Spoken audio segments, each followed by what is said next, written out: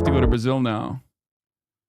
I have to go to Brazil now because this shit post is too good. It's too goated. This shit post, bitch, too bad.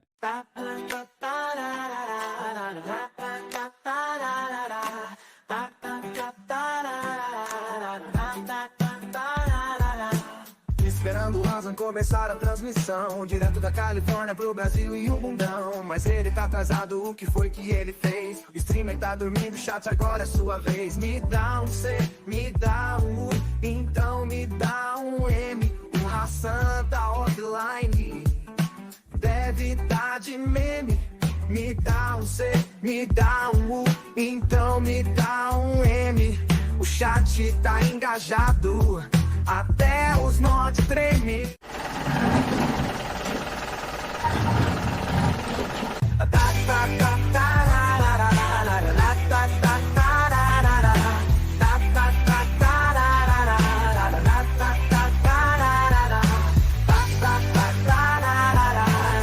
What's going on, everybody? I hope everyone's having a fantastic evening, fantastic afternoon, fantastic pre-noon, no matter where you are in the world. I'm Hasan Piker, and this is the Hasan broadcast coming to you live from sunny California, Los Angeles, folks. We're live and alive, and I hope all the boys, girls, and MBs are having a fantastic one because today's a beautiful day. Today's a wonderful day. Today is Sunday. Vem pro Brasil. Vem pro Brasil. Bom dia. That's right. No Twitter, no thrills, no frills, only fucking vibes. We're going to Brazil, baby. Woo! All right, it's a super secret Sunday spectacular special stream. Ladies and gentlemen, boys, girls, and MBs, I hope everyone's having a fantastic one. It's the first day of the month of September, also on Twitch, known as Subtember. That's right. Folks, this is the month where TwitchCon is going to be happening at the end of the month, and I am having a fantastic Sunday so far. I hope you guys are all enjoying your Sunday as well. It's a 3-day weekend, as you know. It's a triple day weekend, as it is Labor Day weekend. Rent is due. Many people are reminded at the top of the month, not at the top of the hour, but at the top of the month, they got all their bills to pay. Anyway, folks, I am live. I am alive, and I hope everyone's having a fantastic one. This is the part of the broadcast where I tell you about my personal news about what is going on in the world of Hasan Piker in between the period where I press the stop streaming button, press the start streaming button. Let me tell you, last night I had to unceremoniously end the broadcast umpteenth time. Thank you for the 5 gifted. There's a golden Kappa train occurring, it seems. Congratulations to all of those who won the golden Kappa. Anyway, folks, personal news time here for all the parasocialists out there. Okay. What did I do last night? Well, I unceremoniously ended the broadcast after getting defeated by Captain Wise Guy, or whatever the fuck his name is, multiple times. He beat my ass handily. Place. That's crazy. My mom walked in and Kaya jumped out of her bed, and now she's wagging her fucking little tail at her. But anyway, baba bana yemek yapacağım mı saat 3'te? Eyvallah. All right, anyway, ended the broadcast on Wukong. A lot of the believers that are firmly committed to believing, unfortunately, I let them down, and I apologize for them, but the Gamba will come back today. Okay, folks, I let him down. I let my believers down, and I'm sorry for it. Okay, I apologize. Having said that, however, I will be farming the doubters today. Okay, don't worry, fear not. The doubters will be farmed today. End of the broadcast. Went to dinner with my buddy who's visiting. His girlfriend and my brother and his fiance, and of course I brought my girlfriend Austin Shell. To that wonderful occasion, that dinner. We did that. We had dinner. After that, I went to sleep, woke up, took Austin out to the park. He did not want to do it, but he felt obligated, it seems. But yeah, I brought his ass to the park alongside Kaya. Made him actually work out a little bit, that is where I found out that he is not interested in sweating. He does not like sweating. Any podcast this week? No podcast. Our podcast is Cutie Cinderella.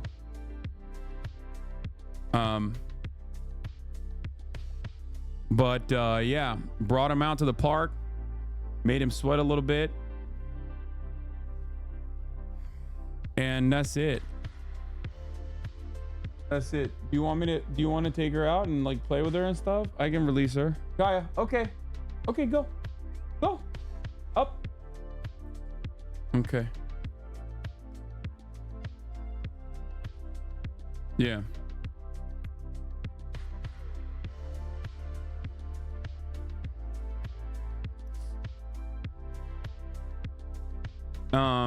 Oh Lord, just started the live. I'm sorry to come out hot, Christ, but we had a properly dystopian state maker CIA. We could disarm Israel and rescue Palestine, control both. What are you doing? That is crazy. You already shot the pod? Yes, I did. It was another absolute banger. You also let this dude down. I remember every time me and Hasan What is have met. Fucking uncomfortable. So funny. I'm not going to bother no more. I really just think I'm done.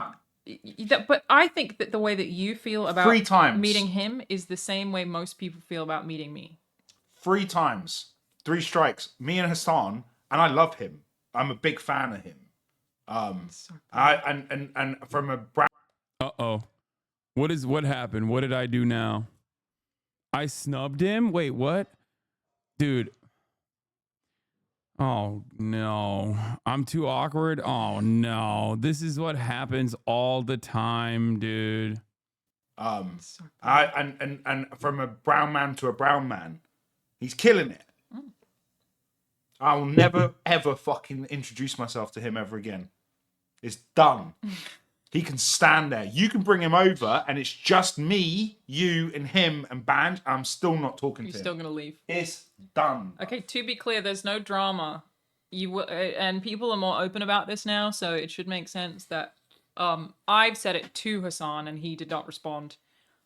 I reckon he has autism, and us lot are not great to be introduced to because you just always seem like you don't care.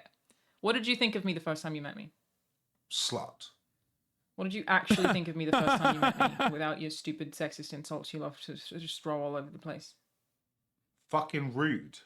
You didn't get up and stand up. Yeah. Where everyone else got up to say hello, and you stayed sitting down and went, sup? And I thought, well, who is this? Yeah, the autism allegations go hard. Okay, I'm not very good. Okay, I'm not. I think we all know this.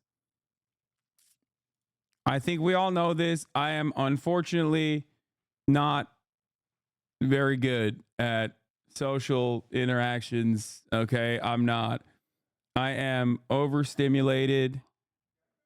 I'm overstimulated. And, you know, I'm a little aloof. Maybe a little too demure, you know? You have 1 day left in August? No, we're done. We're done with August. We're in September.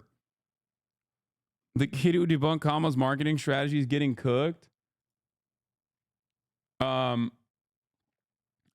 I didn't even have like all that much of a problem with what he was saying. There were some issues, obviously, and I talked about it, but like broadly from a marketing standpoint, I recognize what he was doing, and he's not like entirely wrong, but holy fuck, they ate his ass, I think. We'll talk about this in a little bit. Apparently he deleted it. Thank you so much for coming and everything you do, Hasan. Okay, all right, chill.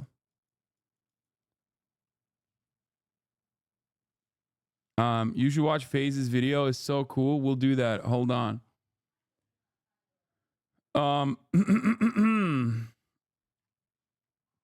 Chinese or American citizenship? Why not both?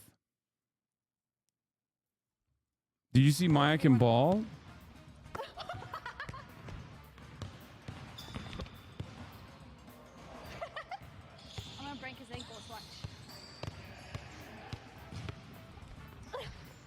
Why does she have the fucking armband on? Oh my gosh, she is cooking. God damn. God damn.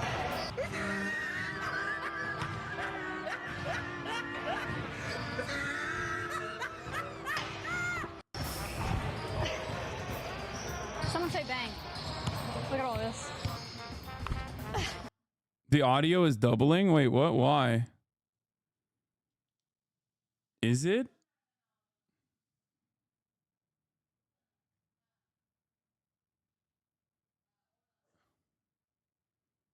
It's not. There's like a bunch of chatters who are saying it's doubled. I'm sorry, they banned what? VPN companies after Brazil banned Twitter.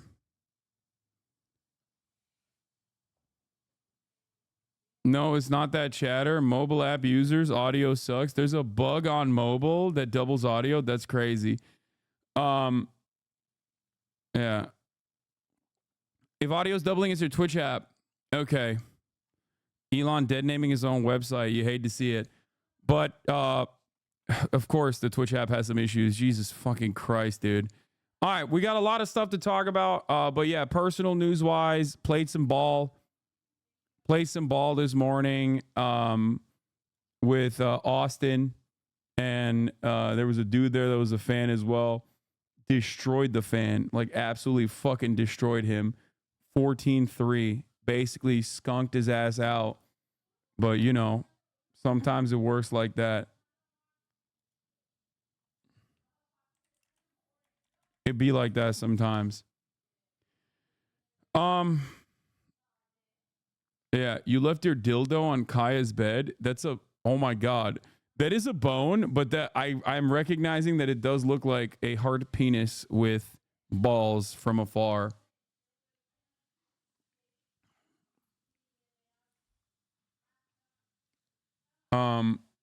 Well, speaking of, yep, there you go. Fiona's coming in hot and is, what is she doing? What's up? What's up, lady? What's up, little lady? Like, nah, I'm out. Peace. Fuck this.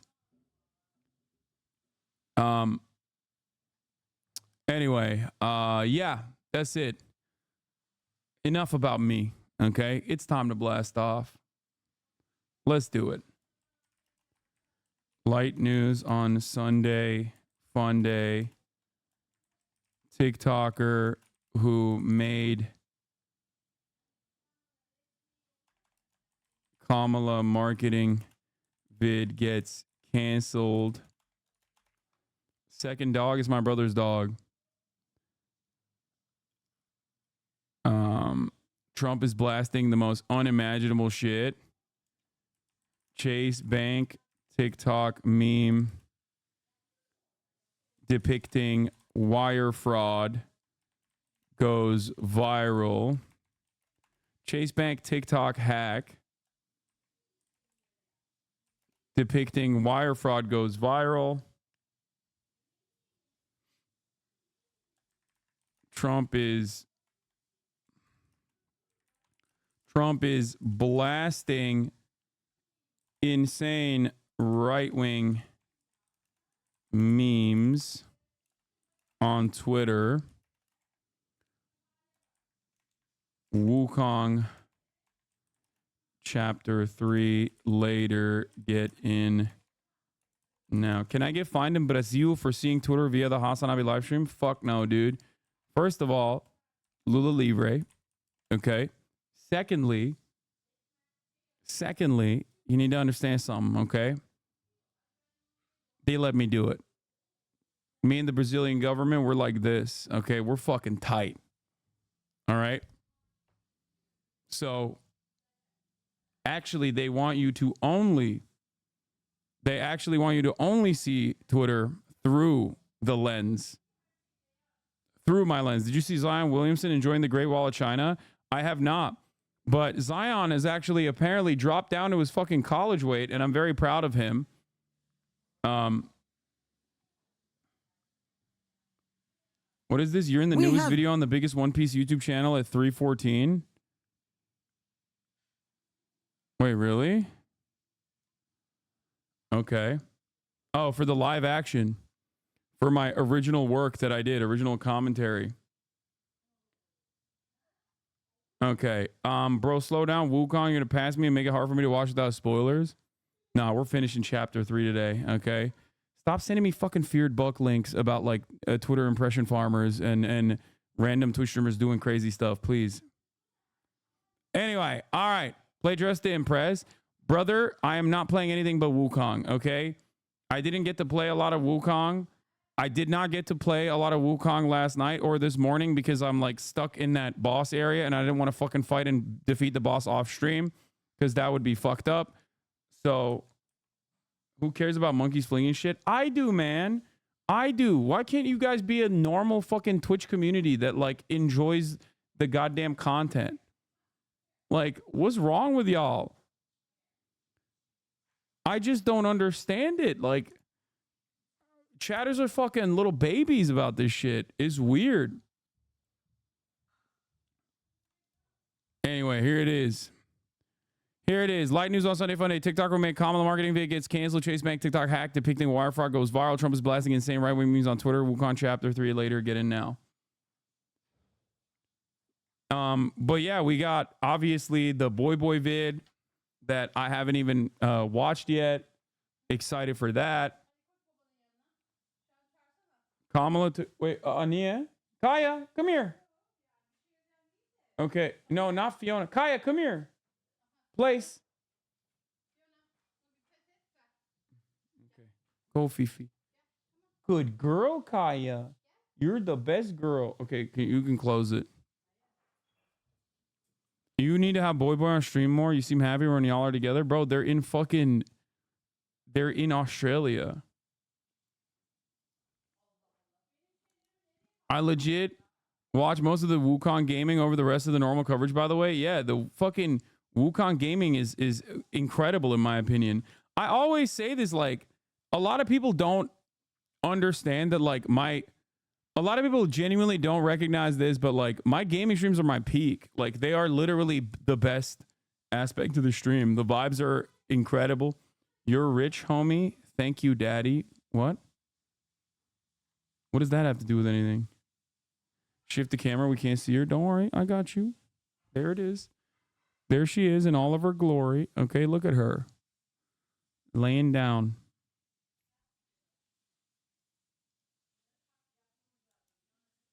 Okay. You nearly rage quit last night. What vibes you talking about? What? No, I didn't.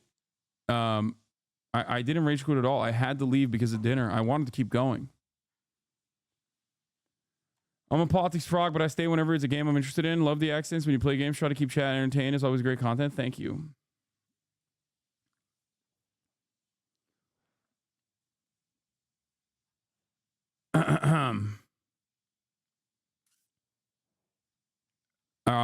Anyway, yeah, we'll talk about the Israel stuff, obviously.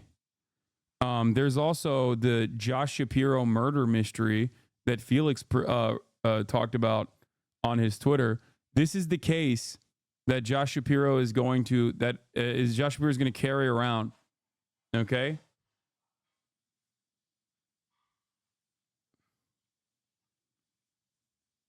We're gonna be looking at that, and also obviously I'm gonna be covering the Israeli hostage situation because 6 hostages were found.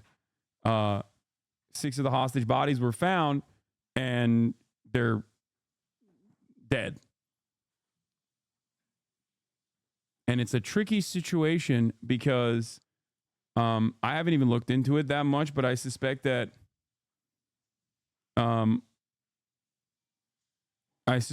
people are going to say, like, Israel is obviously on fire over it.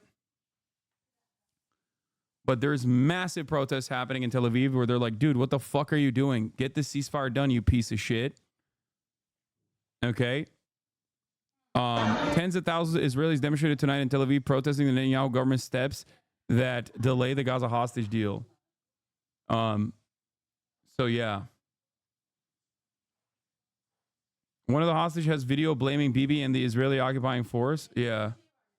Like, shit is completely out of control. Israeli workers will go on a major strike tomorrow. We're going to be talking about that. it's like if the politicians don't do the job, the people will. You know what I mean?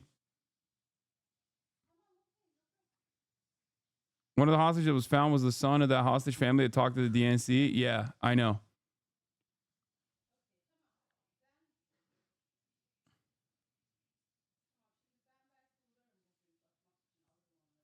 Yeah.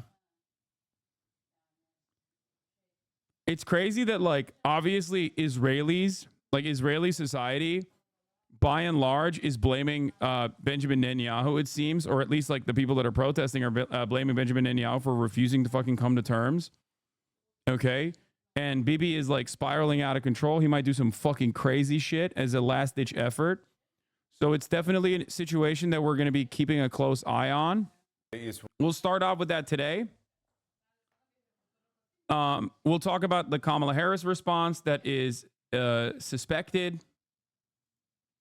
Hirsch Goldberg, who was rescued, said the following when he was alive. Benjamin Netanyahu and his government should be ashamed of yourselves because the Air Force bombings killed about 70 detainees like me because all the deals that were offered to you that were rejected. Obviously, this is like, this could be easily coerced as well. But it does correspond to like what a lot of the hostages have said, including Noah Argani, who literally, he was under duress and it was coerced for sure. But like, you have to remember something, okay? Hostages that are no longer fucking coerced and under duress have said similar things in terms of like, how the fuck have you not done a hostage deal? Or we were more afraid of the Israeli bombings than we were of like our captors in general. So that is something that like has consistently been a through line for all of the fucking hostages that have been released, okay, that are like alive and in Israel. So I just need you to understand that in terms of like obviously looking at hostage testimony when they're literally in captivity, of course it's going to be duress. Of course there is going to be a level of coercion going on, but you need to understand like if this cut entirely against like what hostages that have been freed are saying, that would be a different circumstance. But hostages that have been fucking freed have said the exact same shit. And they have no reason to defend the people who held them captive at goddamn gunpoint. Okay? Like, and also the families of the hostages have been treated as straight up in Israel, have been treated as an afterthought or a nuisance. Like people who are spoiling Benjamin Netanyahu's ultimate goal of continuing this fucking genocide. Like, and people who themselves in Israel who want to continue the genocide, you know, because there are plenty of people who do want to continue the genocide, are still like, dog, fucking do the deal first. What the fuck is wrong with you? Okay? Yeah. So obviously we'll be talking about this quite a bit in the upcoming days, considering that it's seemingly coming to like a final, like the final moment. I don't know. It feels as though this is a great escalation of tensions in general. Every time there's like new information about any of the hostages that have been killed, obviously it's like the final straw, it seems, but we'll see.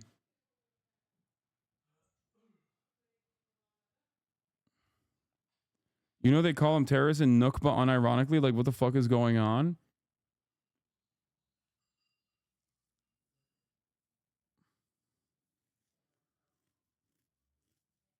Do you think the Israeli opposition was contacted by the U.S. to spark this end? No, dude. First of all, Israeli and the U.S. is like this, okay? America would not fuck up the bag for Israel because they could have a much easier chance of, like, making sure that the situation is resolved in an amicable fashion by pushing for a fucking ceasefire. You know what I mean? Like, they already have that, and they're not even using that. America is literally aligned with Benjamin Netanyahu. America's own guy in the cabinet quit. America's own guy in the cabinet literally fucking quit. They tried to, like, push and pull in some ways, and they genuinely failed to do so by, like, by having their guy Benny Gantz leave the fucking cabinet unceremoniously. So they're doing all the worst shit. Letting Israel do whatever the fuck it wants, letting the Israeli war cabinet and the Israeli government do whatever the fuck it wants is perhaps the worst possible thing you can do. Okay?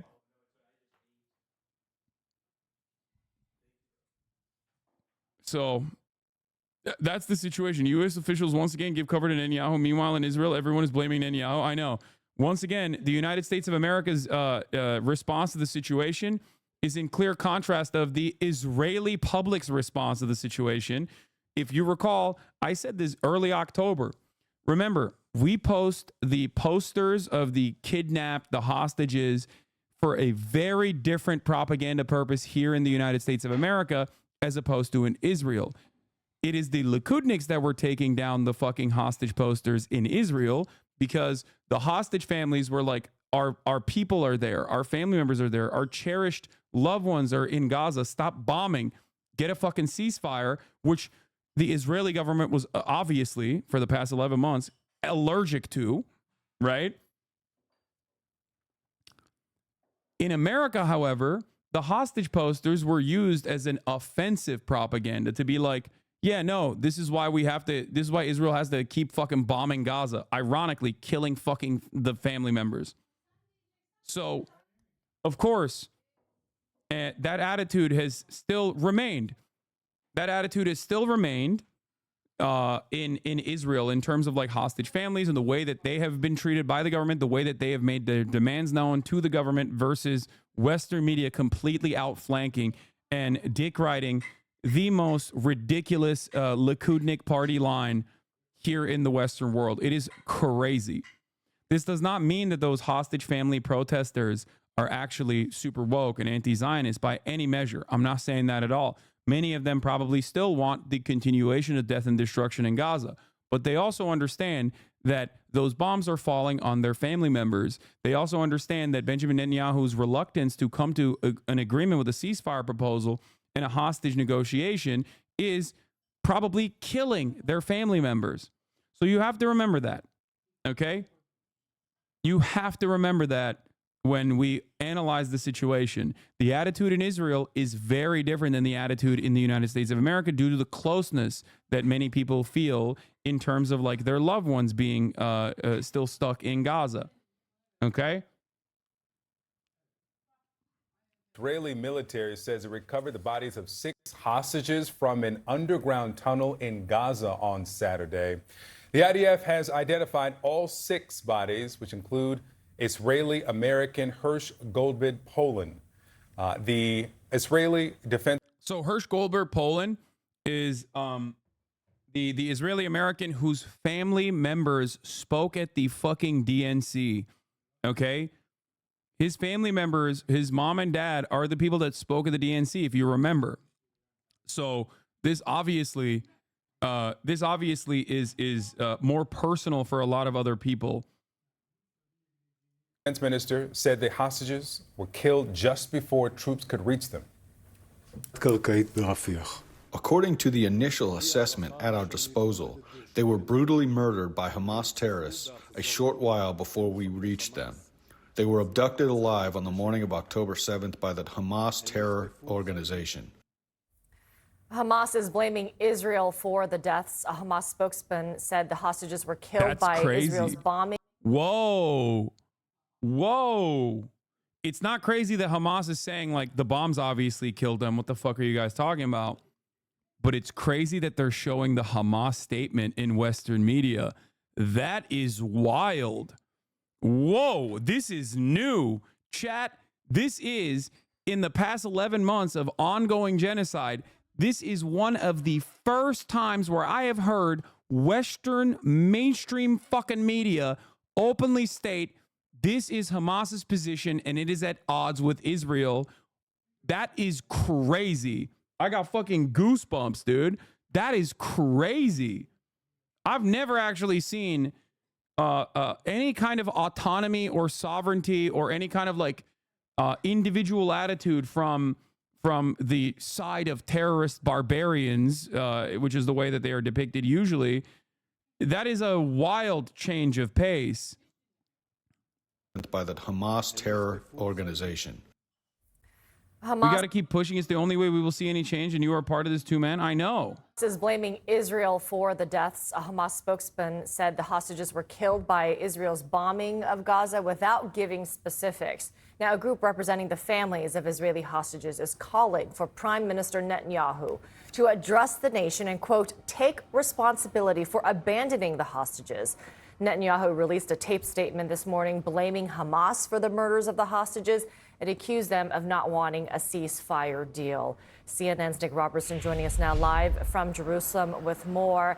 Nick, you're also learning some information about these hostages, that some of them were actually slated for release before their bodies were found.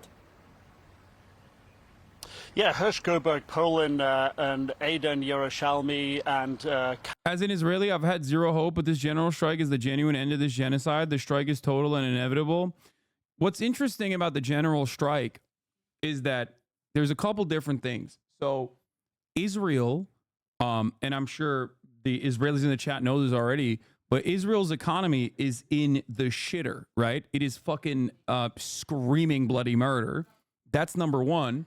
Number two, Israeli interior security is at an all-time low as a direct consequence of the offensive campaign that they're not only conducting in Gaza, but the offensive campaign that they're conducting in the West Bank. So they don't even have enough, in my opinion, and I don't know how they will be able to deal with this, but they don't have enough fucking, like, they don't have adequate coverage if there is a massive, massive general strike that occurs in Israel. So, like, they won't even be able to fucking bust out the APCs and shit that they've used in the Supreme Court protest that happened. In the Supreme Court protest that happened a couple years prior. So, like, it's gotten to a point where it does genuinely feel like a change might occur. Like, it does genuinely feel like a change might happen. Yeah, money is dried up. Israeli startups are folding one after another. You know, there is the Israeli economy was downgraded again a month ago. And not only that, but also you got one port that is completely bankrupt. You have the embargo from Turkey that has, like, actually shut off some consumer goods to Israel. Like, these are genuine changes that are happening in Israeli society that otherwise has been used to these comforts that you get from being the vassal state, the unsinkable aircraft carrier of the United States of America. Like, it is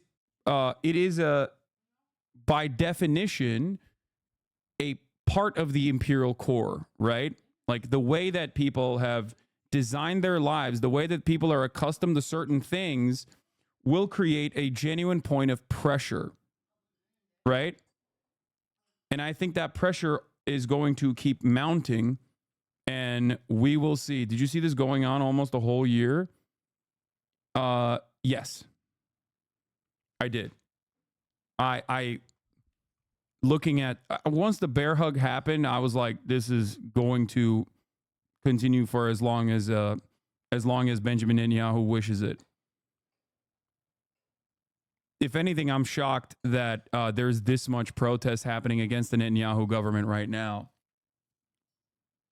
It's been an entire year of this bloodshed. It's been an entire year of this fucking death and destruction. And in that time frame, Benjamin Netanyahu's popularity went from deeply unpopular to actually solidly popular once again. So that's something that you need to pay attention to. I'm an Israeli chatter, but don't know where to send the vids and protests and shit. Also, hi, Israeli chatter here. I don't know where to post protest vids today or tomorrow. People are gearing up here really hard in Tel Aviv and Jerusalem, so it's going to be huge. Also, hi. Yeah.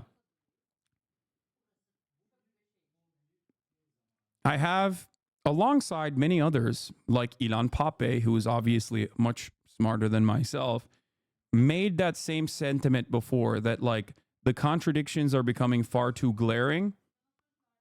Contradictions are becoming far too glaring for this Zionist regime to continue its apartheid, to continue its genocide, and that it will inevitably be the end. It might take many, many years. It might take decades. It might take fucking weeks. But Israel's own actions, its own vendetta, its own bloodshed that it has caused has not only made it internationally a pariah state, but there is a cost to this. There's a cost that you incur when you engage on this sort of endeavor. Okay? And the smaller you are as a nation, the more reliant you are to outside help as a nation, the shorter time frame you have to continue waging war like this. Okay? That's why I've said, like, something legitimately shifted in both the societal attitudes in Israel after October 7, but I think it basically kickstarted the inevitable downfall of Zionism and more importantly, of course, the apartheid that Israel will now try to redirect back to try and defend itself. It was already a pariah state before the genocide. The difference is that Americans are starting to see that way too. No, that's a huge difference though. Like, the Western world as a whole recognizing Israel for what it is entirely different, because when Western populations start recognizing Israel as a pariah state, because the globe had already seen what Israel was doing, because they had experienced what Israel was doing in different ways throughout their own historical development. But I'm talking about the Western core, the core countries, the NATO nations, the nations within the European Union, like the Western European nations. Like, once their populations started recognizing this, okay, and this has been happening since 2021, I would say, but especially in the last 10 months, once they started recognizing what the fuck was going on, that creates another pressure point internally in their domestic affairs for a lot of these countries. If the broad majorities of your public recognize that this is completely indecent, this is untenable, and yet you are still portraying a completely false narrative inside of your bubble, that puts you at odds with popular mobilization on the ground. And that is a genuine issue, because this isn't Saudi Arabia. This isn't fucking Jordan, right? You can't apply that level of restriction upon your population. And you notice that even in the Abraham Accords nations, what their response has been post October 7 is still very managed. Why is it very managed, despite the fact that they still want weapons contracts from America and they still want to do trade with Israel? Because even they recognize, despite the fact that they obviously have a shit ton more restrictive attitudes at their disposal, that their public is absolutely at odds with the way that they want to continue their foreign policy. You know? This may sound dumb, but I realized Israel was fucked up when I saw World War Z for the first time. That seems insane. You know, this counts as a big deal if the U.S. media is covering it and sharing Hamas statements, as you said. That's the barometer for big deal if it catches U.S. media cycle. Exactly. For all of the talk that always occurs around nothing ever happens, things are always happening. It's just that nothing ever happens is a very Western chauvinist attitude, right? This is something that I have talked about quite a bit. There's this meme, for those of you who don't know, online, of nothing ever happens, okay? The end of history. I think it was Francis Fukuyama who originally said, like, it's over, it's done. Post-Cold War, end of history. History will never, the trajectory of our lives is never going to dramatically change. Now, of course, obviously, things are happening all the fucking time. It's just that in the West, nothing ever happens means nothing happens to me, okay? Nothing ever happens to me. Things are not disrupted in my life, right? That's what that means. That's what the nothing ever happens crowd is actually saying. And this, or at least this, CNN referring to Hamas statements being at odds with the Israeli government, is a change in trajectory. It's a change in the way that American media is covering this issue. That's something happening. That's something happening that even the Nothing Ever Happens crowd recognizes. Okay? So this is a big fucking deal. Okay? This is a big fucking deal. Zionism will be hard to overcome in Germany. We're not talking about Germany. Germany is in an entirely different fucking world of its own. I don't even want to get into Germany. I'm disgusted with everything that I've seen. I saw an anti-Semitism report from Germany on TikTok where the TikToker went through like each individual incidents that were considered anti-Semitic, and it was so disgusting, dude. It was so disgusting. There's like fucking people attacking a synagogue, which is a real anti-Semitic crime, right? Listed alongside with the same level of severity as someone getting together at a gathering and saying the International Court of Justice's own position, like reiterating the position that Israel is currently occupying Palestinian territory and it must immediately stop its occupation. That was considered an anti-Semitic incident mentioned alongside like fucking attacking a synagogue. So you're putting neo-Nazis and in often instances protests led by German Jews in the same fucking category. You are out of your goddamn mind, okay? You're out of your fucking mind. I don't even want to talk about Germany. I don't want to even think about Germany. Germany, I'm done with it, okay? I'm fucking done with Germany. Ridiculous. Yeah. Germany can't even fucking on accident be on the right side of history. It's ridiculous. Kamal Gat were all slated to be released in the first phase under sort of humanitarian grounds, the first phase of release. Hirsch had become I'm gonna go pee real quick. a sort of a symbol, an international symbol, if you will, for the hostages, not just because of the brutal pictures that everyone saw when he was captured. He'd lost his left arm, and the narrative that we learned after his capture that had happened as he was trying to sort of defend and fend off hand grenades and gunshots from Hamas. But then Hamas cynically and brutally used him in a propaganda hostage video in April this year, where you could clearly see he had lost his left arm. Everyone in this country and I think around the world could really see what was happening to the hostages and how they were being used.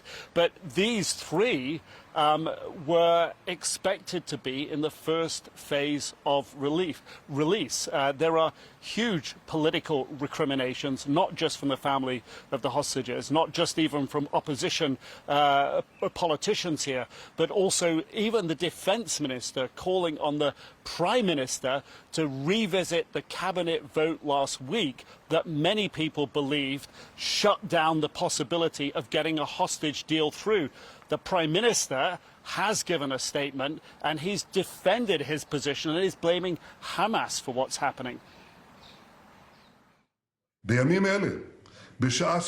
In recent days, as Israel has been holding intensive negotiations with a mediator in a supreme effort to reach a deal, Hamas is continuing to steadfastly refuse all proposals. Even worse, at the exact same time, it murdered 6 of our hostages. Whoever murders hostages does not want a deal. For our part, we will not relent. The government of Israel is committed, and I am personally committed, to continue striving towards a deal that will return all of our hostages and ensure our security and our... He's not wrong. He's not wrong. People who murder hostages don't want to do a deal. People who murder the hostage negotiator don't want a deal. It's just that both of those things are happening, and Israel is doing them. So, you know, something to consider when he says, oh, people that fucking murder hostages or people that murder the hostage negotiator, for example, they probably are not invested in a fucking deal, are they? You can't continue this charade, okay? Especially when people literally fucking are like, dude, there's a hostage deal. You're supposed to get it done. You're supposed to get it done. You're supposed to get this fucking hostage deal done. And their family members are on the other side, you know? Like, you guys are saying shooting aid workers or shooting, random Palestinian children, like people that don't give a fuck about that. Okay? Israeli society members who don't give a fuck about that still care about their family members. Okay? You need to understand that. You need to understand that. People who literally think like, oh, it's not a genocide, it's an offensive campaign that we have to do whatever, are still like, dude, get the deal done. Get the fucking ceasefire done, you piece of shit. My family members are there. My friends are there. Okay? Do you understand? Do you get it? Like, this is very, very important to recognize. Okay? Very important to recognize, because does Hamas want a deal? Of course Hamas wants a deal. Come on, dude. How many months have we covered this? Of course they want a deal. And the deal has been basically on the fucking table for 10 months. Here, listen to Israeli hostage negotiators. We later found out that Hamas had offered on October 9 or 10 the release of all civilian hostages in exchange for the IDF not entering the Strip, but the government rejected the offer. Okay? The Israeli government spokesman says war will continue even if all hostages are released. This war has to end with the end of Hamas, Eylon Levy told the BBC. Okay? Do you understand?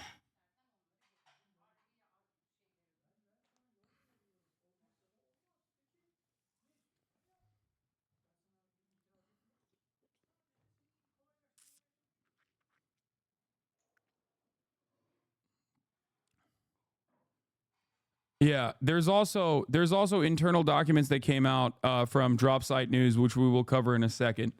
We'll get to that.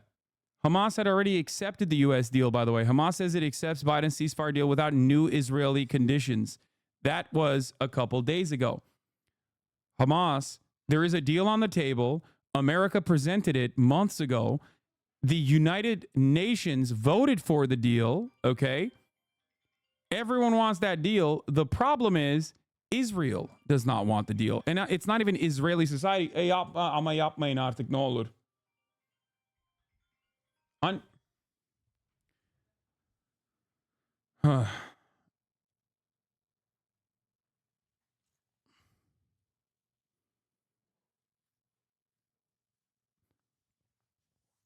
only people that don't recognize what is going on are people who unfortunately live in the United States of America and are fucking deluded by our media and Anthony Blinken and the administration regularly fucking lying. Okay? That's why for months I've been saying over and over again, there's a deal on the table. Israel is the only one that's spoiling this deal.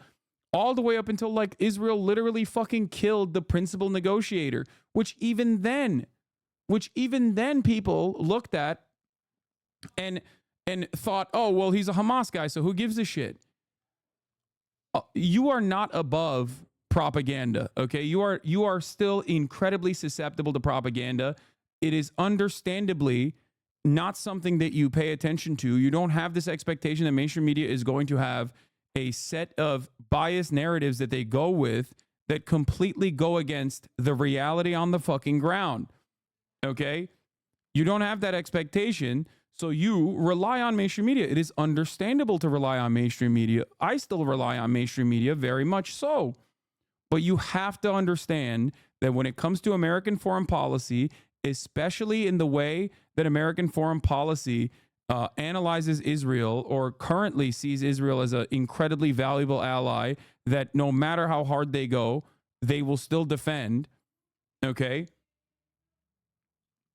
I don't blame you for reading a CNN article or two and then having a very different reality, like having a false understanding of what's going on, because there is a shit ton of misinformation out there that is presented as like genuine truths, even though it doesn't fucking make any sense whatsoever. Okay? You don't have this expectation that the State Department officials are going to come out and be like, no, it's Hamas ruining the fucking deal. I promise you, right? And then have that be the exact opposite of reality. Why the fuck would you ever expect that? These are people in positions of power, and there's an expectation that they're going to be truthful. They're not. They're just simply not. And Israel is doing everything it can in its fucking power to Israel's doing everything it can in its fucking power to basically show you that that's not the reality, that they are the spoilers. Listen to Benjamin Netanyahu. He regularly says, yeah, no deal, no deal, no deal. We're not fucking pulling the troops out of the Philadelphia corridor. No deal. We're going to add new conditions onto the fucking pre-existing hostage negotiation in an effort to fucking keep the hostage negotiation out there, dangle it like a fucking carrot, and continue pummeling Gaza as they have. And America plays along with it. Okay? Look at this reality from the Times of Israel. Hostage families say hostages would still be alive if it weren't for the saboteurs, the excuses, and the spin. On CNN, Blinken says Israel has agreed to U.S. proposal to close remaining gaps on ceasefire deal and calls on Hamas to do the same.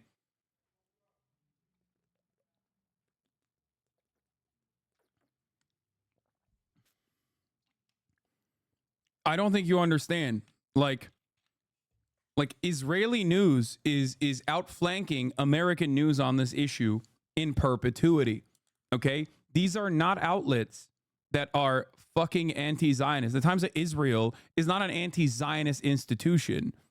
Even Haaretz, which does have anti-Zionist writers every now and then, but has a variety of different perspectives. Ynet, Channel 12, Khan. There are, with the exception of like the BB Dick writer channels, many of these outlets are writing truthfully about the situation, about the frustrations that Israeli society has. Okay? American media does not have to do that because they are far removed from the reality on the ground. So they can work to manufacture consent at the behest of the American State Department.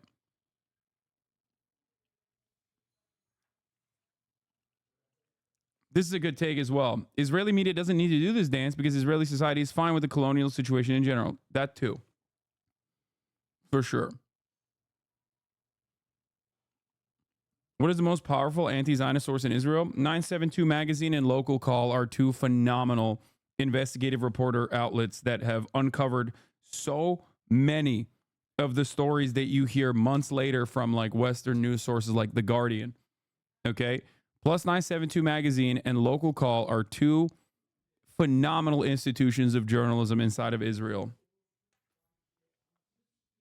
They do incredible work. Local Call. Okay? They're great. They're great. Anyway. Even Haaretz is more critical in Israel than most Western outlets. Yes, Haaretz is seen as like a leftist, liberal newspaper, even though they do still have very much like Zionists on their payroll who like write insane articles every now and then.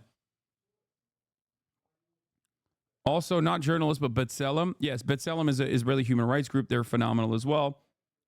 But,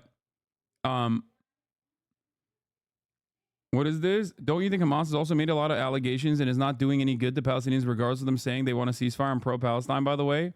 What do you mean? Hamas has made a lot of allegations and is not doing good to Palestinians. What are we talking about here? What?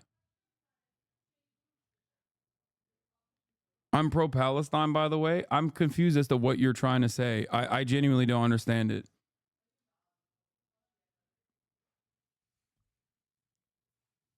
Haaretz also has Gideon Livy, who is a Sigma male. Yeah, Gideon is great. Follow Palestinians and anti-Zionist Israelis like BM. I really hate you for accurate Palestine news. Yeah, that's another one. Hamas is a resistance group against the Israeli apartheid. I don't know what you're trying to say, though. Like, what allegations has Hamas made?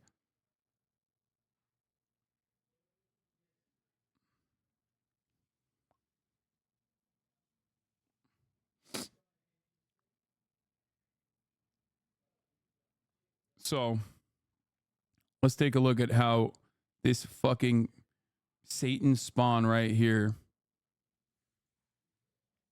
is reacting. Existence. But I think I should also just give you a sense of some of the heartbreak that the families are feeling. The cousin of Carmel Gat, who was visiting her family in the nearby to the Nova Music Festival, Kibbutz Be'eri. She was 40 years old. She was an occupational therapist. Hamas is a fascist group. Oops, I didn't mean to ban you, but I mean, what you said is ridiculous regardless. Hamas is not a fucking fascist group, brother. What the fuck are you talking about? The fuck? He said Hamas is a fascist group who killed all the lefties in Palestine. You're just wrong. Literally wrong. You know who has been responsible for more Palestinian leftists being fucking butchered, slaughtered, tortured? Fatah. Okay? The Palestinian Authority. Hamas, on the other hand, is a resistance group that is the leading resistance group that has collaborated with all of the rest of the Palestinian resistance groups, which include PFLP and DFLP. So you're absolutely wrong about that. Okay?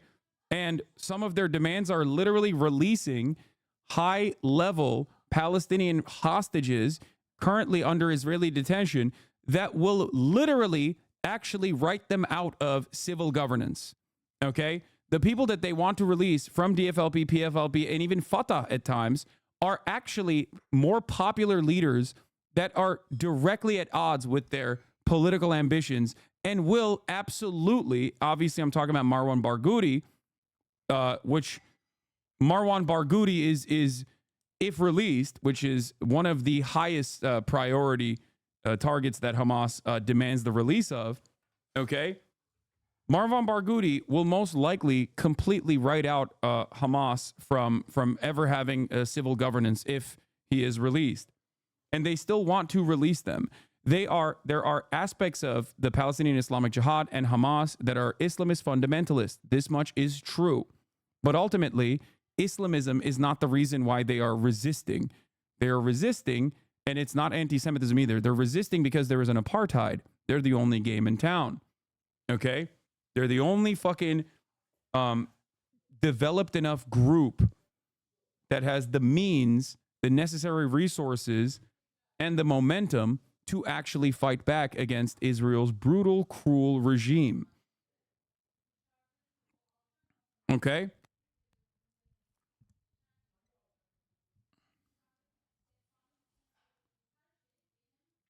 I'm scared, guys. Wait, I think Hamas is different than any other jihadi groups, in my opinion. Hamas is not a jihadi group. What are you talking about? Jihadi group? What do you mean jihad? If you, like, Americans think, like, Salafist, like ISIS, is jihad. It's not. Jihad just means struggle, resistance, or not resistance, but like it means struggle. It could be going to the gym is jihad, if that's what you're not using the correct interpretation. But if I were to lean into your interpretation of the term jihad, which is just a fucking post 9/11 buzzword, okay?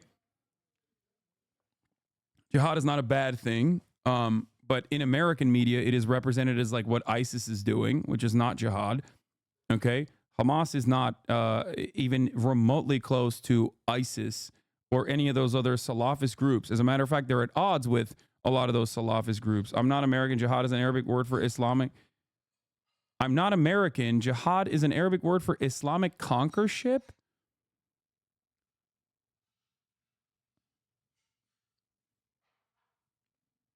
Motherfucker said, I'm not American. I'm just a racist.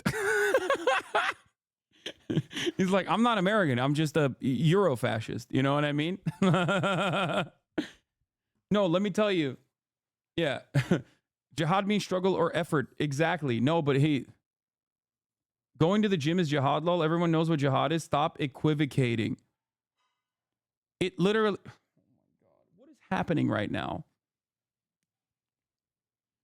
I'm saying even your false Islamophobic understanding of jihad, where you're using that as a substitute word for like doing terrorism or whatever, in like ISIS style activities, okay, which is incorrect. I'm one, correcting the common misconception that people have, and then two, leaning into the common misconception that people have. I'm Muslim Arab, lol. Okay, sure, bud. I'm Muslim Arab. I'm Muslim Arab. We are trying to conquer Europe by doing jihad.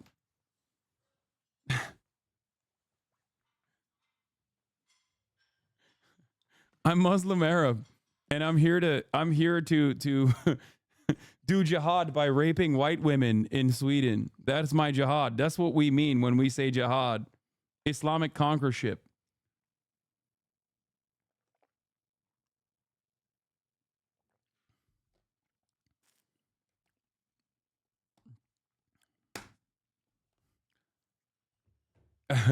We want to implement the caliphate in Berlin.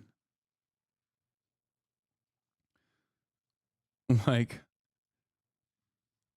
I don't speak Arabic, okay? But that's what it means in Arabic, okay? I don't know why the fuck, dude, I need you guys to understand something, okay? Narratives and perception oftentimes is significantly more popular and more important than the actual reality. This is why in the Western world, I can have a conversation with someone who says, I'm pro-Palestine, I'm an Arab Muslim, and jihad means Islamic conquerorship. And there are a shit ton of people who literally believe that when it's simply not the fucking truth, okay? And it's crazy to me. It is crazy to me that I can't even address a common misconception that people have without people being like, no, you're wrong, actually. It just means blowing up places. Okay? The word in and of itself means something entirely different than the way it's presented in the Western world. But even if you were to operate on that understanding, what Hamas is doing is not that, okay? But it's crazy to me overall that people will unironically run with this narrative. Yeah, I mean the Wikipedia, the Wikipedia itself, you could just Google it, is an Arabic word which literally means exerting, striving, or struggling, especially with a praiseworthy aim. In an Islamic context, it can refer to almost any effort to make personal or social life conform with God's guidance, such as internal struggle against evil in oneself, efforts to build a good Muslim community, ummah, and struggle to defend Islam. In non-Muslim societies, the term is often associated with offensive warfare and violence.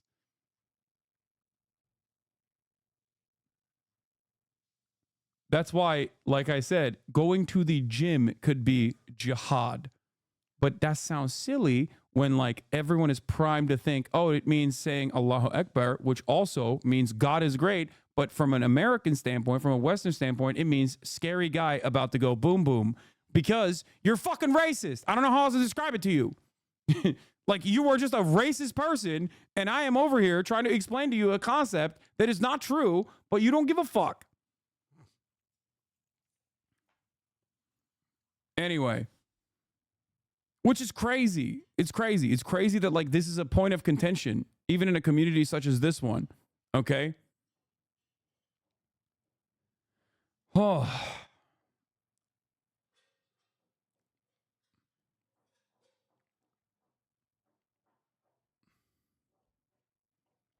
Anyway. But that's not even what I'm talking about, for the record, because I understand where that chatter was coming from when he was using jihad as a substitute word for Salafist terror, okay? And Hamas is not. Not only are they ideologically at odds with Salafists, okay? Okay?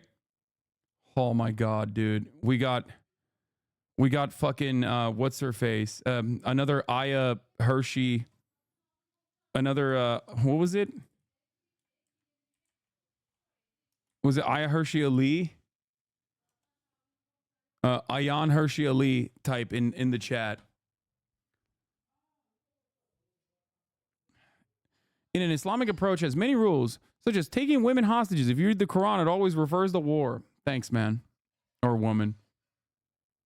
Yeah. No, definitely. You're right.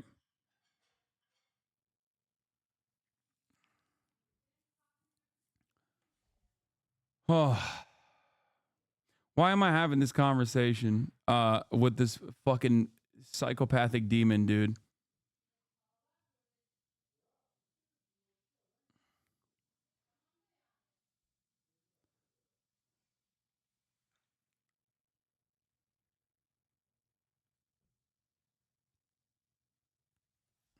Thank you, chatter, for coming in here and being like, listen, I'm a Muslim Arab, and jihad means doing terror on white children and also capturing white women, specifically in war. Okay. No, it's a good combo to have. A lot of people just learn for the first time what jihad really means. No, because a lot more people who already have this priming to believe the false notion will just go along with it and be like, this guy unjustifiably got banned in the chat because he's saying the truth as an Arab Muslim. You don't understand. You don't understand white boys like I do, okay? There are plenty of people, for as many people who are open-minded and are going, I didn't know this. Now I'm learning about it. There is a shit ton more people who are like, no, that guy was speaking the truth and Hasan banned him unjustifiably. Okay? Trust me. This is like when people don't understand the term martyr. I know. In Iran, we have a Ministry of Agricultural Jihad. Does this guy think they're terrorist farmers? Yes. They're terraforming. Terror farming.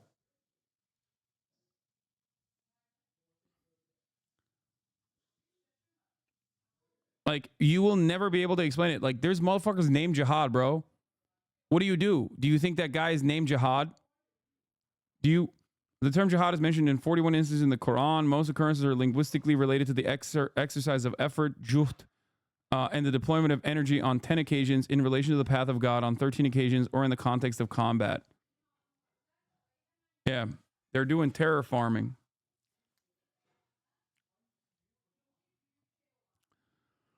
Anyway, let's get back to this. Yeah, there's dudes named like Jihad. I suspect that when Americans hear that a dude is named Jihad, they mean like, oh, they think like, oh, this is a terrorist who's going to do terror. And that's why he's named doing terrorism to white people.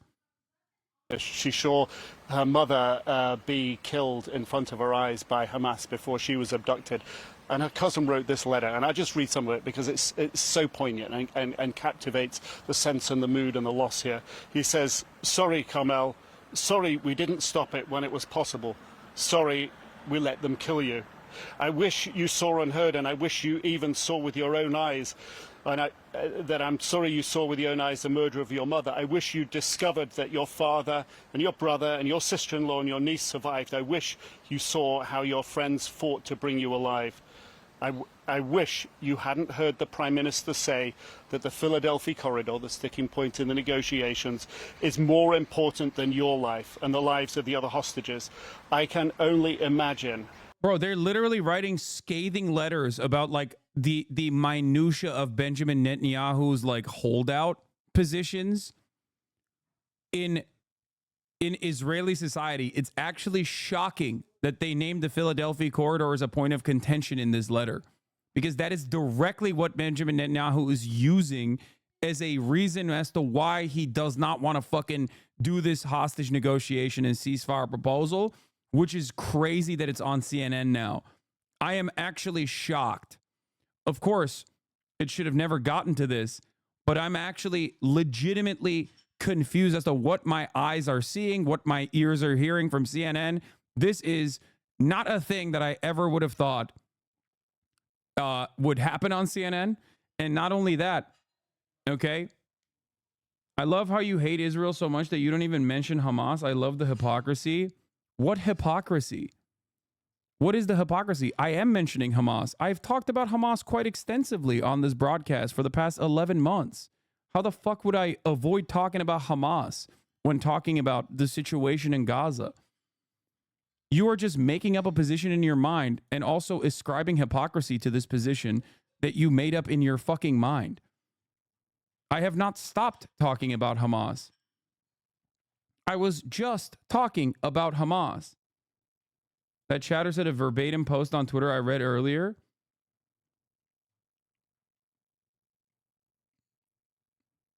This is either a child or someone too stupid to engage with. Yeah.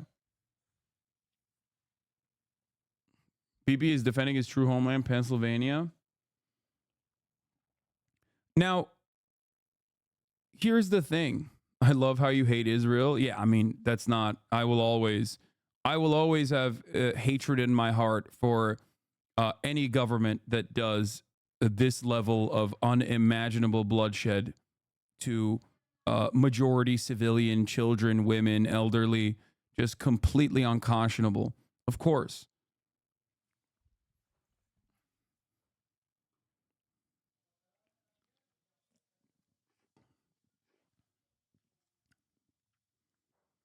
Yeah, I'm Israeli. The whole reason this is happening is because Netanyahu won't engage in a deal because he's power greedy. He is 100%. What's next? You hate Rhodesia? Yes. I want to know what that chatter was saying earlier. Like he's like, you don't even talk about Hamas, which is ridiculous. Of course I talk about Hamas. Hamas would cease to exist if Israel did not maintain an apartheid regime. Okay. So you hate the Turks for what they did to the Armenians? Great question. If you can find a moment where I have ever fucking denied the Armenian genocide, I told you, I'll give you 10 grand. Okay. And not like a thing that's clipped out of context where I'm in the process of talking about the Armenian genocide where you make it seem like I'm denying it. Okay? This is such a funny fucking take from a bunch of dumbasses who literally come in. Norwegian socialist, by the way. Norwegian socialist. I doubt that you're an actual Norwegian socialist. One of the countries that's like actually pretty fucking critical. Your own investment fund is currently in the process of divesting from Israel, and you're over here being like, so you hate the Turks for what they did to the Armenians? What a fucking silly take. You are a racist piece of shit. I know that's good. Oh, suck my dick. Oh, you know that's good? That's like Trump being like, oh, I'm glad that I called in the question Barack Obama's birth certificate, so now we all know that he actually was born in America. You fucking bitch. We know exactly what you're doing. You see a Turkish man, you think, oh, he must deny the Armenian genocide, and you racistly fucking use that shit. You think I don't hear this every fucking day of the week?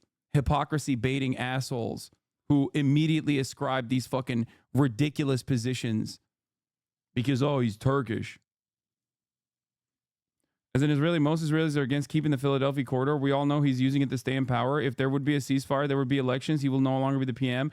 I don't even know because I feel like, I mean, this last like mass protest, mass mobilization aside, and we are going to cover the Israeli demonstrations. We are in the process of it. Hold on, chatter. Like his popularity has increased. It was in the shitter post October 7. Many Israelis also were like, bro, you fucked this up. You were the security candidate. You did not give us security at all. It's the least secure we've ever felt. You know? And since then, his popularity has only gone up as he continued this fucking thing. What is the Philadelphia corridor? The Philadelphia corridor is the southernmost point of the Gaza border crossing that is Rafah. That is like the corridor between Rafah in the Gaza Strip, the southernmost corridor, and Egypt. And Benjamin Netanyahu overtook it when he violated Joseph Robinette Brandon's red line by invading Rafah. And he even invaded parts of Egyptian land as well, Egyptian territory as well, okay? And took over the entire southern border of the Gaza Strip and Egypt.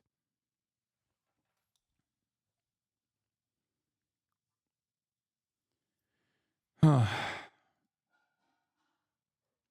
yeah, I will cover the Israeli demonstrations. I'm shocked that according to polling, Bibi was down bad pre-October 7 and probably would have lost the election due to the Supreme Court reforms after 10/7. His popularity went down even further and has since recovered. Yeah.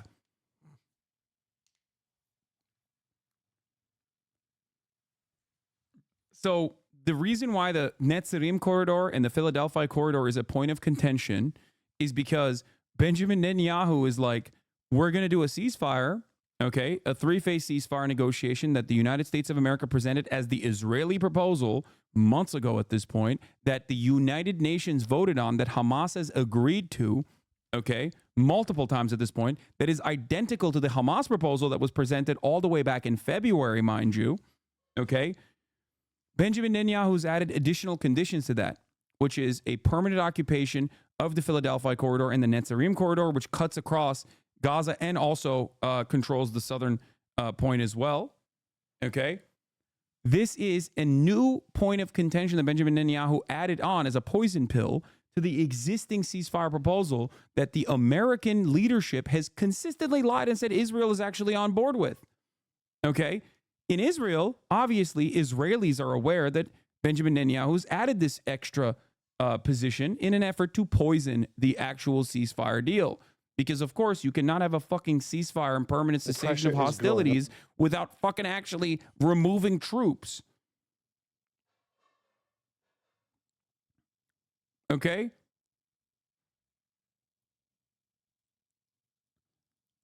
So the people who are closest to the matter are obviously more privy to the information and more aware of what the fuck is actually going on, as opposed to people in the Western world that are deluded by mainstream media into thinking that the situation is very different and it's actually Hamas that's playing the role of the spoiler here.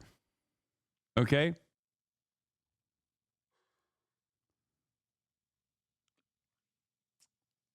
Here. Israel's plans to stay in Gaza. Following are some revealing quotes from a column by Netanyahu's mouthpiece, Amit Segal. The prime minister is not telling the truth. The truth is this. As far as Netanyahu is concerned, Israel plans to stay in Gaza for the next generation. We are now returning to another old experiment conducted between 1967 and 2005, military bases between Gaza and Rafah. This is exactly the presence Netanyahu means when he talks about Israeli military control and civilian control of other parties. That's why a two-lane freeway is currently being paved on the Philadelphia axis. And that's why entire divisions are located where Rafia Yam, Netzarim, Eli Sinai, Nisanit, and Dugat, Israeli dismantled Gaza settlements, once were. This does not mean that there will be no deal. It can be carried out as a pause, a temporary withdrawal, but the negotiations only emphasize how much Israel opposes a total withdrawal from the Strip. Okay?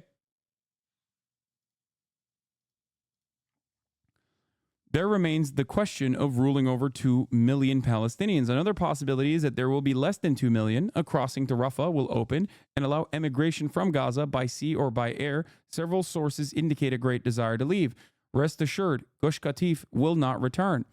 It is more likely that a more sympathetic American administration would perhaps tacitly agree to the establishment of Nahal outposts on the northern perimeter near Ashkelon.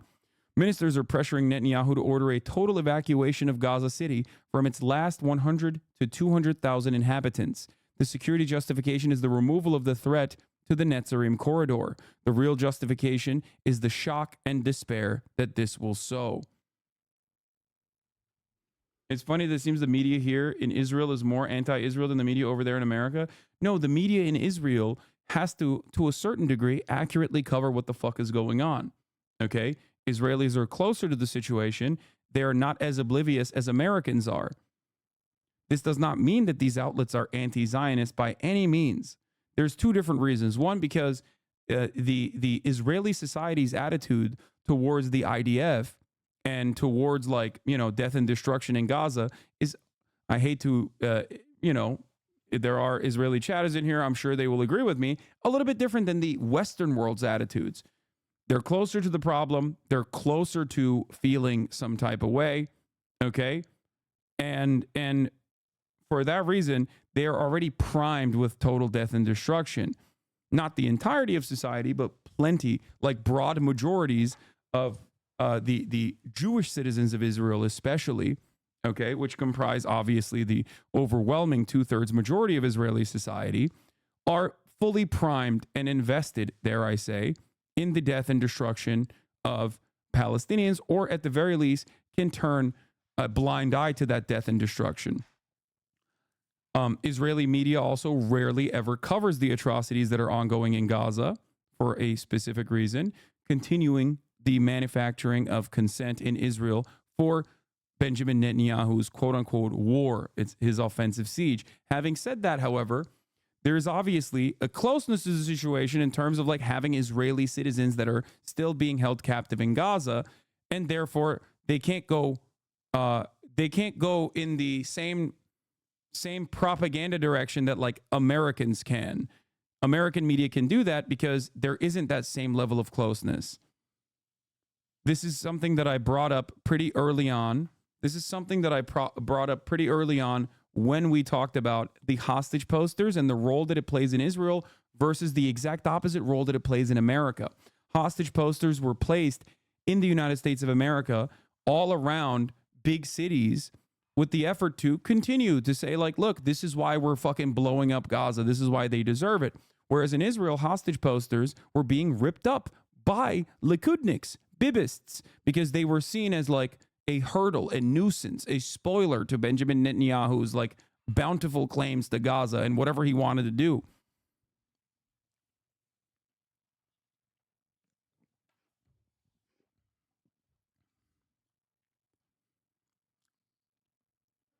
For Americans, this is in the background. In Israel, it's the foremost issue. Exactly.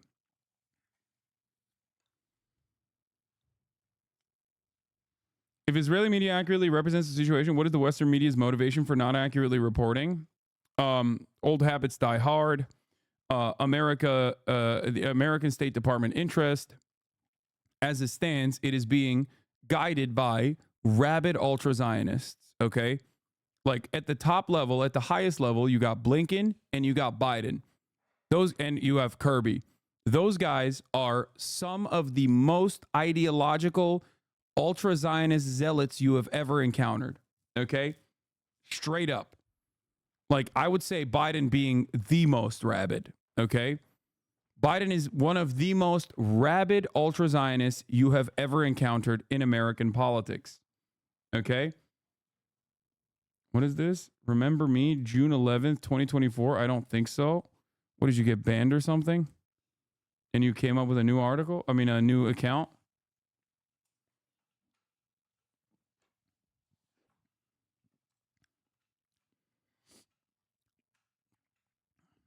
For that reason, Western media, which obviously, if they covered this situation accurately, would develop unimaginable anti-Israel sentiments in the Western world. Think about the anti-Israel sentiment that exists in the Western world right now, in spite of the broad media coverage defending Israel. Okay? Think about that. Now imagine if the media was accurately reporting the story. A lot of you already come here and hear what is actually happening and develop this attitude. There would be a lot more people who have that exact same attitude that you have. This would put America at odds with the State Department, okay? This would create even broader popular sentiment in the United States of America in terms of a push, a real push for a ceasefire and maybe even the dissolution of the apartheid. Obviously, the media has two different roles. One, to accurately portray the truth, but also maintain a shred of legitimacy so they can, next time they cover something important and they have to lie to you, you have to believe them. The other responsibility they have is to obviously toe the line and play a role in defending America's strategic interests in the globe. That is the issue here. That's why sometimes they will actually seep in accurate coverage of what's going on, like when Clarissa Ward snuck into Gaza with the Qatari healthcare workers to offer some of the only insights that we've seen in Western media at the time from inside of a fucking Gaza field hospital. Okay?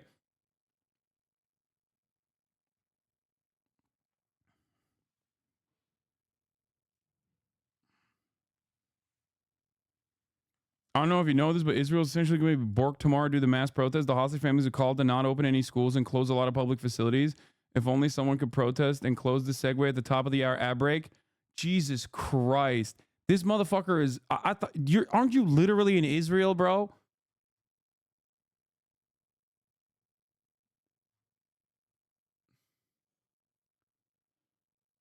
That's fucked up. That's like time without an ovo coming in here to fucking hit me with the top of the hour ad break debate. That's crazy.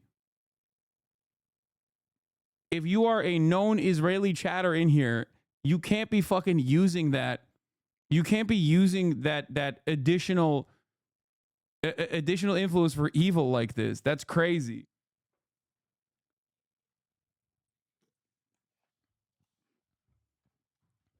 That's crazy. He also actually correctly talked about this thing that is going on.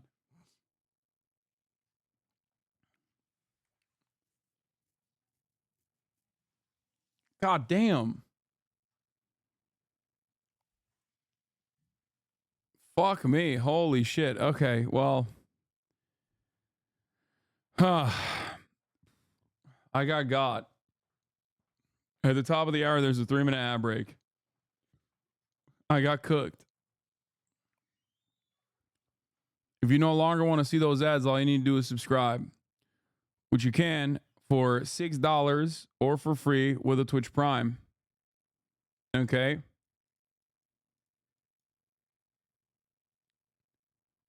You can also get gifted a sub if you're lucky. Yeah, gagged you I fear? Yeah, don't fear. I did get gagged, okay? I did. Here's the 3-minute ad break now. Debated with factual information is wild. Yeah, from like directly on the ground factual information in real time. We'll talk about the strike in the national strike that has been called in Israel in a second. Let's continue. How much rage that must have filled you with. These are such poignant words, and of course these are words that we're going to hear from so many family members who are absolutely devastated with the loss, and the sense that not just the first 3, but all of these 6 could have been released through negotiations, through a ceasefire deal. So heart-wrenching to hear, Nick Robertson. Thank you very much. The families of the killed hostages are speaking out this morning after hearing the news of their loved ones. The family of Hirsch Goldberg Poland said in a statement, with broken hearts, the Goldberg Poland family is devastated to announce the death of their beloved son and brother Hirsch. The family thanks you all for your love and support and asks for privacy at this time.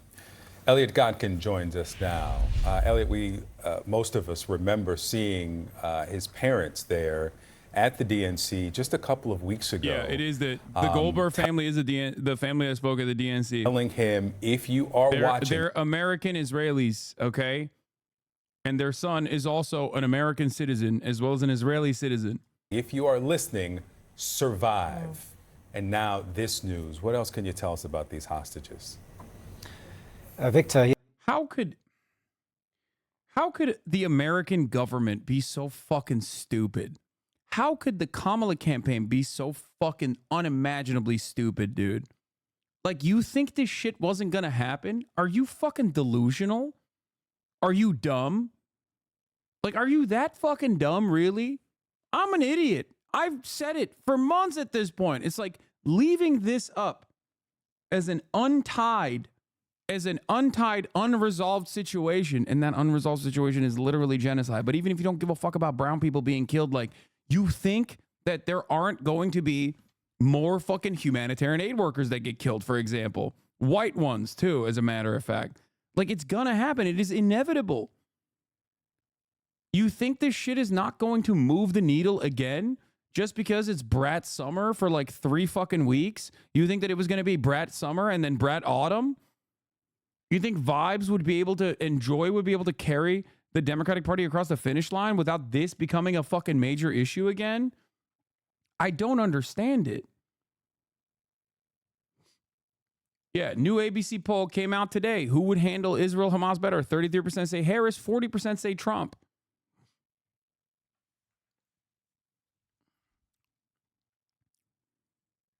What did I tell you? The more Harris comes out and ties herself to Biden, the more the American population will fucking broadly associate her with the unpopular policies of Brandon and will literally fucking will keep falsely thinking that Donald Trump is going to be better on this issue. And it's not an issue that you want to be the top priority. Okay, you're already getting destroyed on immigration. This is why those poll results are slanted in the opposite direction. Okay, she had an opportunity and momentum to cut against the Biden campaign on this front. It's not that long ago where a similar situation took place within the Democratic Party with LBJ. It is so fucking frustrating. It is so frustrating. I've been screaming from the goddamn rooftops about this for months at this point. even before Biden dropped out, and certainly after Biden dropped out.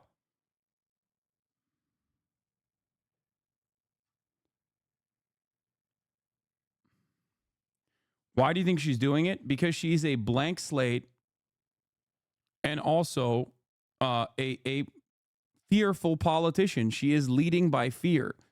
Okay, she's running a fearful campaign. She's running scared, just like Democrats usually do. Yes, very poignant that his parents were so vocal and visible in their advocacy for the release, not just of their son Hirsch, but also for all of the hostages. As you say, they spoke at the Democratic National Convention and indeed joined, or got the audience all to, in unison, chant, bring them home, which has become a refrain for the families of hostages who were kidnapped in the Hamas-led terrorist attacks of October the 7th.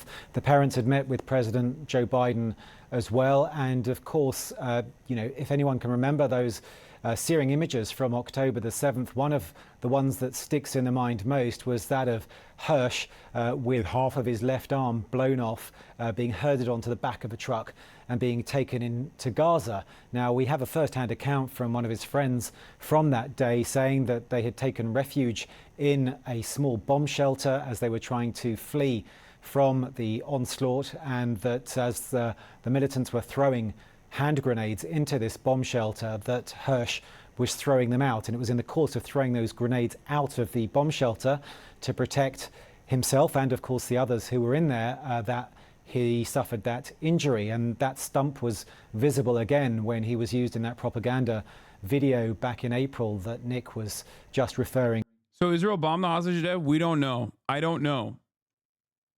I don't know if they executed the hostages when Israel went in to retrieve them, or if they died under the rubble from Israeli bombs. The higher likelihood is still obviously dying to Israeli airstrikes, considering that Israeli airstrikes have been responsible for the overwhelming majority of the deaths. But this time it might be different. It might have been that that they knew that an extraction was slated to happen, and they killed them. And I think that's what the reporting is suggesting as well. That Hamas shot them when they knew that they had no other alternative.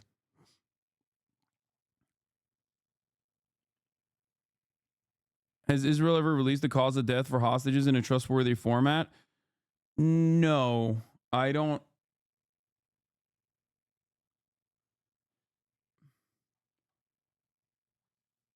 I not necessarily, because they do still have a responsibility to portray the truth. Like, there is obviously a level of propaganda that they want to do, but usually these are Israeli civilians or Israeli soldiers, and their family members will demand to know what the truth is. So they don't broadly publicize it. They don't broadly publicize exactly how some of the hostages die, but family members will literally come out and be like, they died under rocket fire. Now, I don't know. Like I said, I don't know if this is one of those instances. Daniel Hagari said they died a short time before they got there, if I recall correctly. Major respect for holding off on complete confirmation, solidifying my trust in you yet again. Yeah. Despite what the naysayers in my vicinity say, yeah, it's not, except for the three of those that they accidentally shot. Well, they didn't accidentally shoot them. They shot them point blank. They did shoot, the Israeli soldiers did shoot 3 hostages point blank that were escaping. But this article came out immediately after the announcement. Must make it 100 times more devastating. It was right there. No, but come on, do you want them to release the autopsy? I don't know. I don't know if they actually give the, I suspect that they probably tell the family the truth in terms of how they were actually died. Whether the Israeli government was responsible with the airstrikes and whatnot. Ultimately, though, I think the Israeli society still broadly considers these last 6 hostages, even if Hamas killed them, to still be a responsibility of Israel, considering that there has been an active hostage. There has been. You clearly don't know what point blank means. No, they did. The Israeli fucking soldiers did point blank shoot the fucking hostages. What are you talking about? 3 of them. Like, they had clear aim. What the fuck? It doesn't get more point blank than that. What do you mean? One of the 3 ran into one was holding a white flag. He ran into another house. They chased him into the house and shot him. Point blank means directly next to. Yeah, yes, up close, dude. Yes. These aren't the 6 hostages that we're talking about. I'm talking about 3, like from a while back.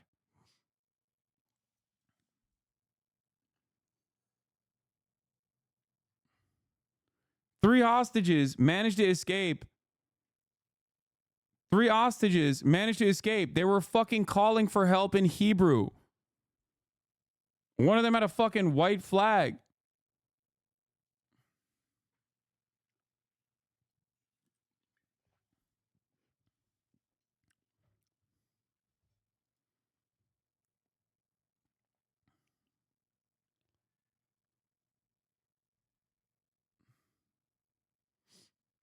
Anyway.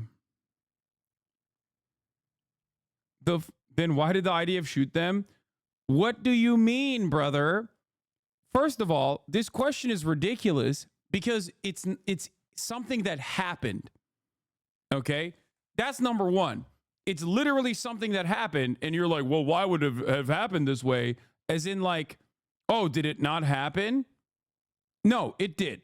Okay? Whether you like to admit it or not, it literally fucking happened. So that's number one. Make no mistake. Close range would be more accurate than point blank, but it doesn't matter. Okay, close range. Not like directly fucking put a gun to his head and popped him.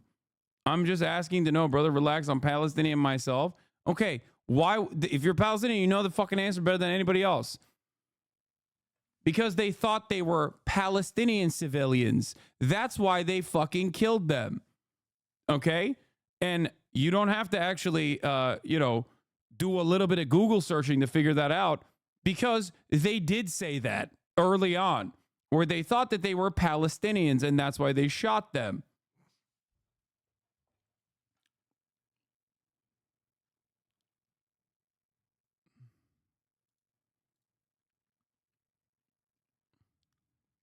Half your audience is Palestinian or Arab. Yeah, here.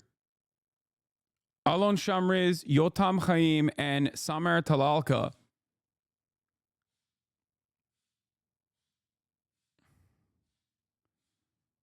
A deceased military dog's GoPro camera was discovered to have recorded their voices several days earlier. The dog was involved in a military exchange between Israel and Hamas. According to IDF official, the 3 male hostages emerged shirtless out of a building towards IDF soldiers tens of meters away, one carrying a white flag. An Israeli sniper then opened fire on them, killing Shamriz and Talalka and wounding Haim. After being shot, Haim ran into a nearby building and shouted for help. The battalion commander then ordered the troops to hold their fire while Haim was being persuaded to exit the building. But when he did so, 15 minutes later, a soldier acting against the battalion commander's orders shot and killed him. They changed this narrative 8 times. This was the final narrative that they actually arrived at. As far as I remember, it was a lot closer than a fucking sniper, tens of meters away.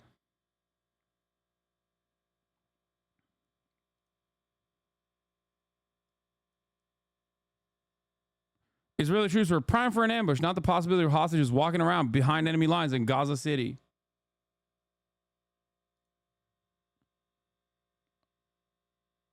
Yeah. Preliminary IDF report. Hostages killed by soldiers wave white flag. One yelled for help in Hebrew.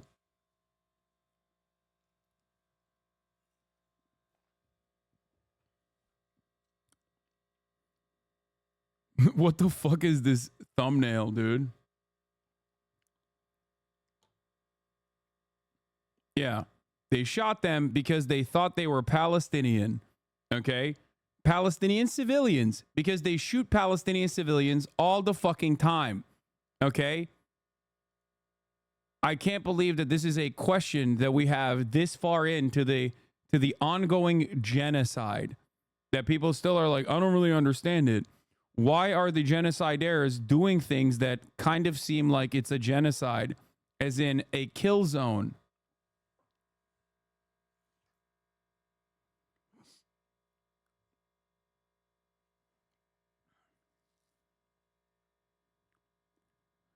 Anyway, where the fuck were we? We're gonna talk about all this shit in a second. There's like leaks from the cabinet too. As well. Beyond Hersh Goldberg Polin, of course, who was a US and Israeli citizen. All those redheaded Palestinians are running around. Yes, brother, there are redheaded Palestinians. This is not like Palestinians don't fucking look the way that you think they do. They also look almost identical to Israelis. There's a shit ton of Arab Jews in Israel, and there are Palestinian Christians in Gaza. Like, yes, there are people. There is no, this is something I've talked about quite a bit from the start, okay? If you put Palestinians and Israelis in a fucking lineup, okay, no yarmulkes, no IDF garb, nothing, you will never be able to tell who's Palestinian and who's Israeli, okay? Like, you can't. There are dudes that are literally fucking Arab. They're Arab, but they're Jewish. So therefore, they're Israeli citizens.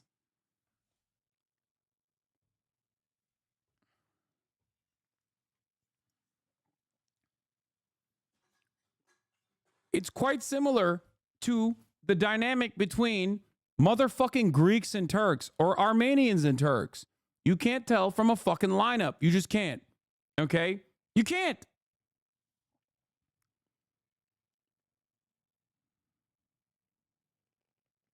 Yeah, unless they're from Asia or the US. Okay, yes. I love you as a Palestinian, but I disagree with that statement, bro. I guess maybe true for the uninitiated non-Arabs. Brother, what are you talking about? Like, what do you... Dude, you're ridiculous, okay? You are ridiculous if you think that there is any sort of, like, significant distinction without, like, anyone talking, without anything like that, on a fucking lineup. If you think that there is any sort of fucking distinction between a Jewish person of Arab descent, okay, that came from like fucking Yemen or came from fucking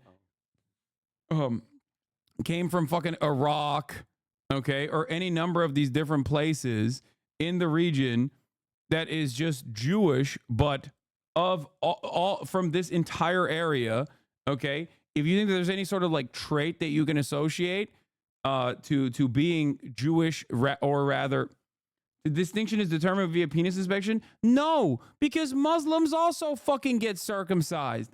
So no, you can't even, I know you're trying to make a joke, but even that joke is not correct.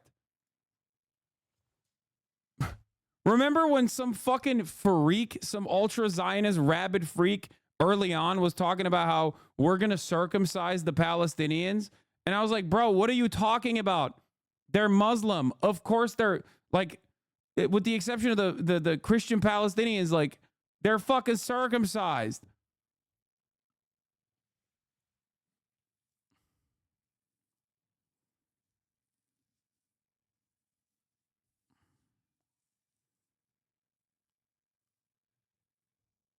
There are a lot of white Arabs and Palestinians. Exactly.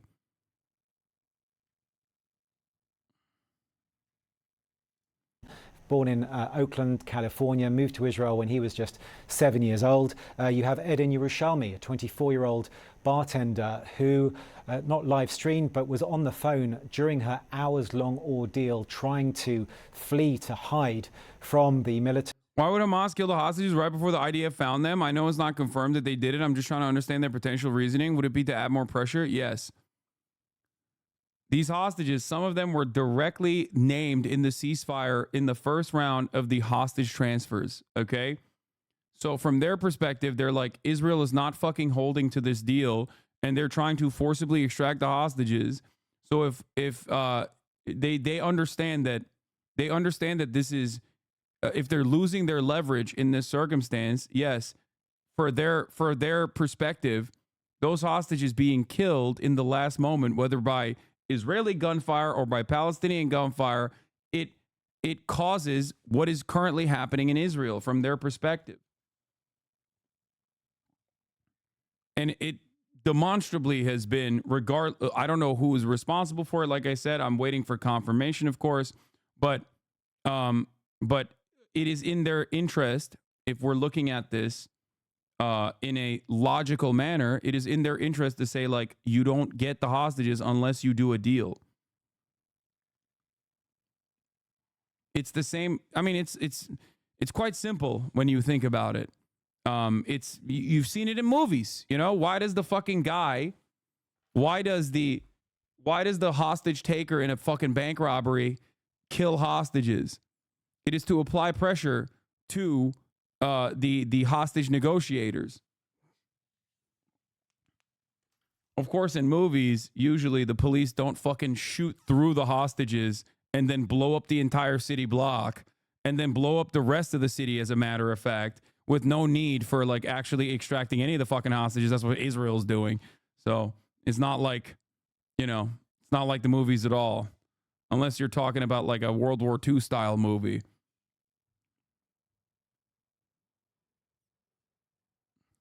As they rampaged through the Nova Festival, killing, raping and kidnapping as they went.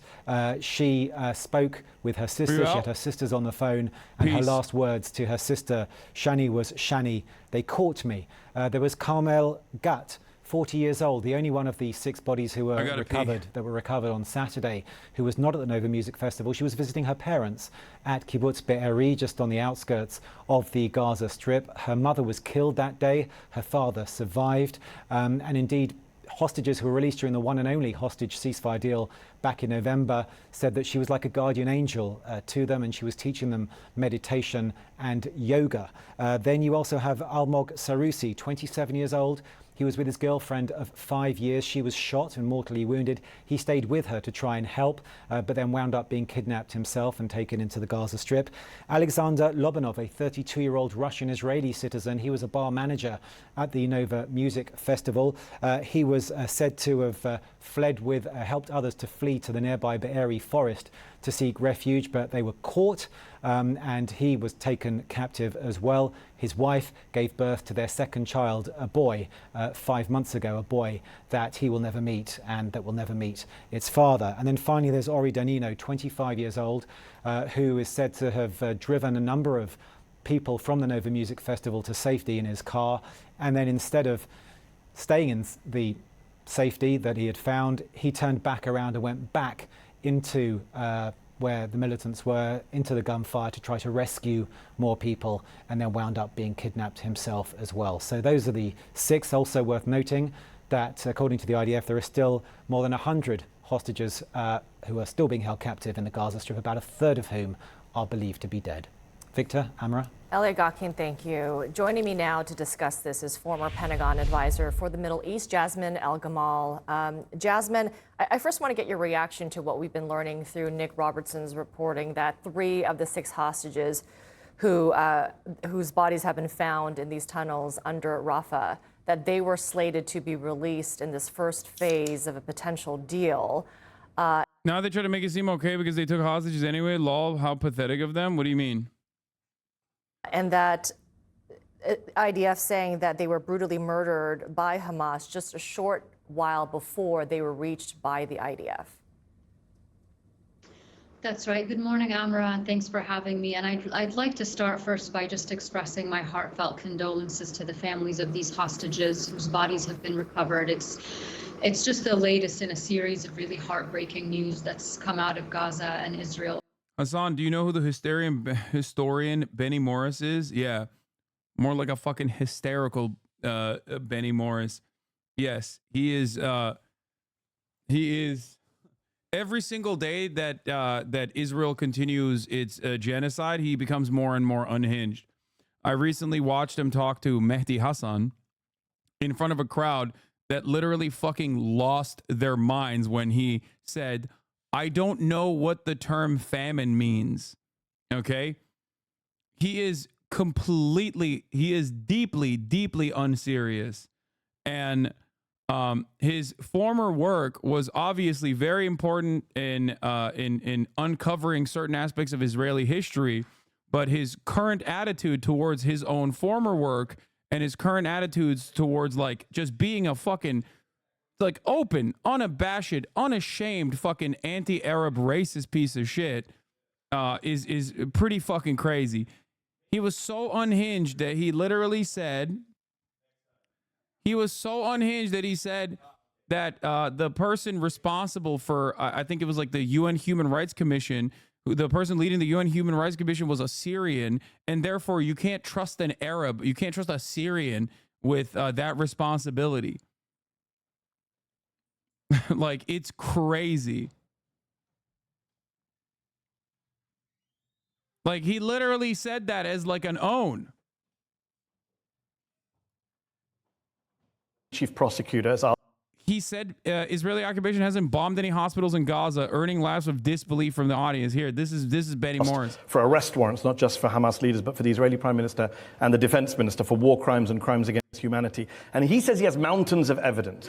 We've all seen with our own eyes the Israelis in Gaza commit war crimes on camera, kill unarmed people who are carrying white flags, blow up apartment buildings, drop 2,000-pound bombs on crowded refugee camps.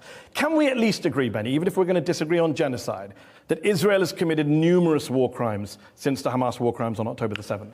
I'm fairly sure there have been war crimes, but the war itself is not a war crime, as the Hamas attack on Israel on the 7th of October was. It was a war crime from beginning to end. The aim was to kill as many civilians as possible, which they did, in accordance with the Hamas charter, which is to kill basically every Jew you can get hold of in Palestine. But I didn't ask about the aim. I asked about the acts that are being committed. As I said, probably there have been, as in all wars, war crimes. You accept there have been war crimes? Yes. So you would support an arrest warrant for Benjamin Netanyahu? I didn't say that. Why? Firstly, there hasn't been an arrest warrant. I know, there's been a request from the ICC chief prosecutor. So far, they haven't issued it. I don't know if you can hold a prime minister responsible if a sergeant kills several unarmed people intentionally. You don't think the Israeli Air Force bombing apartment buildings, refugee camps, mosques, cemeteries? I like the idea that like all of this stuff just randomly happens. You know what I mean? And that the ICC and the ICJ aren't like conducting a broad, thorough, albeit still probably heavily influenced by Western interests, analysis on the matter before coming to certain conclusions. Like they're not fucking hysterical college campus activists in the way that these guys try to present them, okay? Like, they're conducting serious investigations, man. Serious investigations that the Mossad and the Israeli government regularly try to thwart, mind you, okay? Like, there is obviously a fucking line from the prime minister all the way down to the fucking soldier committing the crime, and it's a thing that they are choosing to fucking it's a thorough line that they're choosing to investigate. Like, they're actually saying like this exists, this connection exists. What the fuck? Hospitals, schools, universities, libraries. Firstly, it hasn't bombed, as far as I know, hospitals. They have attacked. Literally no expert agrees with you on that. That's not true. What you're saying is not true. You'll watch this, but won't watch Mehdi and Victor Gao on China. Yeah, of course I'm not going to watch it. It is not because it's against the narrative.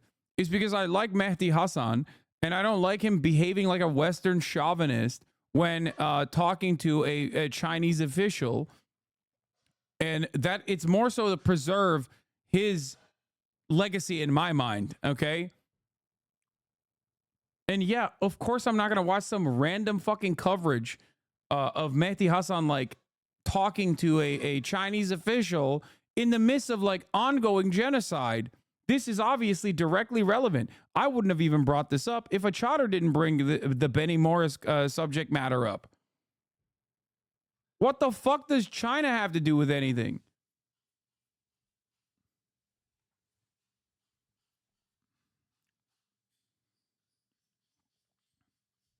Yes, this is the same like Mao guy. You already said you won't ever watch it, even if it was on topic. Yes, and it is not because of Oh my God. I don't give a fuck about Victor Gao and how well he defends China or whatever, okay? It is more so, in my mind, to preserve my opinion of Mehdi Hasan, okay? That's it.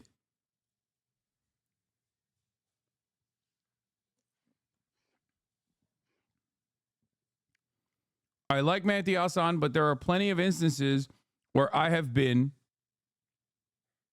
at odds with him in terms of, for example, how he also, in my opinion, highlighted false smears against Jeremy Corbyn being anti-Semitic and shit like that. He's doing a great job with this issue, okay? But you don't have to always agree with everything that a political commentator says.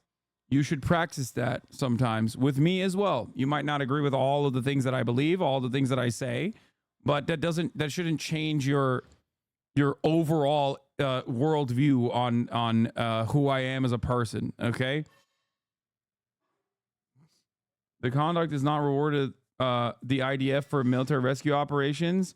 Oh, yeah. The conduct is to not reward the IDF for military rescue operations. As far as I remember, they've done it a few times before, sometimes just when the building is being bombed and they think an operation is coming, even when it wasn't. I think it's wrong. It's definitely brutal, but I'm not sure what any dumb fuck who thinks about military pressure thinks this would happen in this kind of situation. Yeah, and the alternative to that is not to say like, oh, I can't believe how fucking these guys did this, like how crazy of them.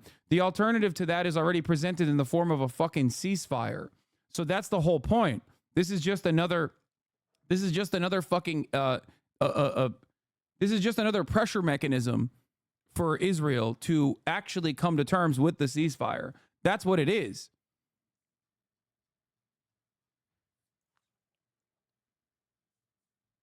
Because it's not like if they were on the one hand, if Hamas was on the one hand being like, yeah, we don't want a ceasefire, we just want to kill these fucking people, okay?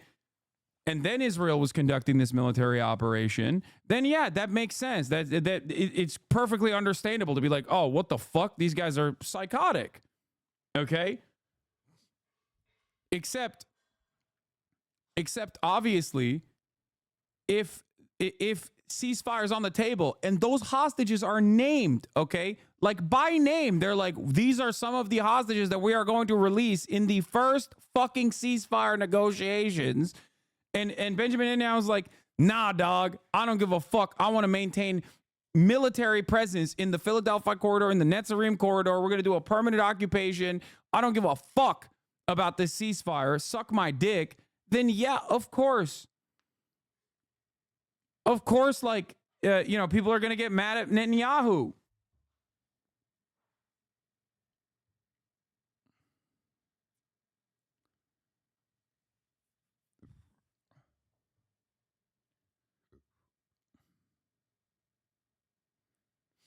True. The only hospital which I remember being bombed was by a rocket fired by the Islamic Jihad by mistake. That's as far as I remember.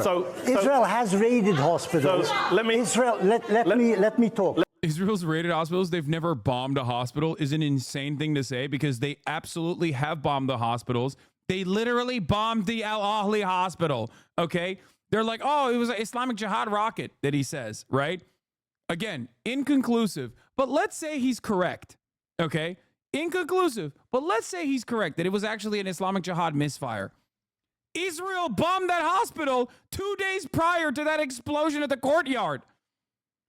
Like they literally bombed Al Ahli hospital, which is so crazy that like the idea that like Israel has not bombed any hospital is so fucking insane to me. Okay. So fucking insane. But that specific hospital, Israel literally fucking shelled with artillery fire 2 days prior to the fucking explosion at the courtyard. Like, what the fuck? Like, even that very specific hospital that he is talking about, Israel openly fucking bombed. It's insane how that's still a narrative that even you were a victim to it. I know, it's fucking crazy. That's how powerful media narratives are, though, because the media immediately went, Israel blew up this hospital again. Holy shit, in the deadliest day in Gaza so far, right? And then they all apologized for it and immediately took Israel's word for it. And then that was over. Everyone was like, oh, I told you so. You're fucking wrong. It's like, there is no proof. All the proof that Israel presented was immediately falsified. Like, immediately. Every single piece of proof that Israel showed was exactly what they've fucking done in the past. Put out correspondence between two Palestinian terrorists being like, oh, we love blowing up our own hospitals. Listen, we are terror children. I am Arab Palestinian. Even though Palestinian is not real, it's not a real thing. We lie to Israel, the most moral army, about it. It's crazy.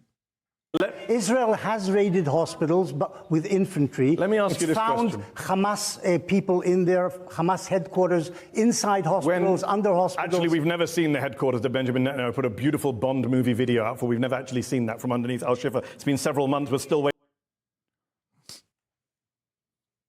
But we only hear the pro-Israel side, not the truth that comes out a week later in most cases. Yeah. In the Western world, like, I get it. You usually don't fucking hear.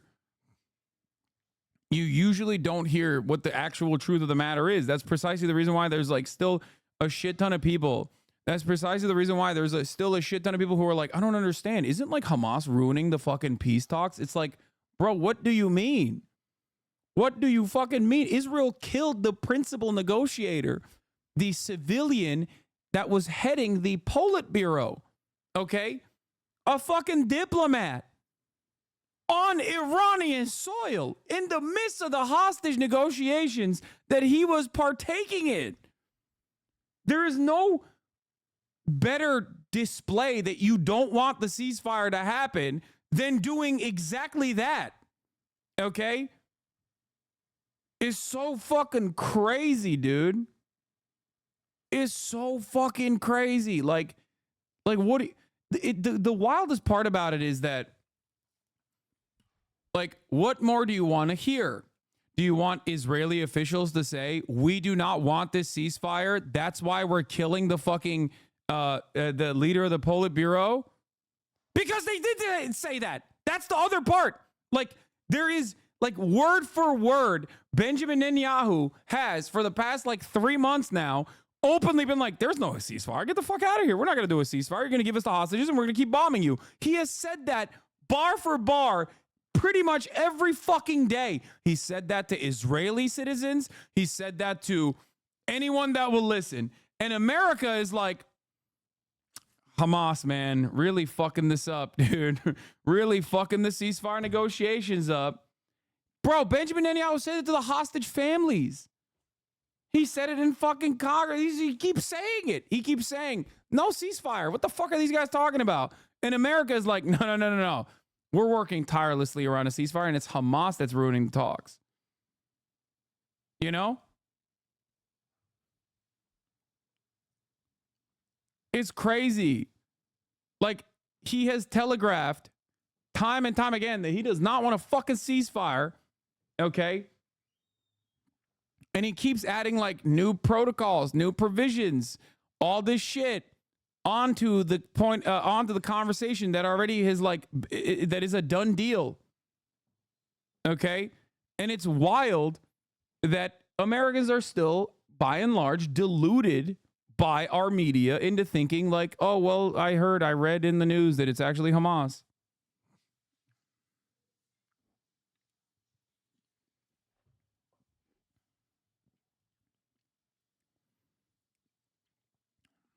Anyway. Over the last 10 months, it's absolutely brutal. To your question, now it is true that reportedly some of the hostages had been slated for remember, release. this It's is been reported. Hey guys, remember, this is the hospital Al-Shifa that Benny Morris is talking about, which Israel definitely didn't bomb. We're here in what used to be Shifa Hospital in the north of Gaza and Gaza City. Hospitals should always be... Hospitals just kind of do that, though, to themselves when they're under great distress, so... places of safety. Hospitals should always be protected, places of healing. And yet I'm standing around in the midst of utter devastation. Shifa has literally become a graveyard. There are bodies still in this courtyard. The buildings have been completely destroyed. This is Al-Shifa. This is one of the major hospitals. This is the one. This isn't Al-Ahli. He's talking about Al-Ahli, okay, which is the other hospital that was also, again, that was blown up. This is the major one that's supposed to have a fucking headquarters underneath it, okay? One of the largest hospitals. The largest hospital in Gaza City, if I'm not mistaken.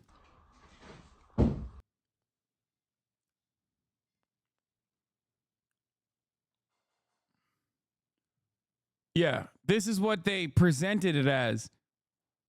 This is why they fucking had to do that to it. Because, hey, we made this like 3D rendering. Remember, chat, remember this is what they said was under the fucking Al-Shifa hospital? You remember that?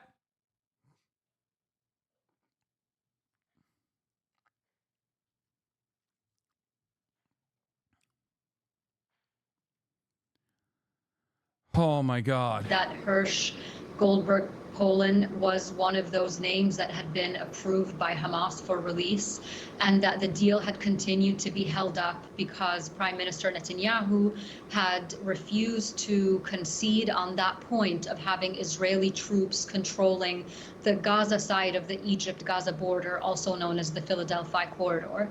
Let's start in Gaza, where the Israeli military has confirmed that 6 bodies found in a tunnel in the city of Rafah were those of hostages held by Hamas after the October the 7th attack. It's named them as Israelis Alexander Lobanov, Almog Sarusi, Eden Yerushalmi, Ori Danino, Carmel Gat and Hirsch Goldberg Polin, who was an American citizen. He had appeared in a Hamas video with an amputated You want to arm. know that something that's crazy? That hospital that you saw, that bombed out fucking shell of a hospital you saw, it's still in operation, by the way. Like, as of today, Al-Shifa Hospital is set to resume operations in its emergency and accidents departments today. This development is a testament to the exceptional determination and perseverance that Gaza's medical teams exhibited. Because what the fuck are they supposed to do? They have nothing, okay? The hospital was bombed multiple times by Israeli forces in November, severely damaging its infrastructure. It was placed under siege by Israel in mid-November, bombed 5 times in 24 hours, and by November 11th, it was forced out of service. Al-Shifa reopened 3 operations theaters within its surgical unit. These were primarily used for trauma cases. The hospital also maintained essential services, including emergency care, basic laboratory and radiological facilities, post-operative care, and a dialysis unit. Israel stormed the facility again in March, putting it out of service forever, according to his acting chairman. They bombed the fuck out of the hospital. There's like, most of the hospital compound is like a shell, and the rooms that are standing, they're still trying to fucking utilize.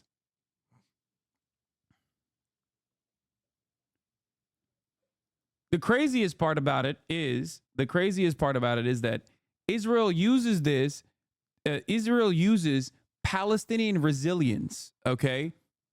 And the perseverance that the Palestinians exhibit every fucking day, surviving against all fucking odds, as a testament that they're like, we're not doing a genocide. Look, see, they still have one of the fucking 8 buildings that isn't completely carved out, and they're still trying to operate out of those buildings.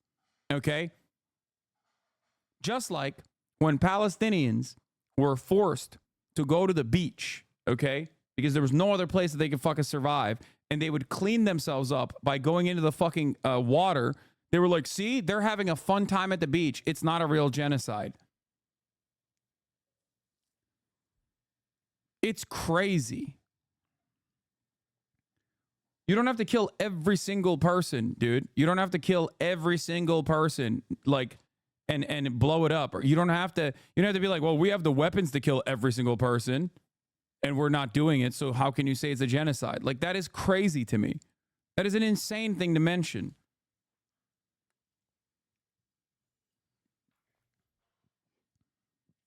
It is sad and ironic that it is the exact same kind of Nazi bullshit that you hear from Holocaust deniers.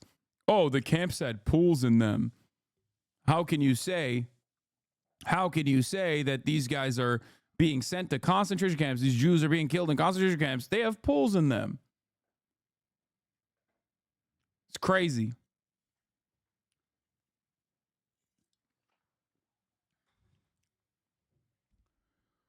Oh.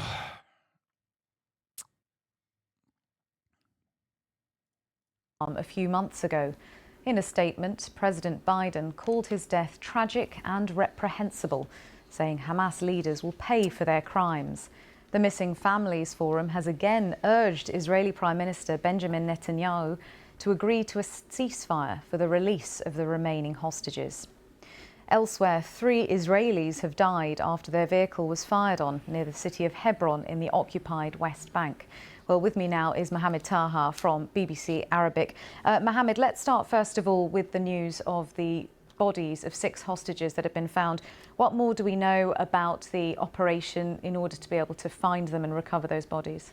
So the operation was to secure just a tunnel where the Israeli forces found an alive hostage last week, Al-Qadi, a Bedouin hostage. So the Israeli forces was just trying to clear the tunnel and they found the bodies there. So they didn't go there upon an intelligence information or something. They just found them while they are searching the tunnel. So the circumstances around the killing, so the Israeli, there is exchange of accusations. The Israeli army saying that Hamas killed them intentionally. For the record, just because you hear someone who is an Arab on BBC, who has a thick Arabic accent on BBC, does not mean that they are going to look at the situation without any sort of bias, especially bias that might favor the Israeli position. Just want to point that out. Okay. You hear someone with like a thick Egyptian Arab accent and you think, oh, like this guy is going to be an honest broker in this situation. Not saying that he's not, but, you know, take it with a grain of salt. Kaya, you dropped your bone. Do you want it? You want your bone back? Okay. Here you go, baby. Good girl. Good girl. You're a good girl.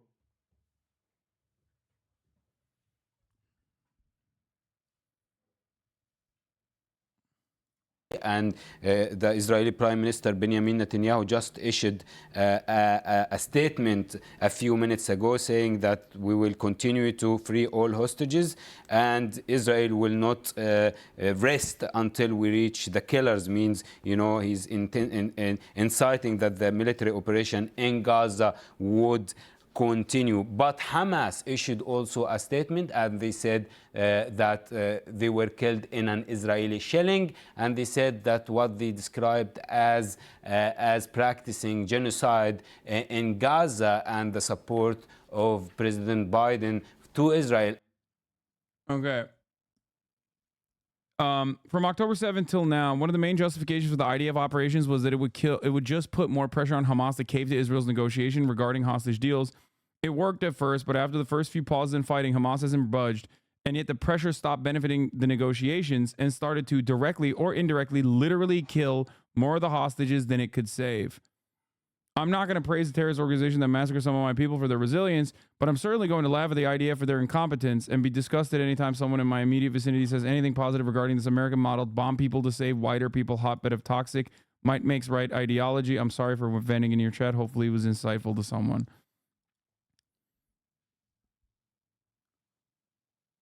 Kaya was staring at you.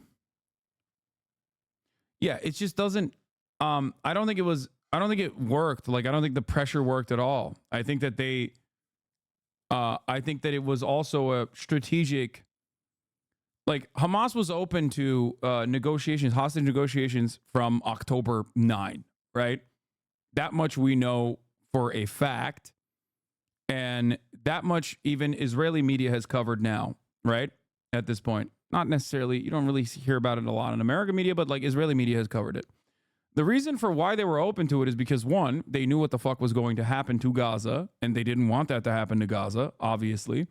And two, the reason why they were open to the hostage negotiations immediately, and did successfully conduct hostage negotiations, even including the unconditional release of the first Israeli hostage, which was the old lady, if you recall, was because they knew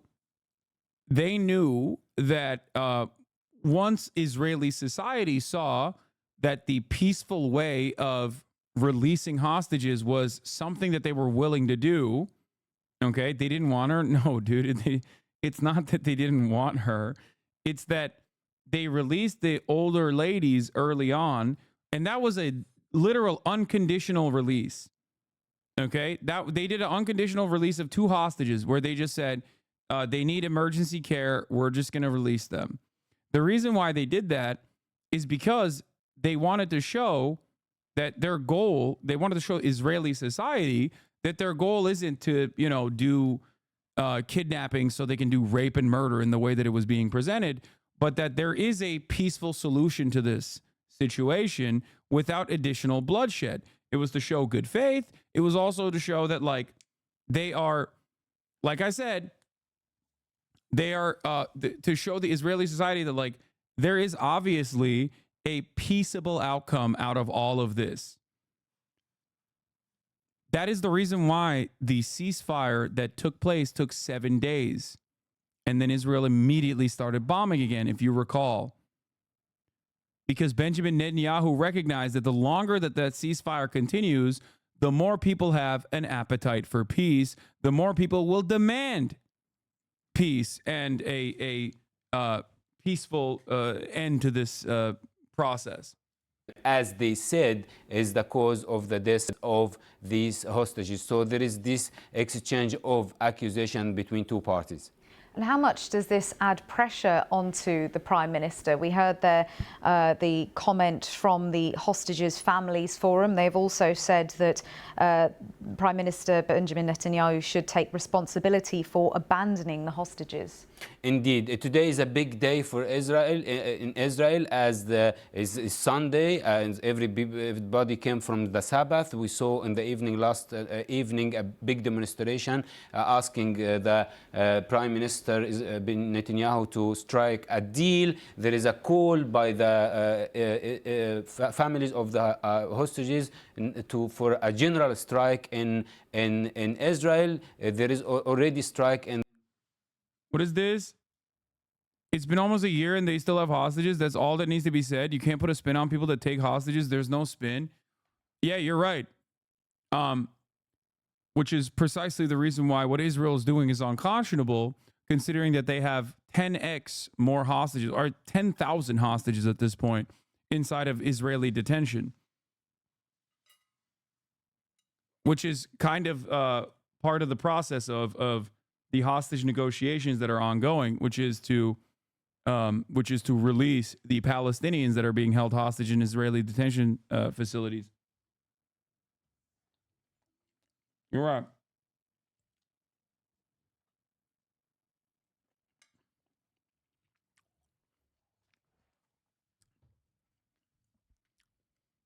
Is that the attitude that you share for the Palestinians that are also being held in detention?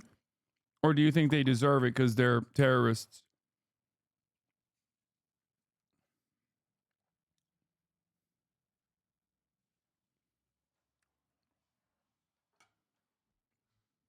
Chatter, do you have a spin for that? This is where you say Israel is a democracy. They have a democratic process, even though they don't. And then I tell you that it's actually military tribunal, and many of those 10,000 people are just unjustifiably detained permanently under something that the entire global international community regards as illegal. Especially to add insult to injury on soil, Palestinian soil that they operate in, that they occupy illegally.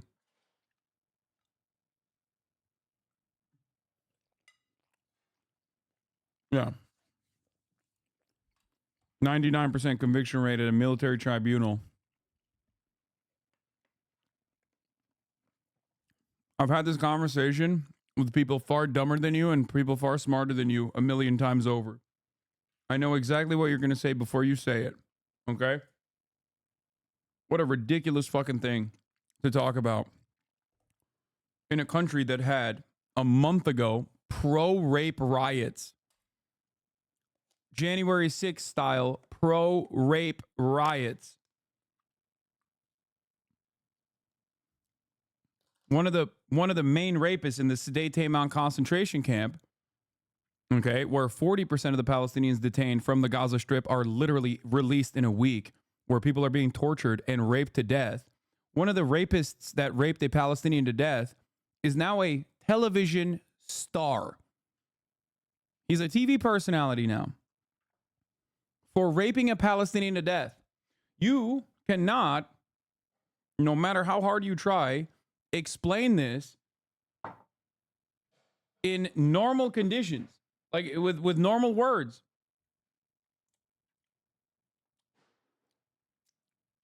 Do you have a spin for that?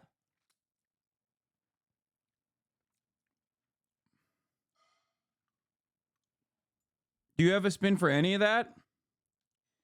No, you don't. You got nothing.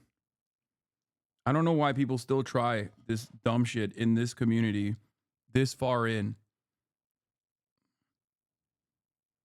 Go try that on, the uninitiated.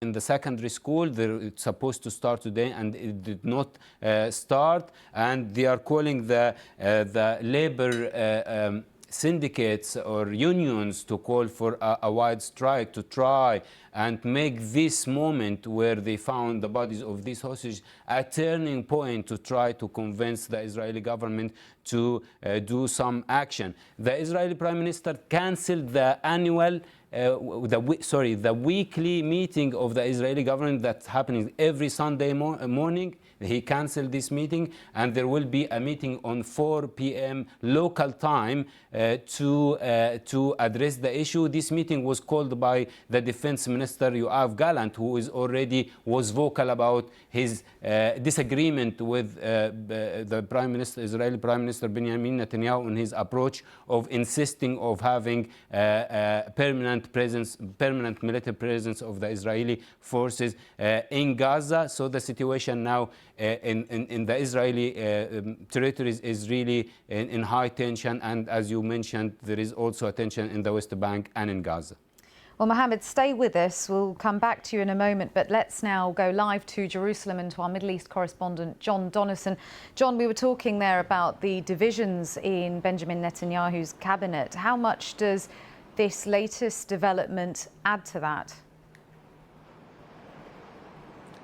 Well, I think Mohammed's right. It reflects the divisions within the government, but also the divisions within Israeli society. Benjamin Netanyahu, in his short statement this morning, said those who kill hostages do not want a deal, referring to the allegation from the Israeli military that these hostages were brutally murdered, in their words, by Hamas shortly before the bodies were found.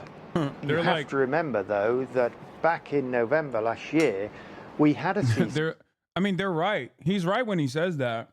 It's just that when you look at the numbers, who's responsible for the death of more Israeli hostages in Palestinian captivity comes into mind.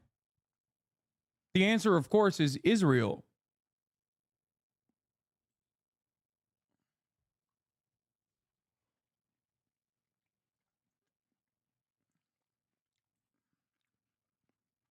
So he's technically right. When he says those who kill hostages don't want a peace deal in mind, he's not wrong. It's just he's responsible for a large share, a significantly larger share of the dead Israeli hostages directly.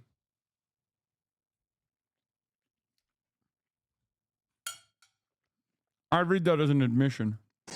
Temporary ceasefire, where hostages were being exchanged for Palestinian prisoners every day. That went on for about a week. with roughly 10 hostages a day coming out. Like, I knew everything I needed to fucking know on October 8th, dude.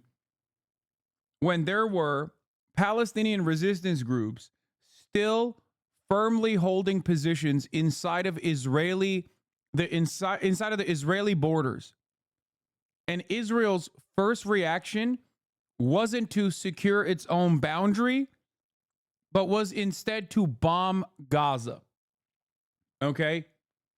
You do not fucking do that if you want to actually secure the hostages. As a matter of fact, Israel also blew up their own hostages in the extraction or during the process on October 7th, when Palestinian resistance groups were trying to take hostage Israelis to bring them back to Gaza. They started blowing people up, their own citizens, on October 7th. You can say fake news all you want, dude. Go read one fucking singular Israeli article. Jesus Christ. This does not mean that they killed like the majority of the Israelis on October 7th. I'm not saying that. I've never said that. And early on, when reports were coming out, I didn't jump to that conclusion either. What I'm simply talking about is they started bombing Gaza immediately. That was the truth. You don't do that if you are trying to secure the lives of Israeli citizens. Okay? You don't do that.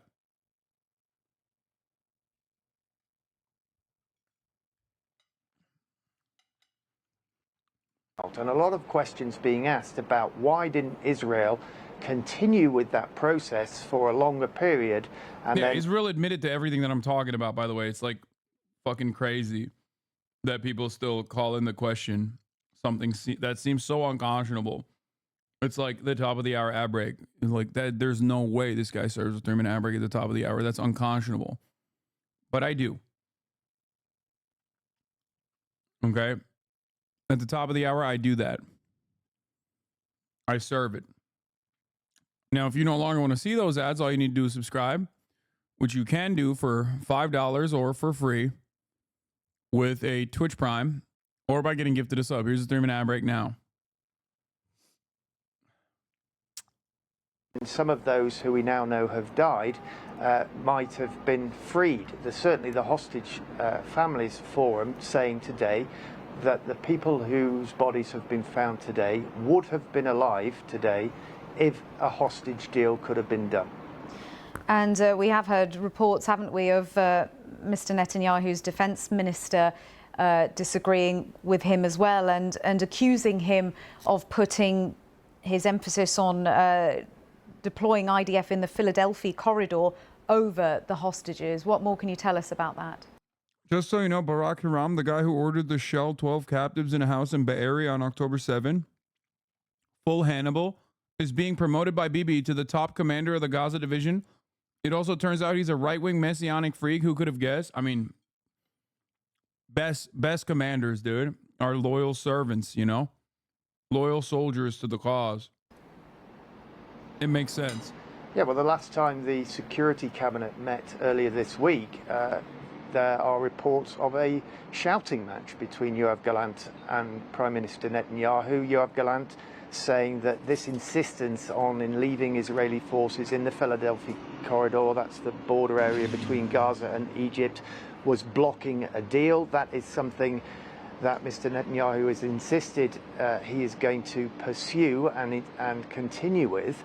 You have to remember that within his government, there are also more hardline elements who want Israel to be doing more militarily and have said they will resign from the government, bringing the government down if a ceasefire deal is done. And I'm talking about Itamar Ben-Gvir, the hardline national security minister, and also the finance minister, Mr. Smotrich, who have said they will pull out of the government. So he is torn, Mr. Netanyahu, as he has been now for months, of trying to keep his government together, but also the pressure building for a ceasefire deal, not just from diplomats, but also from Israeli citizens and in particular those hostage families. And John, we have also been hearing about 3 Israelis who've been killed after their vehicle was fired on near the city of Hebron. What's the latest on that? Yes, well, you'll be aware, Luxmi, that for the past 4 or 5 days there have been intensified Israeli military operations in the north of the West Bank targeting Palestinian militants. At least 20 people have been killed in those raids and strikes on Palestinian cities, and Israel says it's trying to protect its citizens from attacks. Well, in the south of the West Bank, near Hebron, which is the biggest Palestinian city in the occupied West Bank, 3 Israeli police officers were killed in a shooting attack overnight on their car, and we've not got the details of their names. Hebron, by the way, is obviously the absolute worst in terms of like the way that like some of the most rabid freaks, some of the most rabid settler freaks are in Hebron.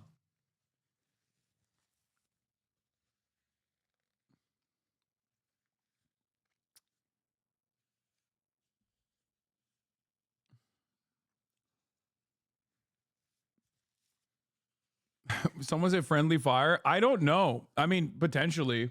I wouldn't be surprised. I actually would not be surprised because, for the record, that happens in the West Bank all the fucking time. It would not be the first time this happened in the West Bank. It will not be the last time it happened in the West Bank. They have armed the fuck out of these inbred hicks with American weapons of war, and they're unhinged, and they quite literally, the settlers quite literally kill Israeli citizens. There was a settler that killed a Israeli police officer like a couple months ago. Straight up. The Israeli police officer like shot a Palestinian kid who I think was like, who had scissors or a knife or something. He was like doing a knife attack. And then a settler straight up walked up to him and shot him. Thought he was Palestinian.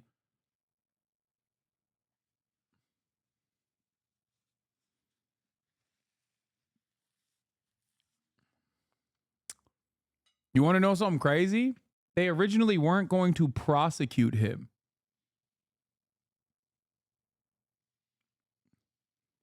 And then the public was mad as fuck. They were like, what do you mean you're not going to prosecute him? He killed a cop.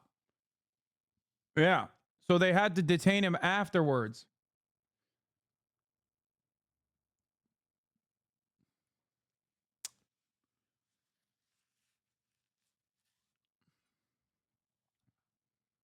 Look it up. Real story that took place.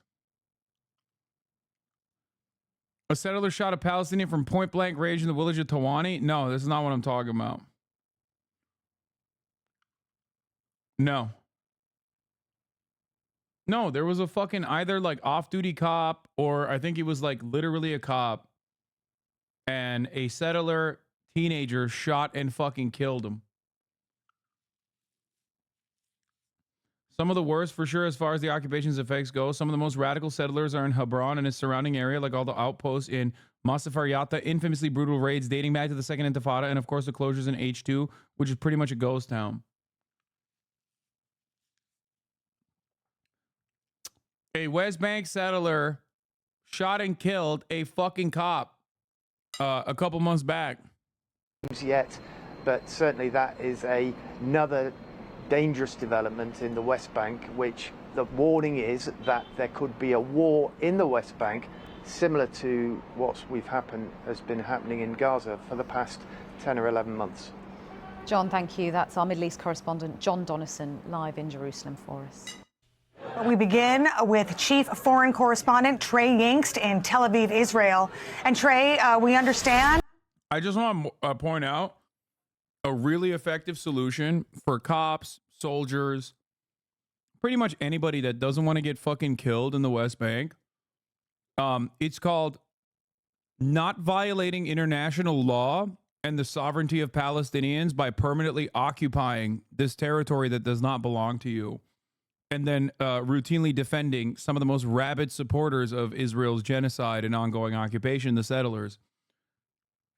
It's like a really simple solution. It's called don't fucking consistently kill Palestinians in the West Bank as a part of your as a part of your permanent occupation in violation of international law, as a matter of fact.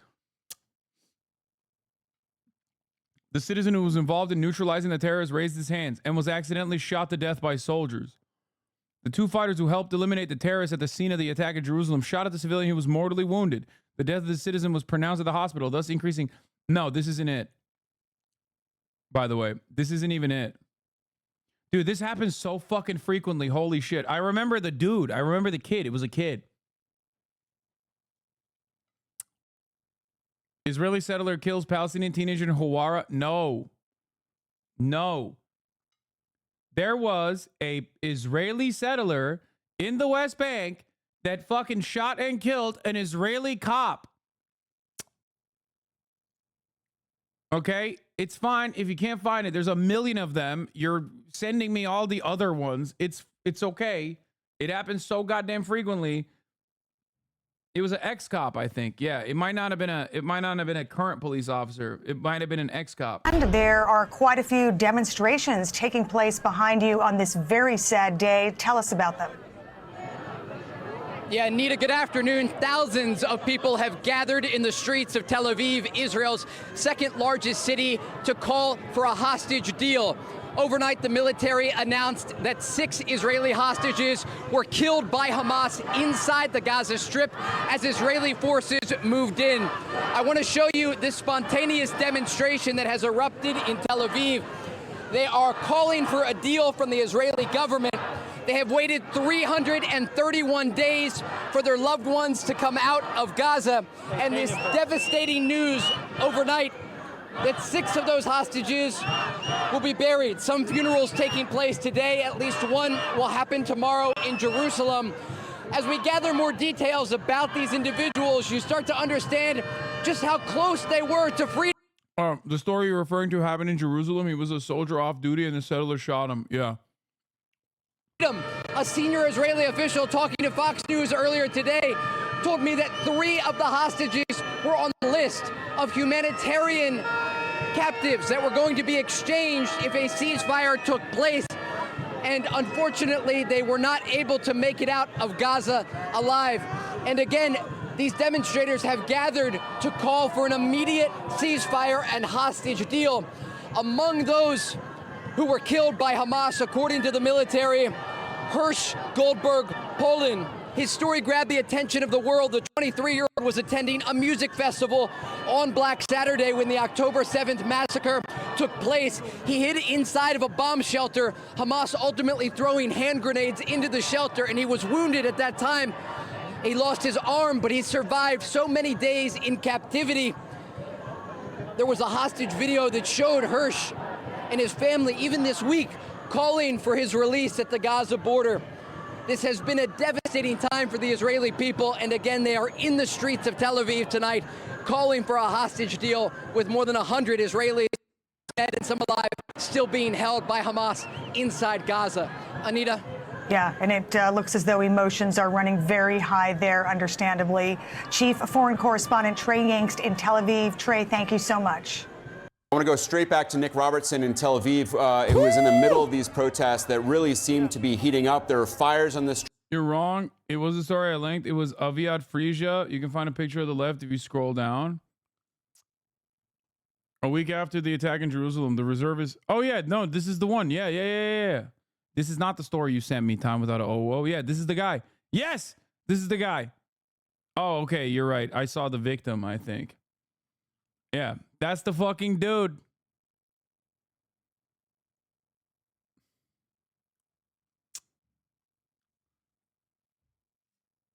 Don't let him gaslight you, King. Yeah, I'm gaslighting. Crazy anti-Semitism happening in Israel right now. Yeah, I know.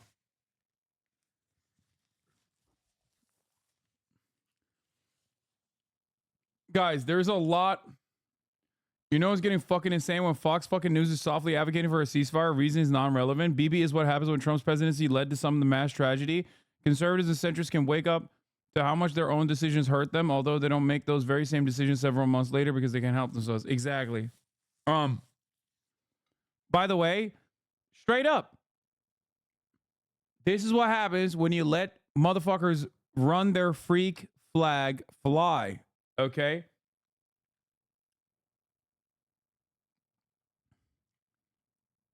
Like, let's be clear. These protests don't give a solitary fuck about the genocide. They're upset the genocide wasn't conducted to their liking. There's a lot of people there that definitely don't care and want it to continue, or at least turn a blind eye to the death and destruction of the Palestinians. Okay? Having said that, however, you know, don't look a gift horse in the mouth like that. Okay? This is the obvious byproduct of the way Israel has conducted itself throughout this entire fucking process. In the mouse low, shut up! ESL, I'm ESL, suck my dick, okay?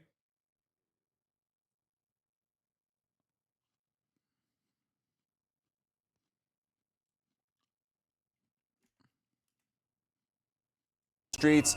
Nick, what are you seeing? Yeah, Alex, we are joining us in the middle of the crowd here. Just behind us here is the highway. People are gathered to watch what the police are doing. The police just moved in here with the water cannon. They didn't use the water cannon on people. There was a big fire in the highway right behind me. There's the police water cannon going through. Big fire, trees down on the highway. The police moved in to put that fire out. There's also police on horseback here. They're not engaging violently with the crowd, but they are moving through here in a really determined way to put out the fire. And I'm just going to ask Pete to join me here, ask these gentlemen to clear out the way so we can maybe get a better shot, guys, of what's going on. Pete, if you look here, I'm just going to swing over the barrier, get in the road. Pete's going to come over the barrier with me now. So we're in the highway now. That is the fascist imperial boomerang. All of the tactics that Israel uses, that many of those people actually fucking love and support upon the Palestinian population, will inevitably be used on them when they inevitably have to fucking criticize. And by the way, they are using skunk water, I'm pretty sure.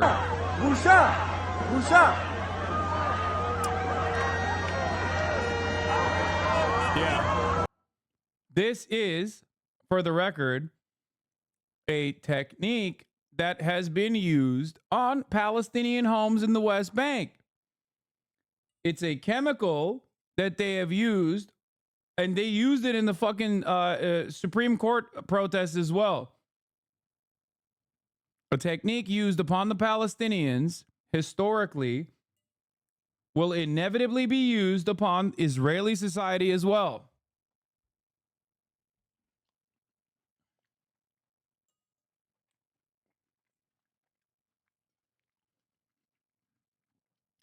LRADs, also known as long-range acoustic devices, originally were used for crowd dispersal in Iraq.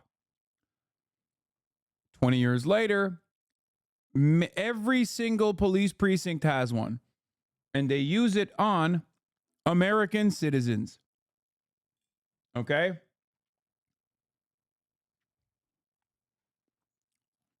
The techniques that the colonial occupation uses on the outgroup, they will inevitably use on you as well.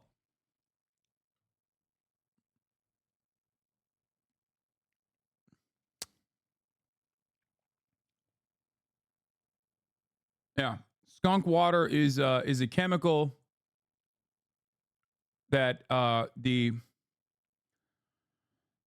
it's Skunk water is a chemical that the Israeli government uses, the occupying force uses on Palestinian homes in their effort to basically, you know, make it unlivable.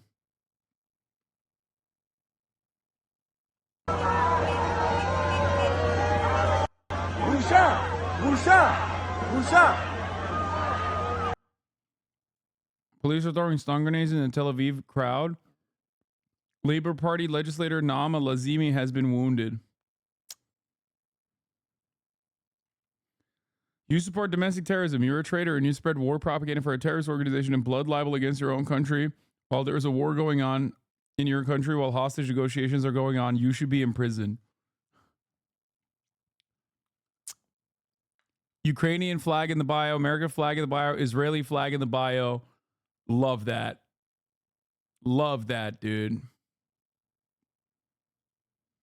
Now you can get a better picture, Alex, of what is happening here. This is the police water truck that is clearing off the fire in the highway. But I'm also going to just turn around a little here so to paint the whole scene. So you got police on horseback, motorbike, police on horseback here, keeping this big crowd that's on the hillside, keeping them back. And I'll just ask Pete to swing around with me this way as well. And you can see up the street there, the crowd will just move out of the way of this other cameraman. The crowd is still on the street. The police are trying to clear them away. So what you're looking at here really is a crowd control with fires here that have been burning out. We're just moving away to get a little bit away from the sound. Just going to step out in the road a little bit here, Alex, so that you can see what's going on. You have the police up here. This is as you can see, you're joining us in a very active, very mobile bit of this demonstration. The demonstration was in the center of the city. It was around the main defense building. It is all about convincing the Prime Minister to do a deal on the hostages. But here you have a line of police vehicles, policemen on this side of the road over here, and here you have the crowds. So it's moving. A few minutes ago, the focus was down the road there where we were 100 meters away, 100 yards away. Now the crowd is here. Listen, call me a utilitarian, but if Israelis are going to fucking riot, I'd rather have them riot on behalf of a ceasefire negotiation than a pro-rape riot where they are trying to actively free a couple Israeli prison guards that were detained when they raped a Palestinian to fucking death in the concentration camp of Sde Tayman. You know what I mean? I'll take this riot over the other ones every day. Great. Good stuff. It's not a violent situation at all. There's not violence down here, but there's a real sense that people, as we were speaking about before, want to use this moment to find a way to communicate with the Prime Minister that they really want to see change. And the way that they're trying to communicate that at the moment is by shutting the highway. We've seen them try to shut the highway. And when I say highway, this is the main highway that swings north-south in Tel Aviv. The road's clear, but there's no traffic on it at the moment, so it's not really open. So the crowd is trying to make it clear, trying to make their protests clear, and trying to get themselves heard by the Prime Minister, Alex. Nick, these scenes are certainly something that Hamas would like to see, these deep divisions among the Israeli government and the Israeli people. But this anger from the Israelis towards Netanyahu has been... Bro, are you Benjamin Netanyahu? Like, you're in America, man. You are not, like, why are you representing? Like, that's a crazy fucking statement from CNN. Or from Jake fucking Tapper. It's like, dog, you are in America. You're an American citizen.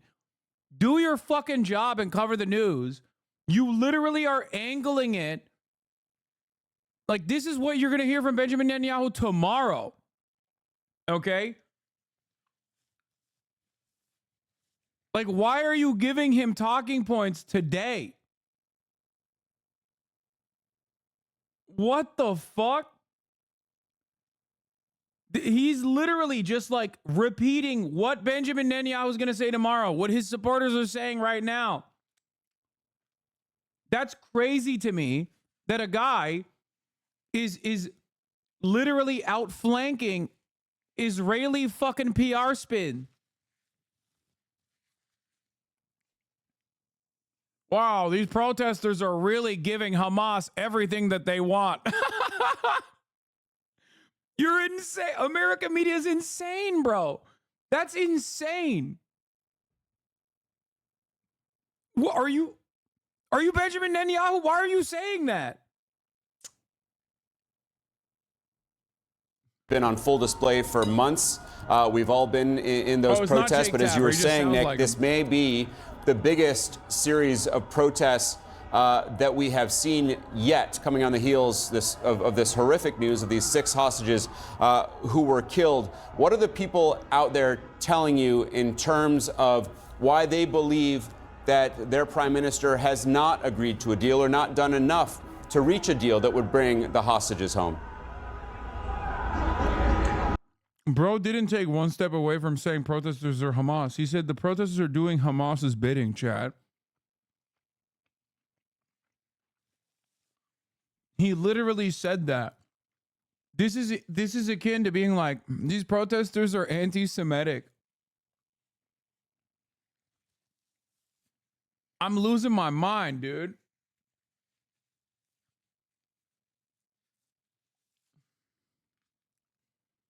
Yeah, all protesters are Hamas, even the Israeli ones. Yeah, they must be funded by Iran.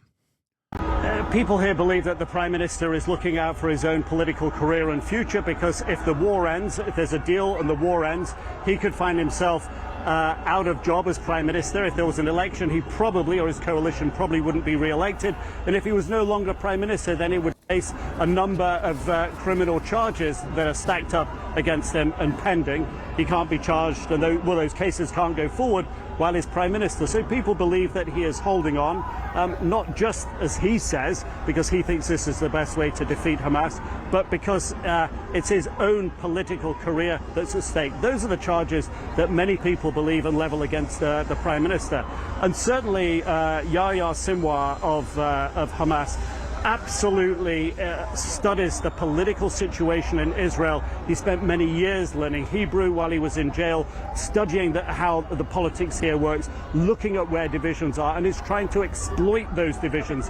He sees the potential to create discord. He sees the moments where he can try to use the people of Israel's pressure on the Prime Minister. This is a Hamas tactic. It appears that by killing these hostages, he is trying to do that. You know, if you will, in the vernacular, the card that he has played here, or the capital he has spent down on his bank balance, if you will, of hostages that he has still alive in reserve, is to send not just a... Dude, that's awesome. Like, that's kind of crazy. Like, CNN, bro, they should have conducted a separate investigation, not with like whatever the fucking channels were that were like the newspapers that were like writing, that had like the paid scheme to be like pro Netanyahu. That's the ongoing court case that might land him in jail, by the way, part of the reason why he wants to continue the genocide. They should have looked into CNN, bro. Walla. Oh, okay, thank you. Yeah, they should have fucking looked at like what he did to CNN, because oh my God. Like, them's got CNN moving like Fox News. Bro, this is like...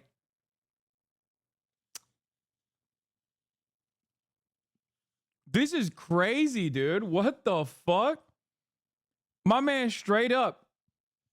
I shit you not. This is something Israeli media would never say. America is the really giga grand evil supreme lord. Holy fuck.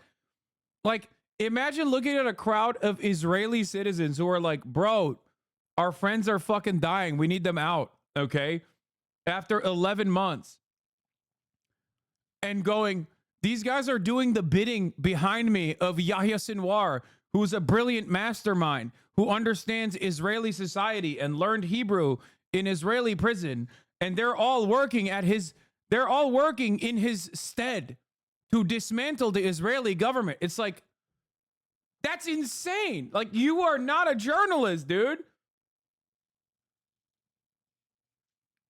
Channel 14 literally was saying that 3 hours ago. I mean, of course, but that's like, dude, that's like Israeli Fox News, right? Of course, Israeli Fox News is going to say that. But CNN is not supposed to be Israeli Fox News. It's fucking Israel. It's not even America. Like, you are that fucking tuned in. You are that primed on, like, defending Israel that you are literally running defense for Benjamin Netanyahu at a time when there is obviously popular mobilization against him. Like, taking a position on defending Israel is one thing.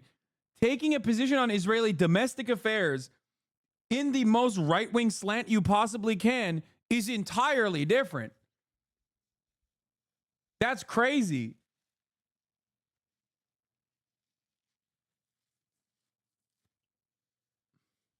I'm sure this guy was saying protesting the Iraq war is giving aid and comfort to Al-Qaeda back in 2003, so it rolls off his tongue. I mean, sure.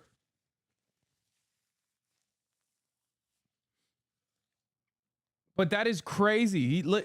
Guys, the summarization of the things that unfolded right in front of our eyes is basically the CNN commentator saying, these Israelis who are protesting Benjamin Netanyahu are Hamas and or doing Hamas's bidding.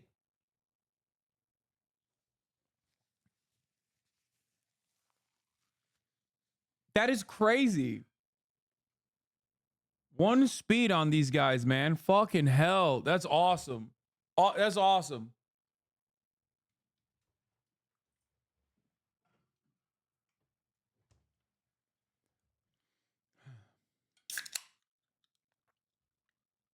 Political signal that is not going to negotiate, but to try to undermine the position of the Prime Minister here by actions that he knows will bring people out on the streets here. He knows there's dissatisfaction. He knows that 2/3 of Israelis want to see a peace deal and get the hostages freed, and he is using any means possible to exploit it. That's what he does, and that's one of the things that we're seeing manifested here. But rest assured and understand that people in Israel are acting from their own feelings and their own passions and their own anger with the Prime Minister, that he is not following through on the job that he was voted to do in their opinion. In a new election, he would not be Prime Minister. That's what they believe. Nick, it does appear that the news of these 6 deaths, these 6 hostages, has sparked something bigger in terms of protest than we've seen in recent months. And it resonates with so many people here because it exemplifies everything that they feared was going to happen. The fact that the Prime Minister, they believe, was digging in too hard and being intransigent on his side of the negotiations with Hamas. Hamas, it appears... As you guys know, Palestinians control the media. Palestinians control Israeli media. Palestinians control every sector in Israeli society. And there they are, using their unique machinations once again. The puppet masters, the strings in the hands of Yahya Sinwar.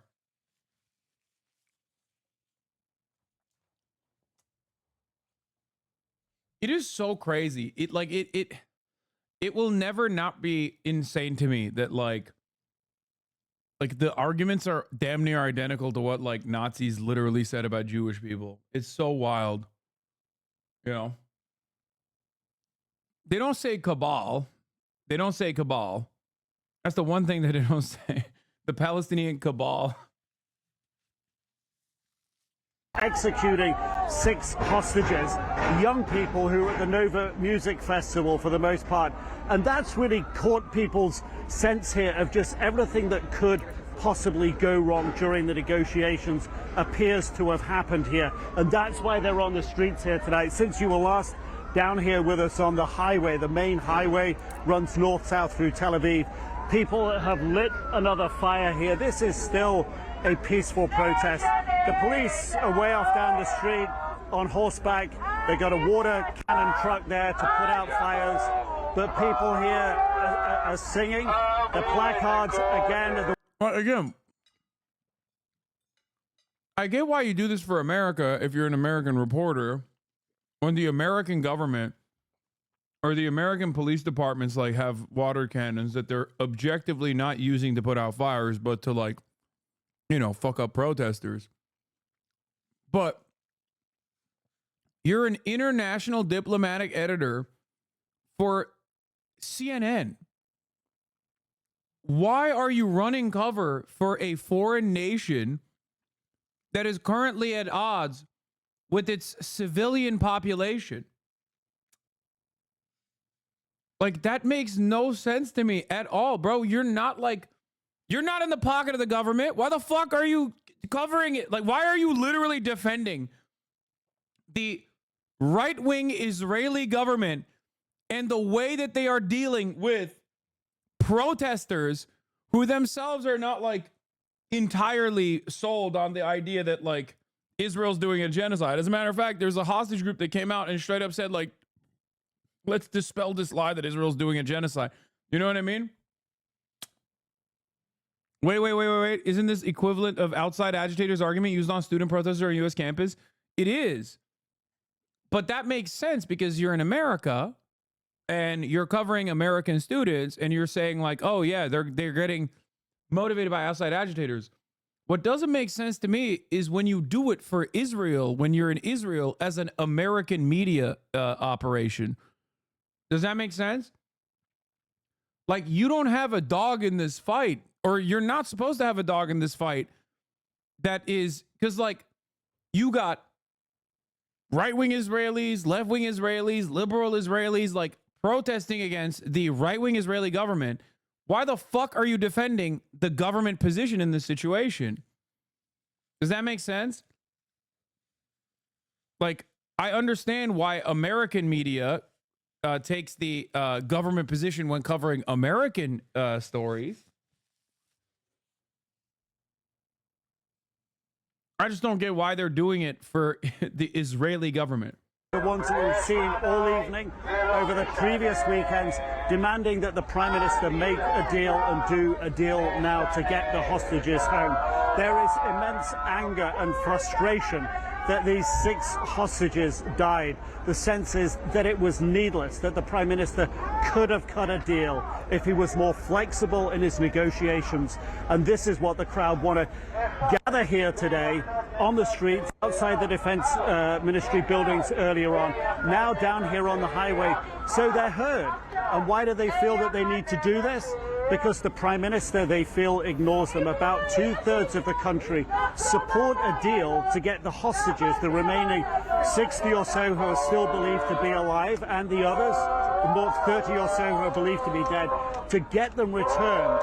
It's a message they've been trying to communicate with the Prime Minister, but he resists. I like that the attitude in every like Western and Western adjacent theoretical democracy is always the same, where sometimes I genuinely feel like if there is popular mobilization for a certain position, the governments by definition are like, nah, we're not going to do that. Like, it feels like 2/3 of the population want a ceasefire done in Israel. And the government's like, nah, you're good. Nah, you're good. Don't worry about it. I'm not going to do it. Like, it feels like it's the same principle in America as well, where we got like 2/3 of the population that's like, dude, do the ceasefire. Dude, fucking do something. Like, deny weapons transfers, like anything to just make sure that the Israeli government does this ceasefire deal that is directly what 2/3 of the Israeli population want. And both of our governments are literally looking at that and going, no. Actually, I'm not going to do that. How about no? Oh, you want something that is reasonable? No, I don't feel like it. Like, what the fuck is going on, dude? At this point, it's got to be like a habit thing. Like, they're just like,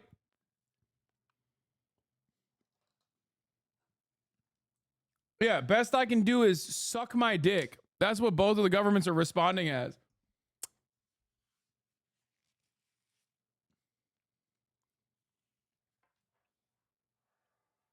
Sounds familiar for many Western democracies. Yeah, but it like at this point, it literally feels like they're doing it on purpose, where they're just like, oh, you guys want something really bad? Yeah, we're not going to do that. And his cabinet is still backing him on his decisions. So they're taking to the streets. Tomorrow in Tel Aviv, the municipality here will be going on strike. Some of the big unions across the country will be going on strike.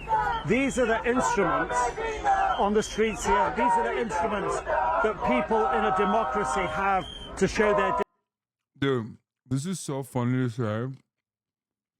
You know why. Stop acting like you know why.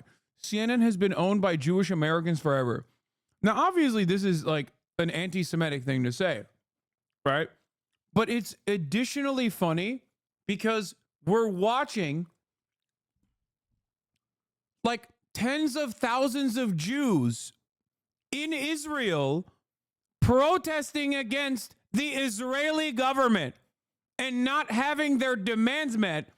What a perfect demonstration of how fucking stupid Nazis are. Like, literally look in front of your eyes. Look at the title of the CNN breaking news coverage. Look at the Chiron. Like, Nazis are so fucking dumb, dude. Like, okay, Jews control the media. What about the Jews there in front of you? Like, where is this monolithic Jewish force when you're currently watching? Why am I a Nazi law? Because you're saying you know why Jews control the media. That's the thing that you're trying to say. And it's a Nazi sentiment. Even if you don't understand it, you're repeating Nazi statements. But it's additionally funny because we're watching, once again, watching a shit ton, like tens of thousands, if not hundreds of thousands of Jews in Israel protesting against the Israeli government and not having their demands met. If Jews control the media, why aren't they controlling the narrative? Which Jews? Why are they not of one mind, as you claim?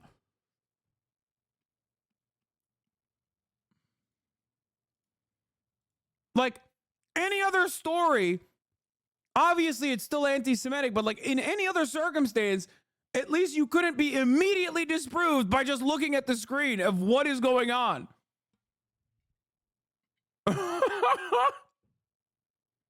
Nazis are so fucking dumb, dude.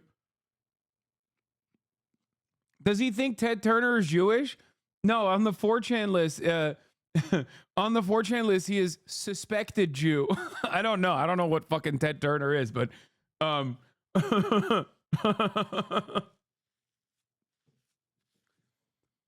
it's like objectively a situation where seems like a lot of Jewish people are upset at the Israeli government, mind you.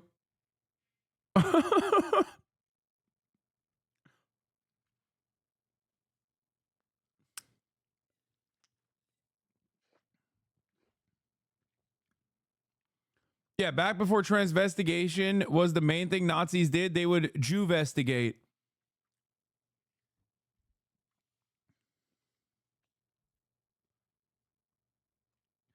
I overall agree with you, but there's a difference between all Jews control the media and all the people who control the media are Jewish. No, there isn't. It's a distinction without a difference. Because the people who control the media are not Jewish, dude. What the fuck? There's also literally Jewish people on the street. Oh my God, we're done. Okay. This is so stupid. Take a week off. You might actually be convinced in a more meaningful direction. The other one was definitely straight up just Nazified. We might actually just perma you. Never mind. It's just... Oh my God. Aren't most media exec wasps anyways? Yeah, they are. But again, it doesn't matter.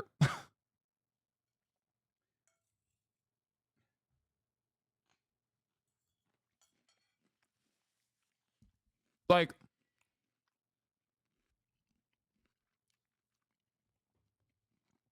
there isn't a monolithic approach My friend always brings up how Jews control most things. How the fuck do I pull him out? Jews are not one singular hive mind. Okay? It's a very common Jewish trope, like a joke. If there's 3 Jews in a room, there's 4 different opinions, something along those lines. Like the idea that like Jewish people are of one singular mind on any issue whatsoever is fucking ridiculous. No one is like that. And Jews are not different than anyone else on this issue. Okay? Jews in the United States of America are not the most dominant force for Zionism. White evangelical Christians are. Okay? White evangelical Protestant Christians, predominantly in the fucking South, are the most rabid ultra-Zionists in this country. This doesn't mean that there aren't like rich Jewish donors, rich Jewish American donors who are also ultra-Zionists. Of course there are. You have Chaim Saban on the Democratic Party side. You had Sheldon Adelson, rest in piss, on the Republican Party side. Both of these guys are ultra-Zionists who happen to be Jewish. Okay? But having said that, Jews are far from a single mind on this issue, especially when you consider the fact that Jews are also at the forefront of the anti-Zionist protests in this country.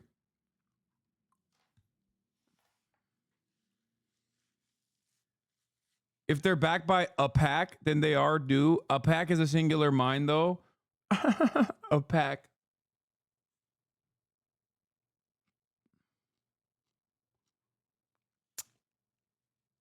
Anyway.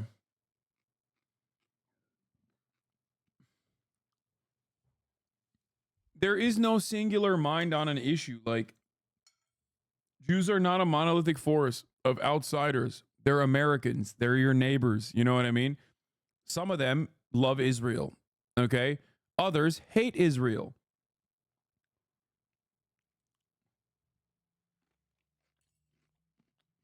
There is no collective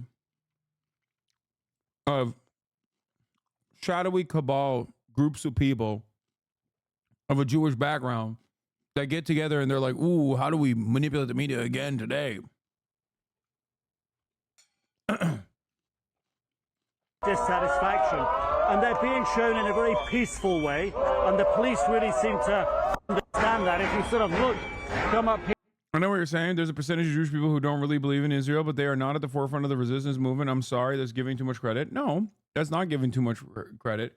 Obviously, this is first and foremost led by Palestinians, Muslims, Arab Americans, but there are a shit ton of Jewish groups, anti-Zionist groups, and they do not represent a tiny, minuscule percentage of Jews either. Okay? Arguing is literally a Jewish value. Hasan is being paid by the Jewish media, paid off by Jewish media. Yes.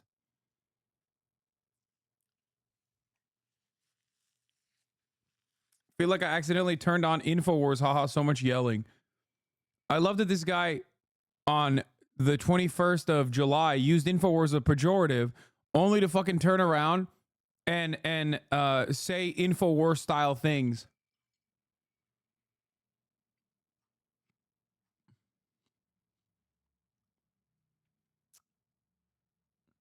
Forefront means physically in this case. They choose to be at the forefront of most protests, so they're the most visible to counter media narratives. Exactly. They represent a massively disproportionate percentage of the leadership of the anti-Zionist movement and are true allies. Yes, they do. And on top of that, they are a perfect demonstration. You are left-wing Alex Jones. I know. What evidence do you have for this claim? I can't believe people say I'm left-wing Alex Jones, and then literally they're saying that in an effort to defend the idea that no, Jews are a hive mind. Like you're doing Alex Jones. What the fuck? What is happening? I was teasing you, bro. Oh, okay. Good one, dude. You fucking teased me. Color me teased, you know?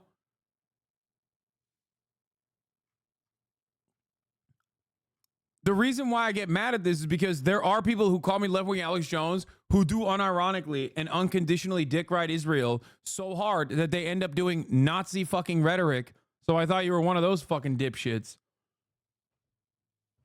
Yeah. Comparing it to Alex Jones is very common in the D community. I know, which is hilarious because ironically enough, they are so aggressively pro-Zionist that they do end up repeating narratives that Alex Jones and his kind repeat on a regular basis in terms of Jews being a fucking hive mind on Israel. That's literally what they do.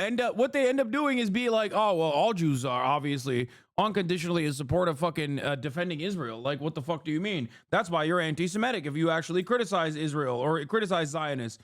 You mean all Jews. That's not correct.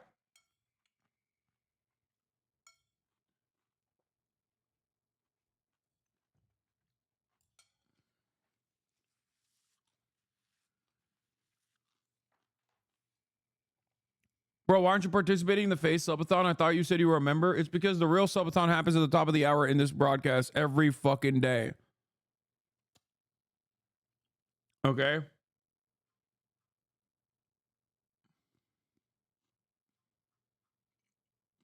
At the top of the hour, there is a 3-minute ad break. And a subathon occurs when chatters immediately reach out to their pockets and subscribe as fast as they possibly can because they don't want to see those ads at the top of the hour.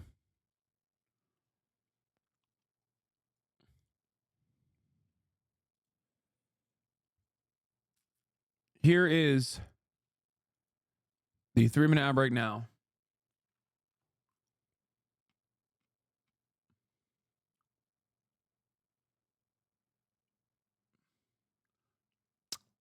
I'm actually wondering this now. Will the death of the hostages make American media even more hostile towards Palestinian suffering? I don't think it matters what the American population says and does in terms of like being ignorant to the Palestinian suffering. Jesus died in Jerusalem. I repeat, Jesus died in Jerusalem. I repeat once again, Jesus died in Jerusalem. Yes, but Jesus died in Israel. I'm Jewish, and the armed security guards that I see in American synagogues are becoming more and more Nazi looking by the year. We have a bald, tatted up, skinhead, hick looking guy with Punisher tattoos and skeleton arms over him. That's funny. I mean, it's fucked up, but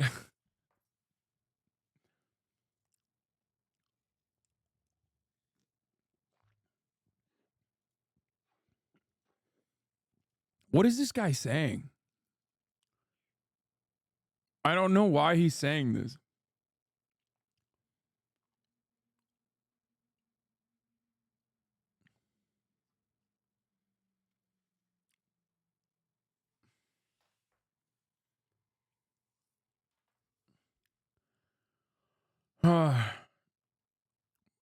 Blaming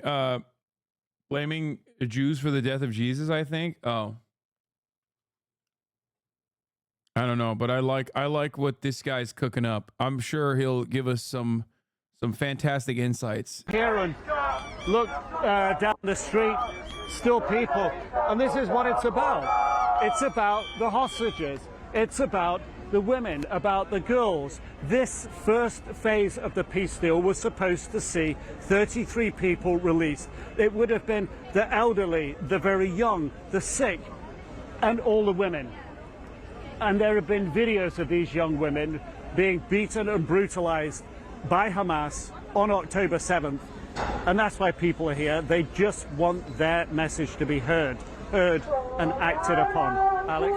Yeah, certainly adding to the pain and anger is the knowledge out there that there were at least 3 of those 6, Israeli-American Hirsch Goldberg Poland, and 2 of the women who would have been released in the first phase of a ceasefire deal, which has not yet been reached. Let's bring in ABC's Jonathan Karl, who'll be hosting This Week later this morning. John, good morning to you. Always great to have you. So we have this new ABC News Ipsos poll out this morning. What do the numbers tell us about the state of the race? And did Vice President Harris get much of a bump after the Democratic convention? Well, Whit, it shows that this race is very steady.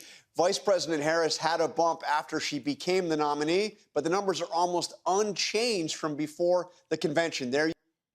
Oh, there's more I want to talk about with respect to Harris and a couple other scary things from Israeli media. Israeli media is near unanimously blaming Netanyahu and Israel's government for the death of the 6 hostages whose bodies were found yesterday and who were alive until very recently.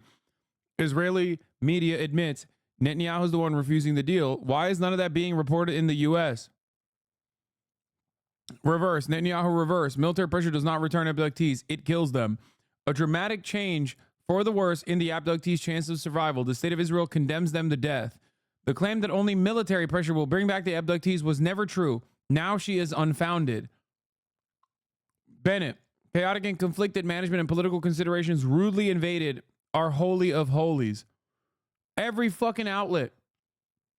Every Israeli outlet is screaming bloody murder, calling out Benjamin Netanyahu, and you got CNN being like, these protesters are doing the bidding of Yahya Sinwar. That's what is so crazy about American media. It also kind of destroys the narrative of like Jews control the media to a pretty meaningful capacity, because then it leaves you to think, which Jews? Because obviously not all Jews, because I'm seeing Jews out there in the fucking streets of Israel, and the American media is literally outflanking the Israeli media on the subject and just simply hyper-focusing on the Netanyahu position. So that's like something that you immediately can recognize in the circumstance, don't you think? It's like, what are we talking about here? You got hundreds of thousands of Israelis protesting the fucking streets, being like, dude, you are the reason why. I think Jews control the media in Israel. Okay, come on, dude. We're having a serious conversation. You're right. And that's something that I never actually considered as a joke. But like,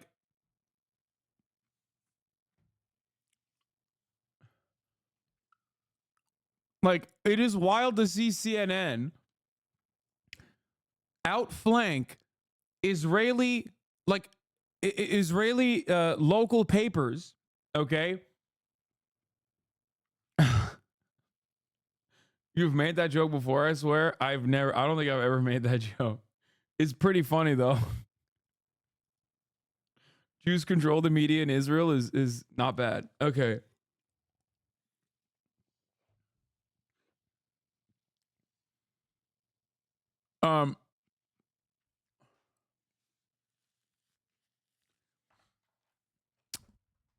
But having said that,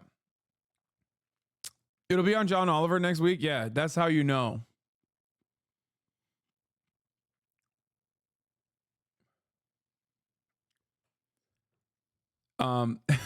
You got every fucking Israeli newspaper being like, Benjamin Netanyahu, you have murdered these hostages. You have murdered our sons and daughters.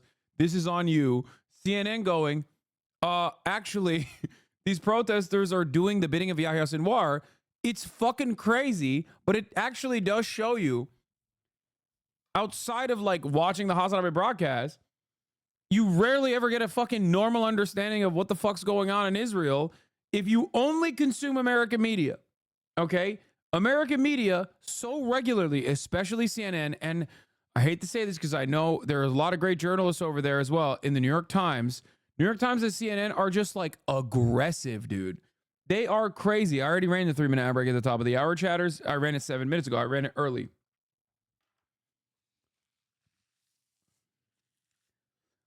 Man, bro, Israel war against turban, Hamallah, Allah thing, Palestine.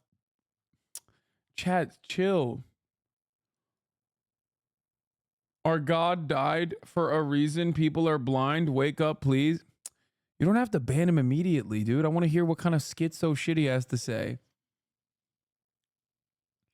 Man, bro, Israel war against turban, Hamallah, Allah thing. Oh, he's trying to say Hamas's turban, Hamallah, Allah. Palestine is no different than Crusades back in 1272 AD. Our God died for a reason. People are blind. Wake up, please. Damn, he's cooking, dude. He's cooking.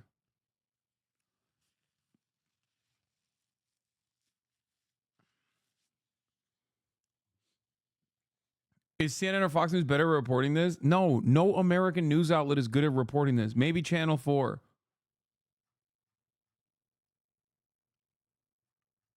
It's crazy. It's actually fucking insane, dude. Oh, there's literally an endless flood of Israeli media condemning and blaming Netanyahu's this the morning for the hostage's death in both Hebrew and English. U.S. mainstream media doesn't even bother to just copy paste any of these articles. They're deliberately covering up reality. Yeah.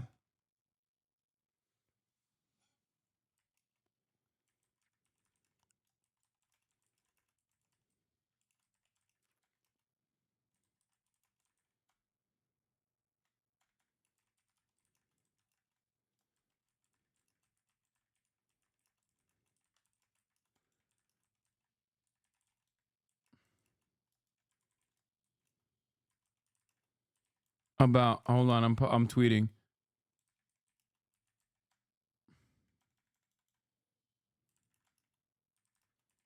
But Israelis against Netanyahu for not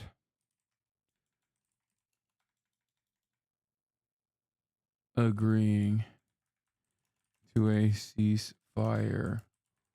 American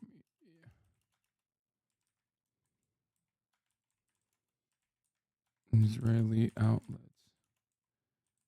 Again, sorry. This is your favorite part of the stream when I just sit there and type shit out.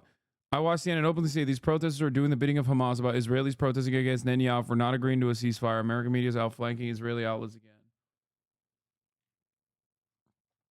Why are the Americans covering it up? Because we have a vested interest. American media operates as a protective barrier to the American State Department. And the American State Department is currently being guided by a bunch of rabid ultra-Zionists who end up aligning themselves with motherfucking Benjamin Netanyahu.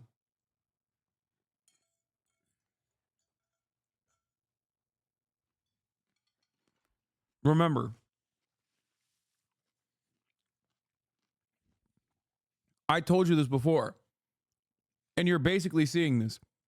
I told you, if Israel was led by, rabid ethno-nationalists, whatever it is, but every American Jew universally said Israel is conducting a genocide as an apartheid state, the American government would still be pro-Israel.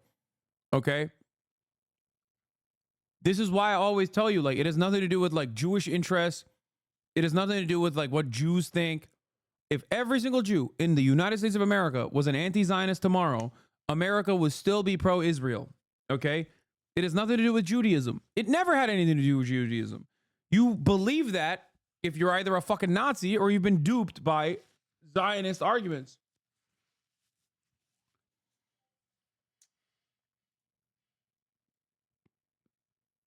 What strategic advantage does Israel bring to the USA? And is that the reason for their support? I think the strategic advantage is obviously a real reason as to why they did it for fucking 76 years, but I think it's gone far beyond the strategic advantage at this point. It's more of a problem than it is a advantage. And I do think that it's ideological zealotry that is at play here. Because there are obviously plenty of people, even in the State Department, and you will hear more and more about this in the next decade or so when they come out and write books about it. But there are a lot of people beyond the unsinkable aircraft carrier. There are a lot of people in American in positions of power that literally think no, this has to happen the way that it is happening. There's also money. A lot of moneyed interests at play. The military industrial complex. There's also this is just embedded. There's also obviously Christian Zionism, which is a very powerful force.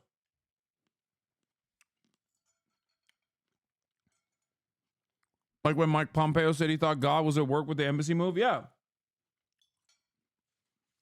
Christian Zionism is a profoundly popular force in American politics.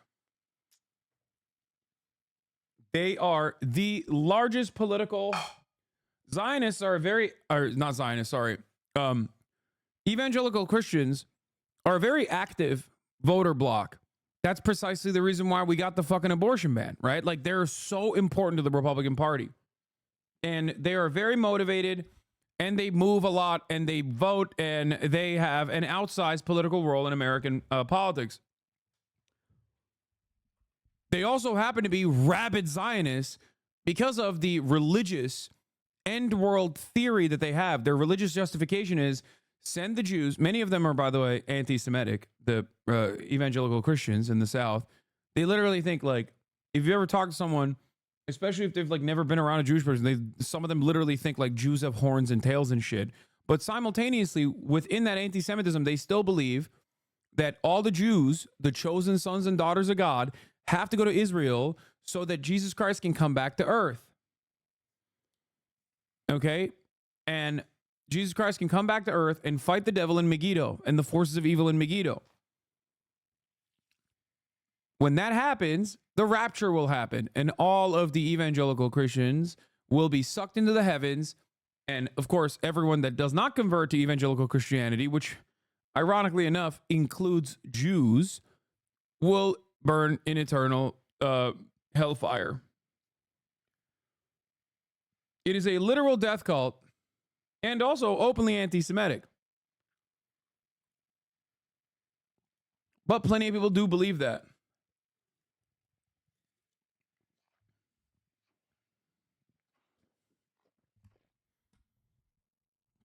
Like, a shocking amount of people believe that.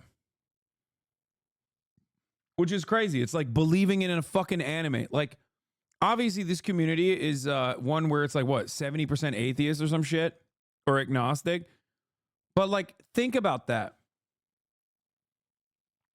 Think about the fact that like tens of millions of Americans who go out and vote, who also actively fund the Israeli settlement project in the West Bank, Kufi, Christians United for Israel, literally the number one. American evangelical Christians are the number one funders and facilitators of Israeli settlements in the West Bank. Okay?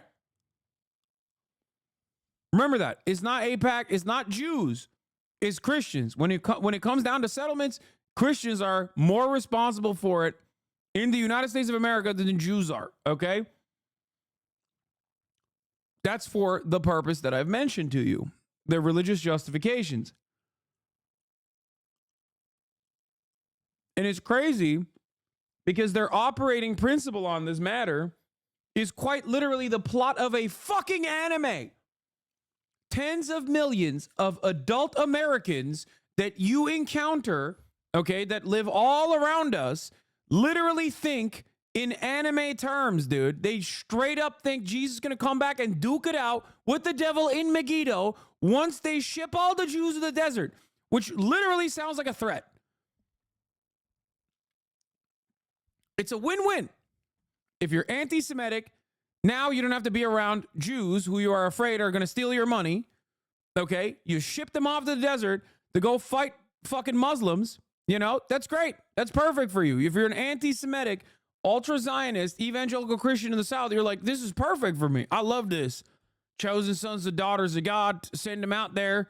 Then Jesus sucks my diabetic ass to heaven. Fuck yeah. And it sounds fucking insane, but that is literally a thing people believe.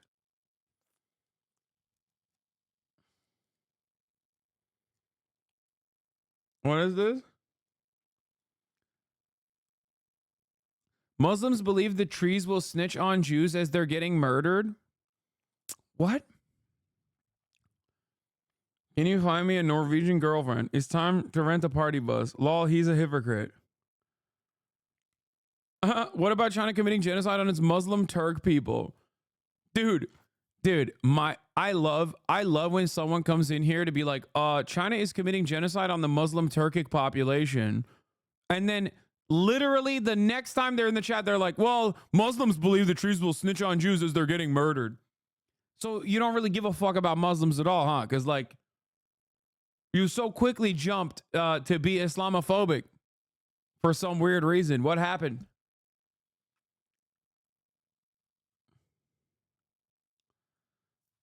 This is Evangelion, but only for Muslims, and I said it with lowercase m. What?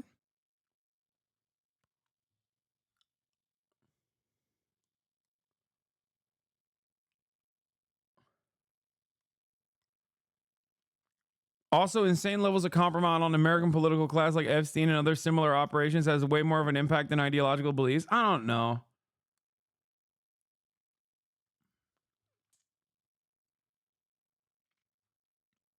Look, the blackmail operation is real. Jeffrey Epstein and the like. That's for sure real. But I think what is significantly more consequential is not necessarily that like they got Joe Biden's dick pics or whatever. Okay? Because that motherfucker's been a ride or die Israel defender since before Jeffrey Epstein was tapped in to do a blackmail operation, maybe in coordination with the CIA and possibly Mossad. Like, do you see what I'm saying? There is a level of ideological zealotry in display here that you cannot account for simply by looking at other forms of espionage. Okay? Yeah. Biden loved Israel before the internet. Bro, Biden loved Israel before Israel existed. He was alive when Israel was not a thing. Okay? I don't think it's because they got his meat, bro. And considering how big Hunter Biden's schmeat is and how big Joe Biden's brother's schmeat is, I suspect this has nothing to do with his schmeat being leaked.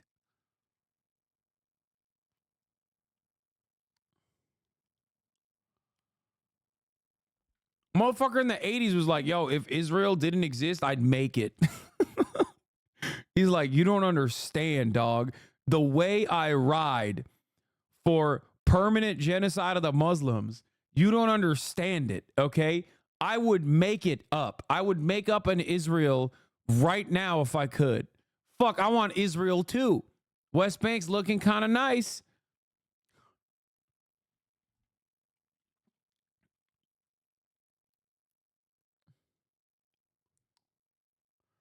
Bro, are you really out here doing Biden family schmeat phrenology right now? Yes.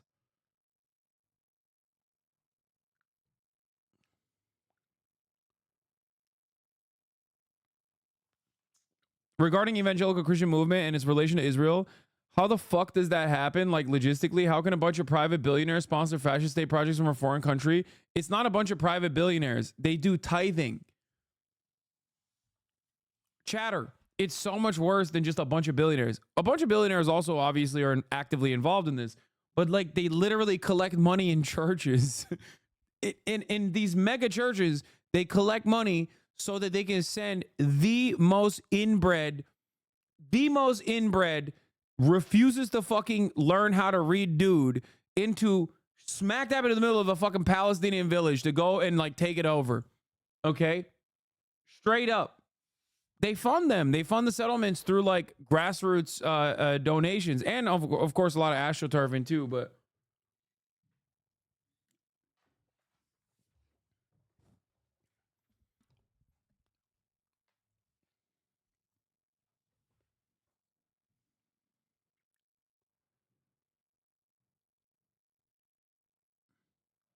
yeah. If you go to a Texas church and like 60% of the time there be Israeli flag outside or inside, Israel's a much deeper part of our culture than any other country, especially in the South. Yeah, people don't understand that.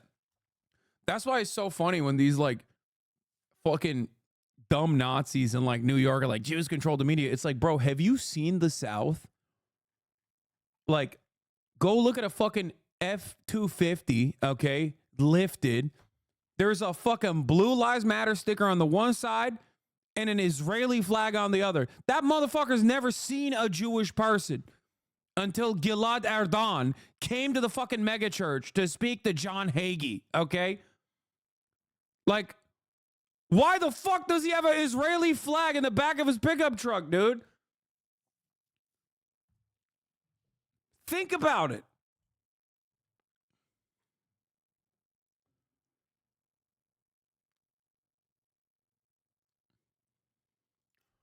I'm ashamed to say that my grandma went on a trip to Israel because she's a devout Christian, but didn't know about the conflict there and got me a snow globe. And every time I look at it now, I cringe so hard. She's black, and I want to tell her that Israeli people probably wouldn't like her IRL, but she's too old and sweet. That's funny.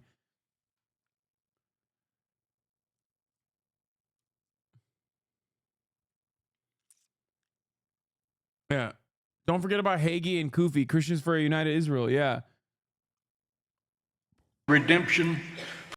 As the Jewish people gather each year to recount their redemption from the bondage of Egypt at the time of Passover, Jews around the world recall that in every generation, their enemies have risen up to destroy God's chosen people.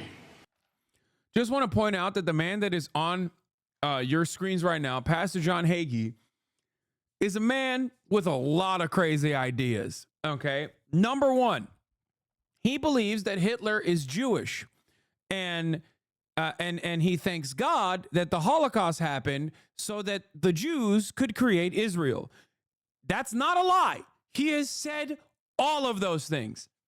Now, what makes it really cool and really interesting is that that man was sent to D.C., Washington, D.C., for the pro-genocide, pro-Israel rally that was conducted. He was one of the speakers there, okay? Alongside, wonderful people like Van Jones. Now, Maoist Van Jones, would he ever let a single person of maybe indiscernible Muslim ethnic origin or heritage get away with something that is even a 100th of that sentiment anti-Semitic? Would he allow that to happen? Let alone sit on that same fucking stage that inbred dipshit spoke at.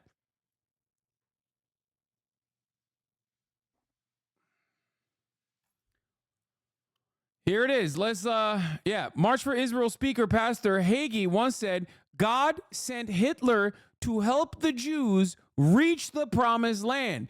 He also said Hitler was the Antichrist and also secretly Jewish. Okay? I clipped two of his separate quotes about Hitler and the Holocaust together.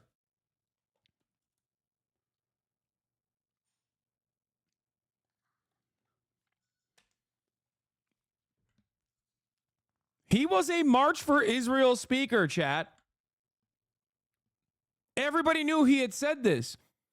Weeks prior to March for Israel, UN Ambassador Gilad Erdan, in the midst of all of his fucking busy UN schedule, flew to his church to deliver a speech about the theological justifications for why Israel has to keep continuing this holy war. You think that Gilad Erdan legitimately believes that they're conducting a holy war? Fuck no. Okay? That motherfucker doesn't give a shit about evangelical Christianity. He just wants to kill Palestinians and take over the fucking land. But he knows these dumb fucks at their stupid fucking church are going to keep pummeling and funneling millions of fucking dollars into Israeli settlement projects. And they are loyal soldiers that will always unconditionally defend Israel. That's it.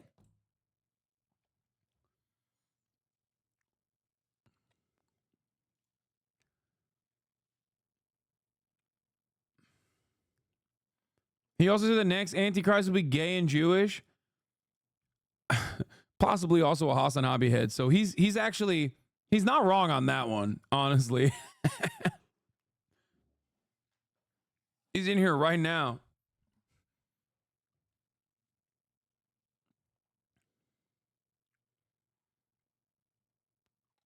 Anyway.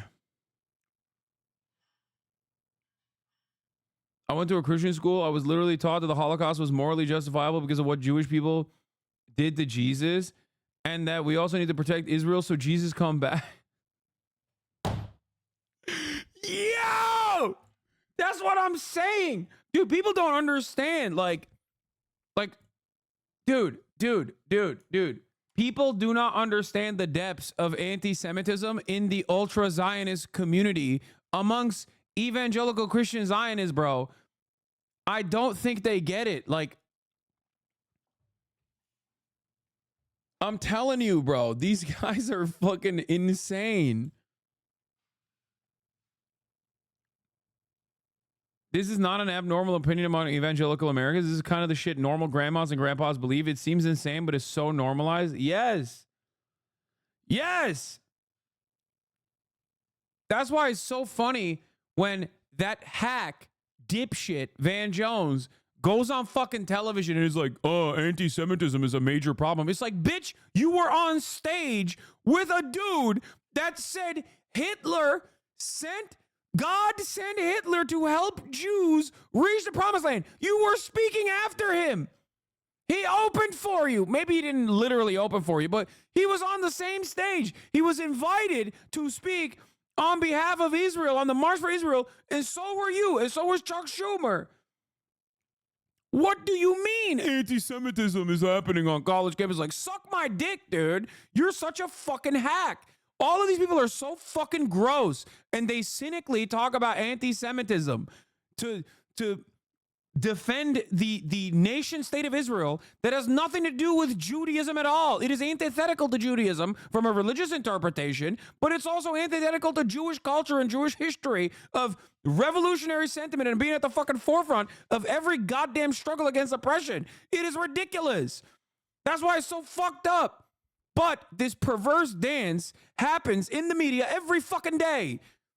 And it comes at a time when obviously anti-Semitism, due to that association of Judaism and Israel, that false association, is at an all-time fucking high. So these guys are just pumping every dumb American, every fucking stupid American that's already primed to think like, well, Jews do have a lot of money. I don't know.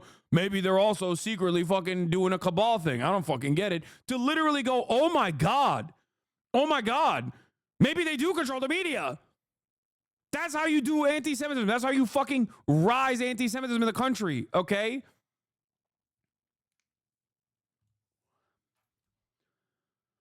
Oh. Sorry for the rant. It just blows my mind. That was, of course, a rant for me.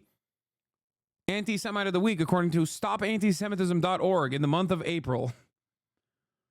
Oh.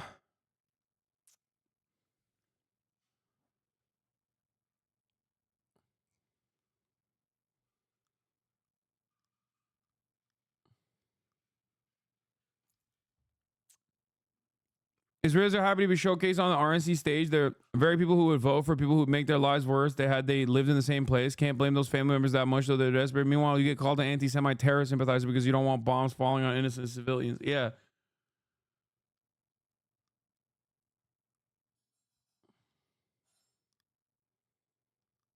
Yeah, I was Mr. April.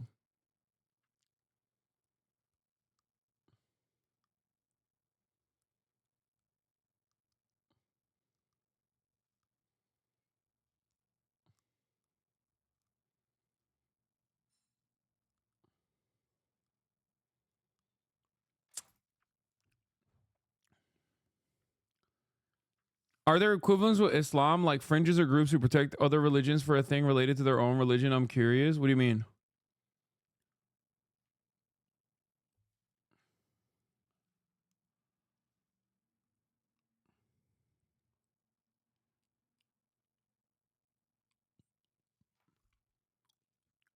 The other aspect of this is that, like I think it makes, like, I'm sure anti-Zionist Jews have probably experienced this in their day-to-day lives. A chatter I just saw talked about how his girlfriend is like worried about wearing a Star of David because they're going to associate her with Israel, despite her, you know, anti-Zionist opinions, right? And it's like, that is real. That's real. Like, something that you should be proud of, something that you can, like, proudly declare and show is, like, ultimately being associated with something so gross and so inhumane. It is such a crime that largely WASP-led American media is able to instill this, again, incredibly anti-Semitic association that like all forward declarations of your Judaism is now going to be forever tarnished with the actions of a fucking genocidal apartheid state that you have nothing to do with, that you are completely against. And that's fucked up. That's super fucked up. And I will obviously never stop yelling about this shit, but you know, it doesn't matter. It doesn't matter what I say, because what the fuck do I know? I'm an Islamist fundamentalist who wants to throw gay people off roofs, you know? That's what I like. That's my advocacy for, in the eyes of so many. Oh. The last thing I wanted to talk about in this process is, like I said, there's a national work stoppage happening. Hold on. The pressure is and beyond that,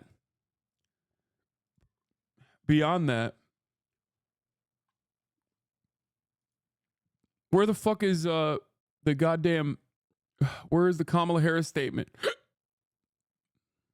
Yeah. The head of Israel's workers' unions has decided to order a general strike on Monday to protest against the Netanyahu government and call for a hostage deal. Okay?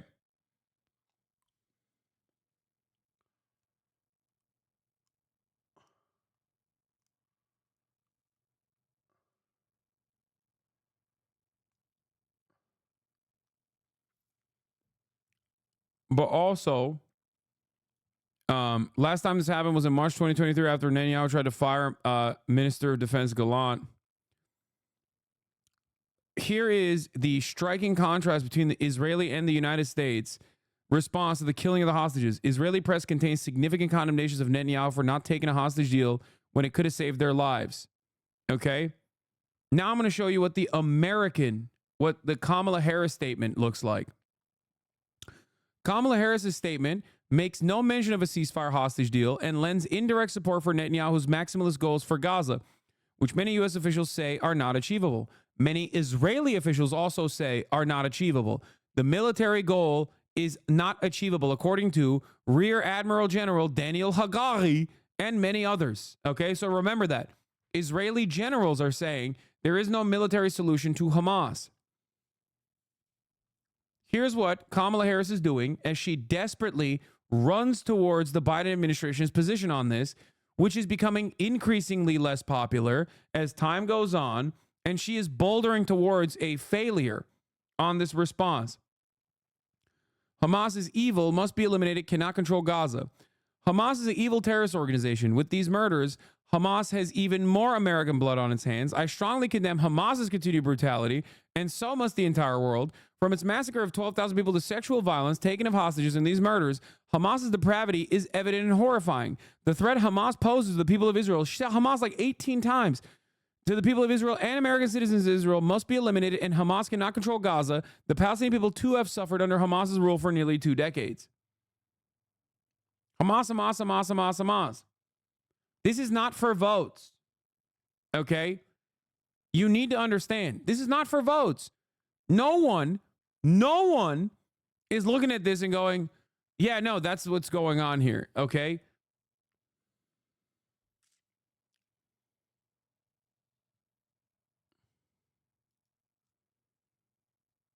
I'm completely shocked at the horrific and senseless killing of 6 hostages in Gaza by Hamas. My thoughts are with their loved ones at this awful time. Hamas must release all the hostages now, and a ceasefire deal must be agreed on all sides to end the suffering. It's crazy because it's like this even is a little bit more, at least like brings up the ceasefire. And even then, this is like making it seem like it's very loosely attributing a little bit of blame to Israel, right? A little bit of blame to Netanyahu. A ceasefire deal must be agreed by all sides. Hamas must release all the hostages now. A ceasefire deal must be agreed to by all sides to immediately end the suffering.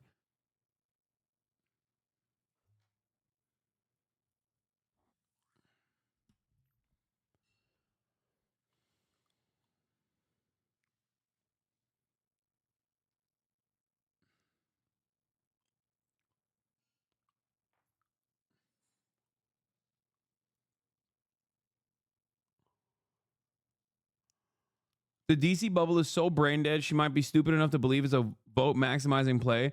How out of touch Congress and the president are on this topic with voters is wild. I just don't understand it.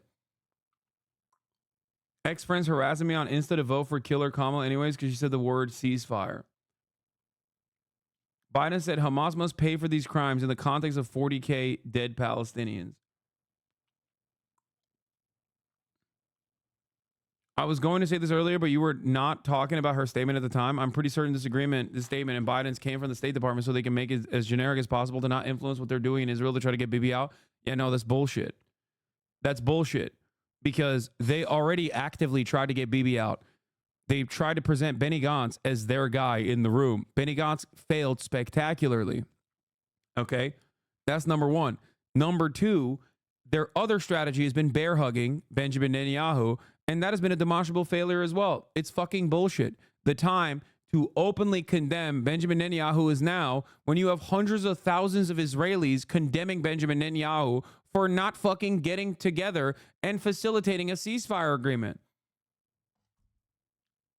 It's objectively ridiculous to think like, oh yeah, no, there's some secret deal at play here.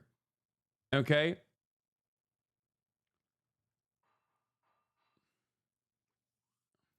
That's it.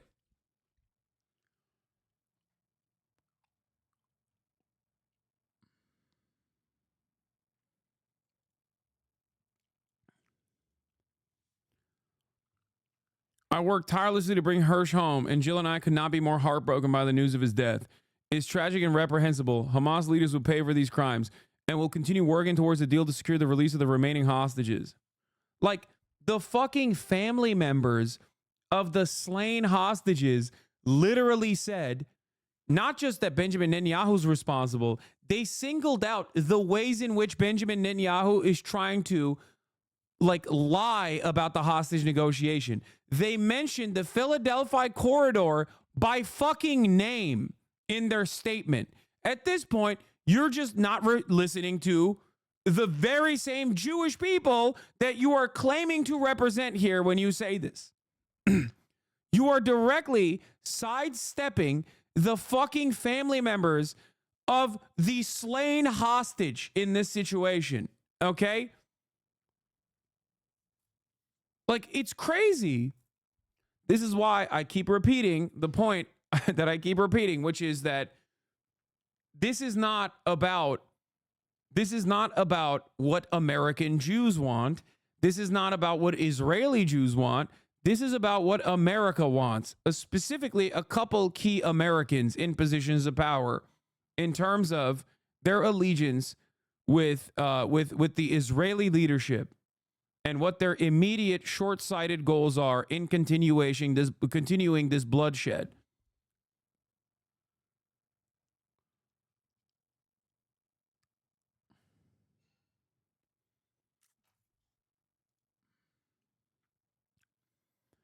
Great article profile of the man seen as Kamala Harris's likely choice for National Security Advisor. Harris' private comments and concerns as the war has unfolded suggest she's open to challenging Israel more directly. Yeah, I don't believe that. Yeah, until I hear it, I don't believe it. Okay? That's it. I don't give a fuck what she says behind closed doors. How is that any different than Biden being like, actually, I've decided I'm going to tell Benjamin Netanyahu, fuck you.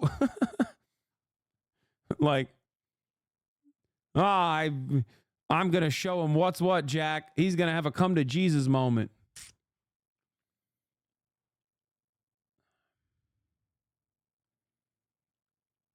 Yeah, here's the other side of this equation. Once again, Chief Gaza Officer, the new Brigadier General, which symbolizes the occupation of the Gaza Strip for years to come. The IDF estimates that in any scenario of occupation of Gaza, an Israeli responsibility will increase, and appointed for the first time a general who will include humanitarian aid and coordination of civilian issues on the Strip for the long term. On the agenda, a possible controlled return of refugees to Gaza City, reconstruction projects, and preparation for winter. Senior official, this is not a projector, but a role for years to come. The lack of setting strategic goals by cabinet for the future of Gaza does not cause the problem to be solved soon, and the IDF accepts the fact that Israeli responsibility for life in the Gaza Strip will continue and even expand in coming years. This is basically openly fucking saying that the plans for the Gaza Strip are permanent. Like an occupation, a military occupation of Gaza is permanent, okay? For the foreseeable future. Oh.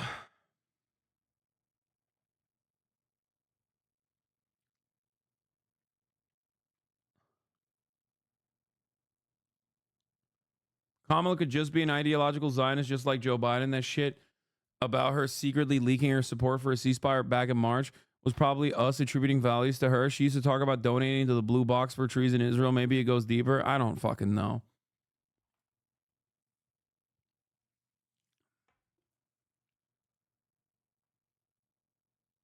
The group representing the famous Israeli hostages is calling for Prime Minister to address the nation and take responsibility for abandoning the hostages. The recovery of the bodies of Ori Danino is a direct result of failing to sign a deal. They were all murdered in the last few days after surviving 11 months of abuse, torture, and starvation in Hamas captivity. The delay in signing the deal has led to their deaths and those of many other hostages. No, I already saw. I saw the Biden statement. He said, like, Hamas are savage massacres. He planned to travel the world. I got to know his parents, John and Rachel. They've been courageous, wise, and steadfast as they endured the unimaginable.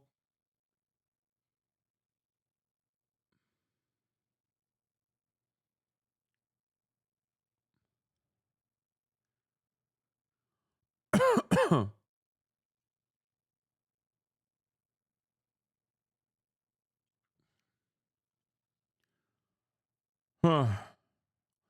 Oh, do I trust the Israeli polio vaccine deployment? Fuck no. Okay. What I suspect will happen, what I assume will happen, is that they'll use it for mass surveillance in the same exact ways that America did this in Pakistan. Okay. Let me be clear. Okay. Let me tell you what I think is going to happen. I don't trust it. And I do think that they're going to use it for espionage. Hasan is anti-vax? No, I'm not, dumb fuck. If you don't know what I'm talking about, look it up. I fear that they will use the mass inoculation campaign as an opportunity to collect DNA and surveil the Palestinian population, as America did in Pakistan, which literally caused severe problems with anti-vax sentiment flowing in Pakistan in an effort to actually find Osama bin Laden. Apparently, that's what they were saying that they were doing this for. They used a mass inoculation campaign in Pakistan as a mechanism for mass surveillance. They did this.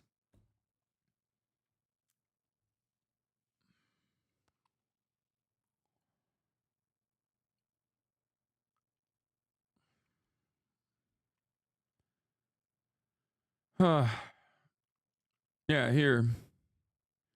CIA's fake vaccine campaign to find Osama bin Laden in Pakistan led to a drop in child inoculations.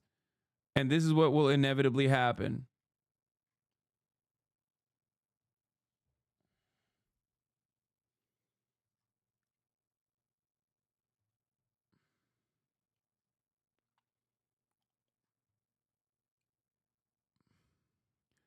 It's bleak, man. It's really fucked up. It's really fucking bleak.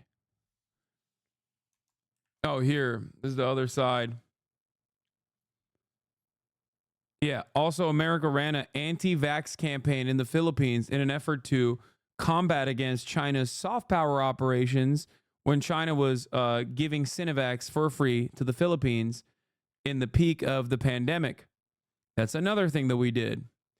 Ironic enough, but it's no longer even the fascist boomerang when you think about so much of that anti-vaccine sentiment coming from Americans that, like, the CIA is not responsible for, you know?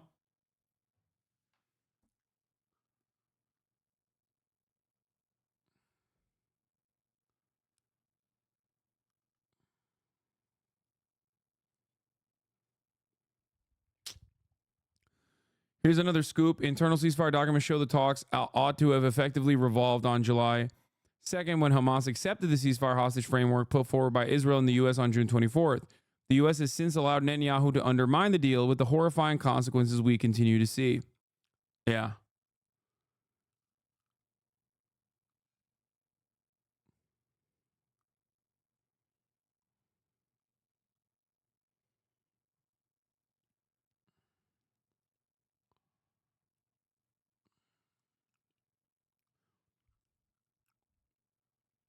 That's where we're at. All right, now let's get back after all of that to American politics. Here you see them, 52% for Harris, 46% for Trump. Now, keep in mind, that is just barely outside the margin of error, Whit. And as you well remember, in 2016, Hillary Clinton won the national vote but lost the White House. So that really shows you a race that is very close to statistically tied. And John, are we seeing any shift in the battleground states?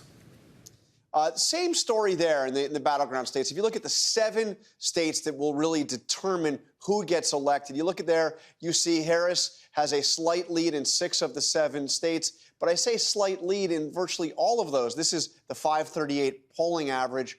In virtually all of those, it is statistically tied within the margin of error. So again, this race is about as close as it can be, but Democrats are in considerably stronger position than they were when Biden was the nominee. And that's why I'm writing in Biden, because he's the only one who will truly protect Israel.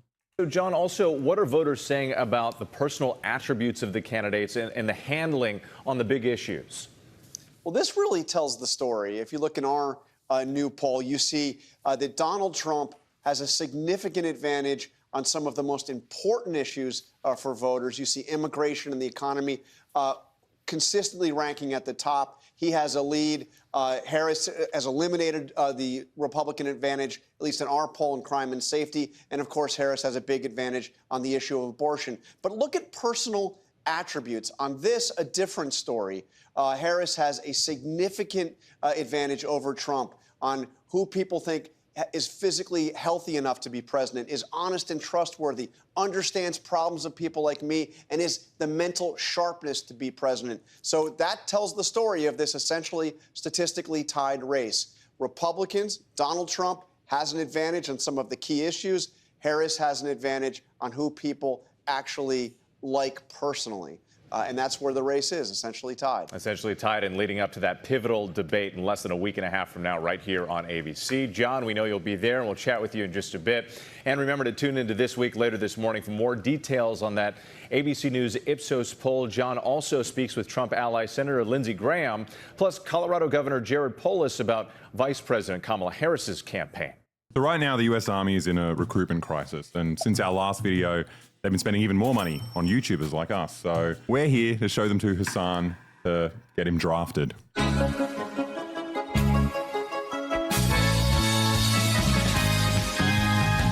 Sauce. I'm here with Petty Officer John Davis, Machinist Mate, Nuclear First Class, with the United States Navy. Why remake beef stroganoff? Because the U.S. Navy, as in the U.S. Navy, the Navy, challenged me to completely remake it. Thanks to the Navy for sponsoring this video. Today's video is sponsored by the Navy. Thanks to the Navy, which is sponsoring this video. What they do on a daily basis protects us every day, so. People think you're poor if you join the military. That's not the case. I just got paid, so I went shopping. I spent $10,000. Check this out. You can practice flying, turns, maneuvers, even drop bombs.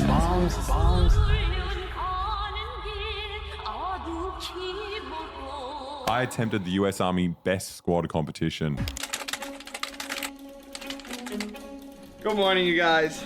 It is 2:40, bright and early this morning, and I keep saying bright and early, but it is clearly still dark out. Today we are partnering with Go Army. That's so weird that they're doing a Go Army ad. How much money do you think they got from that? At least 50, right? 50. What? 50,000. 50K. 50,000 is probably more. You think it's more? Bro, they got like Raytheon contracts and shit. Like they got money. That's true. And they're in like a recruitment crisis. Like Yeah. if they're going to spend money anywhere, it'd be here. They need, I've been saying this for a while, they need another 9/11. That was incredible for recruitment numbers. JD Vance just announced as Trump's vice president, actually joined the Marines after 9/11.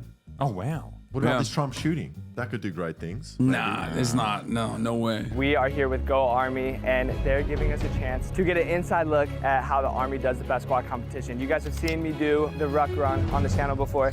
You've seen me attempt the U.S. Army fitness test. Oh, so he's just like purely an Army guy. He just does different Army fitness tests. I feel like when you're a fitness guy, there's only so much fitness you can do until you like have to inevitably run out of ideas. So you're just like, I'll just do the Army stuff. I'll just kill someone. Yeah. Here we have the torturing a 14-year-old boy challenge. I've seen this guy before, though. Really? He did a boxing match. against an Afghani child. Yeah, exactly. A child. No, against Salt Pappy. Oh, he's a guy who got knocked out. He got immediately. knocked out by him. Wait, Salt Pappy beat his ass? Yeah, yeah. Bro, the army is down so No. abysmal, bro. What the fuck? Isn't Salt Pappy like a meme? Yeah.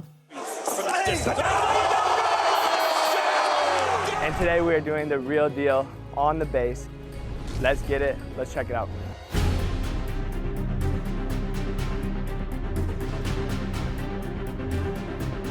Oh yeah. I didn't change. We shot it twice. We shot two different times. And I didn't wear the same shirt. They put a lot of work into it, and it still makes the army look boring. Yeah, it's like these people are jogging. You think that would make this more fun though, where they're like, the point of this is to recruit people. Yeah. Just lie. Show a bunch of other cool stuff that you can do instead of being like, no, you have to wake up at 2:40 and just run in the dark. This sounds awful, bro. I mean, maybe it's good for his fitness audience. Like the kind of people watching these videos, like, fuck yeah, I can't wait to like put a backpack on and run in another place. I can't even imagine doing that shit voluntarily. That's so whack. Like, if it was a draft, it'd be different. You know what I mean? Draft would be fun because you'd be doing it with like all sorts of people. Like, yeah, with normal fat people. guys and thin guys. And Ain't no fat guys completing a 12-mile ruck run. I'm here with Specialist Baker. He's gonna give you guys a quick rundown on the ruck run. So for our job, we like to carry heavy stuff and walk really far. It's just the line of work we're in. We have a lot to carry and far way to go in order to close with and You kill. look small between them. Yeah, I think my upper body is like not that tall. The enemy. This war shit is whack as fuck, dude. It's like you would have expected this to be advanced by now. This is not all that different from like Roman legionnaires. No. Like how the fuck are we still doing this in 2024? Where they're just like, oh yeah, I gotta carry heavy stuff to this other location. how much would they have to pay you to do a military sponsorship? 12-mile. Oh No, like no amount of money. Yeah, I but would what never if do it was such a large amount of money that you're like, I could do terrorism?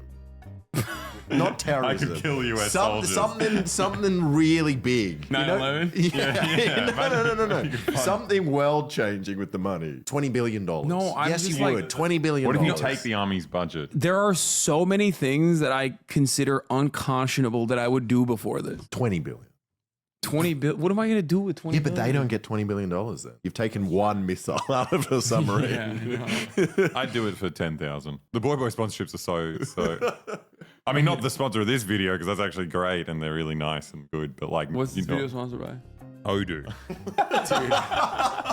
We're 6 miles in, we're halfway there. Just hit the turnaround point, so we're gonna go 6 miles back. Apparently we have a long day ahead of us. I don't really know what I'm getting myself into. They're telling me this is the easy part and not to push too hard. The goal is 3 hours. Does he have a gun? Just under 3 hours. Oh, he does. Dude, America's so crazy. They just give anybody a gun.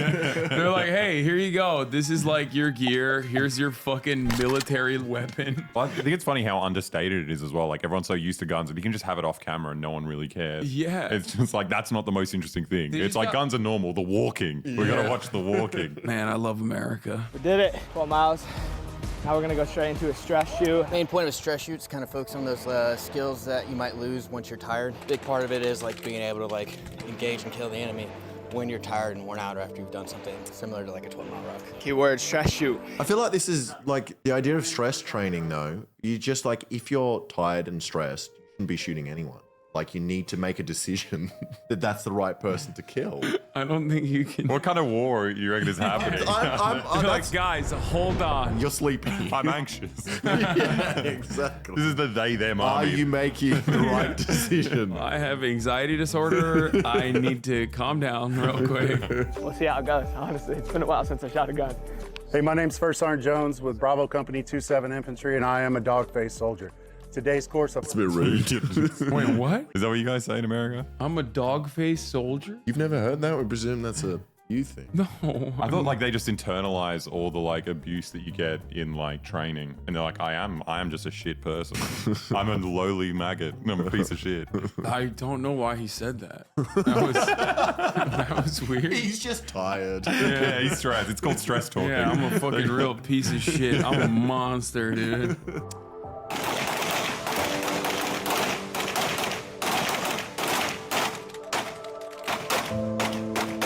I got 16 to the body 0 to the head. He does not look stressed at all. Yeah, he's like, dude, it's like not even stressful, bro. Join the military. This shit's awesome. Can you believe you get paid $200,000 to do this? Dude, this shit sucks, bro. What the fuck? iShowSpeed is so much better. Like, it's just, we just watched iShowSpeed on stream before watching this, and like, it's like I just saw peak content. It's like listening to Beethoven and then coming in here and listening to Jojo Siwa. So you're saying he should do military advertisements? Dude, no, it'd be too powerful. It'd be crazy. Yeah. Imagine all the kids signing up. Yeah, they're all doing backflips and shit. The military is so powerful after that. How do you shoot these guys?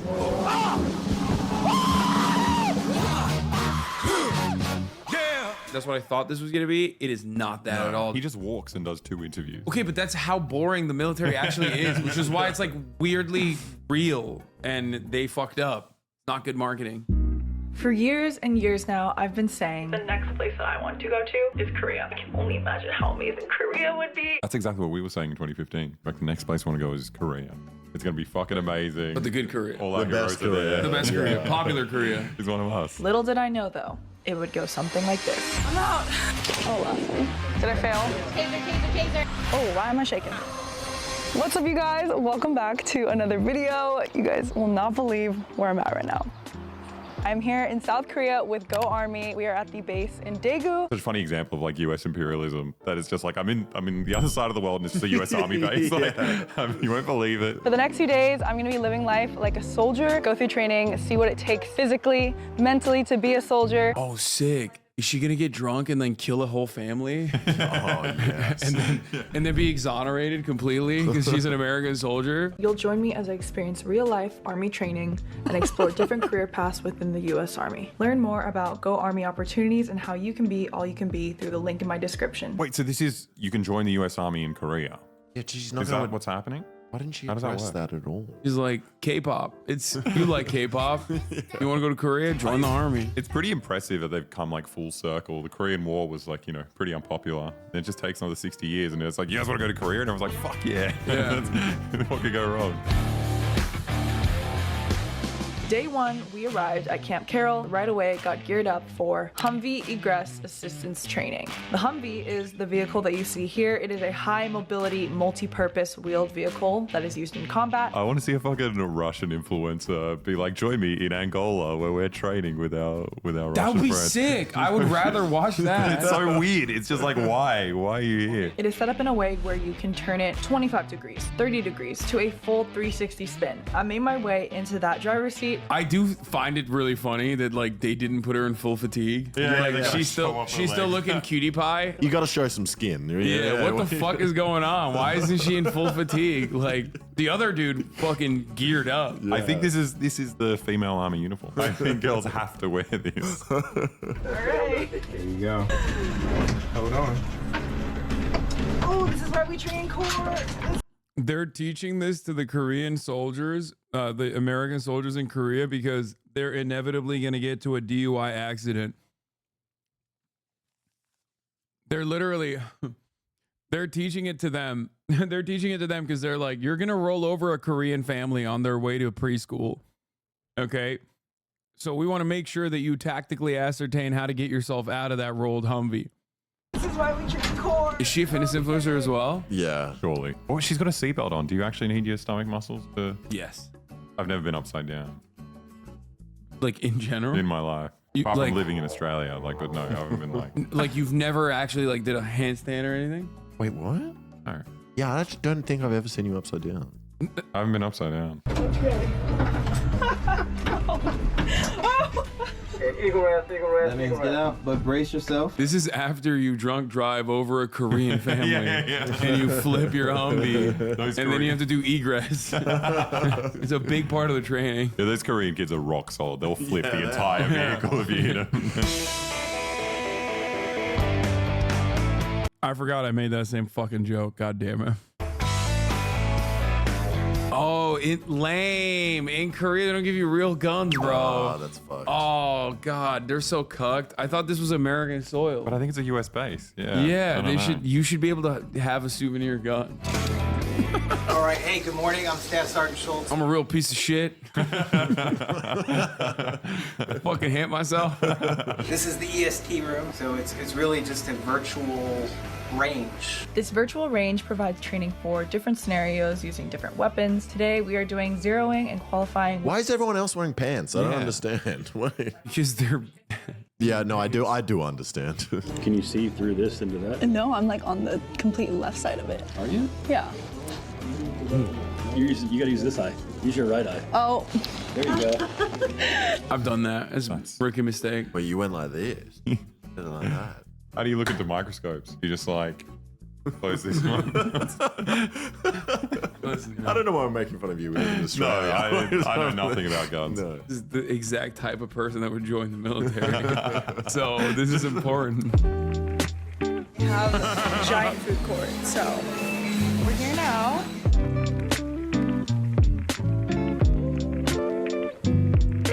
Oh, dude. Oh, dude. Are you fucking kidding me? Being stationed overseas means access to new cultural and culinary experiences? That's crazy. They got galbijim, they got sanandang. Let's go to Korea, the real Korea. This Yeah. one. I have seen this though a lot in the other ones we watch. Everyone's like, "It's military's the best. You get to travel." That's so sad. I'm almost certain that's how they sold like colonialism too. Like I feel like they were like, yeah, you get to experience new cuisines.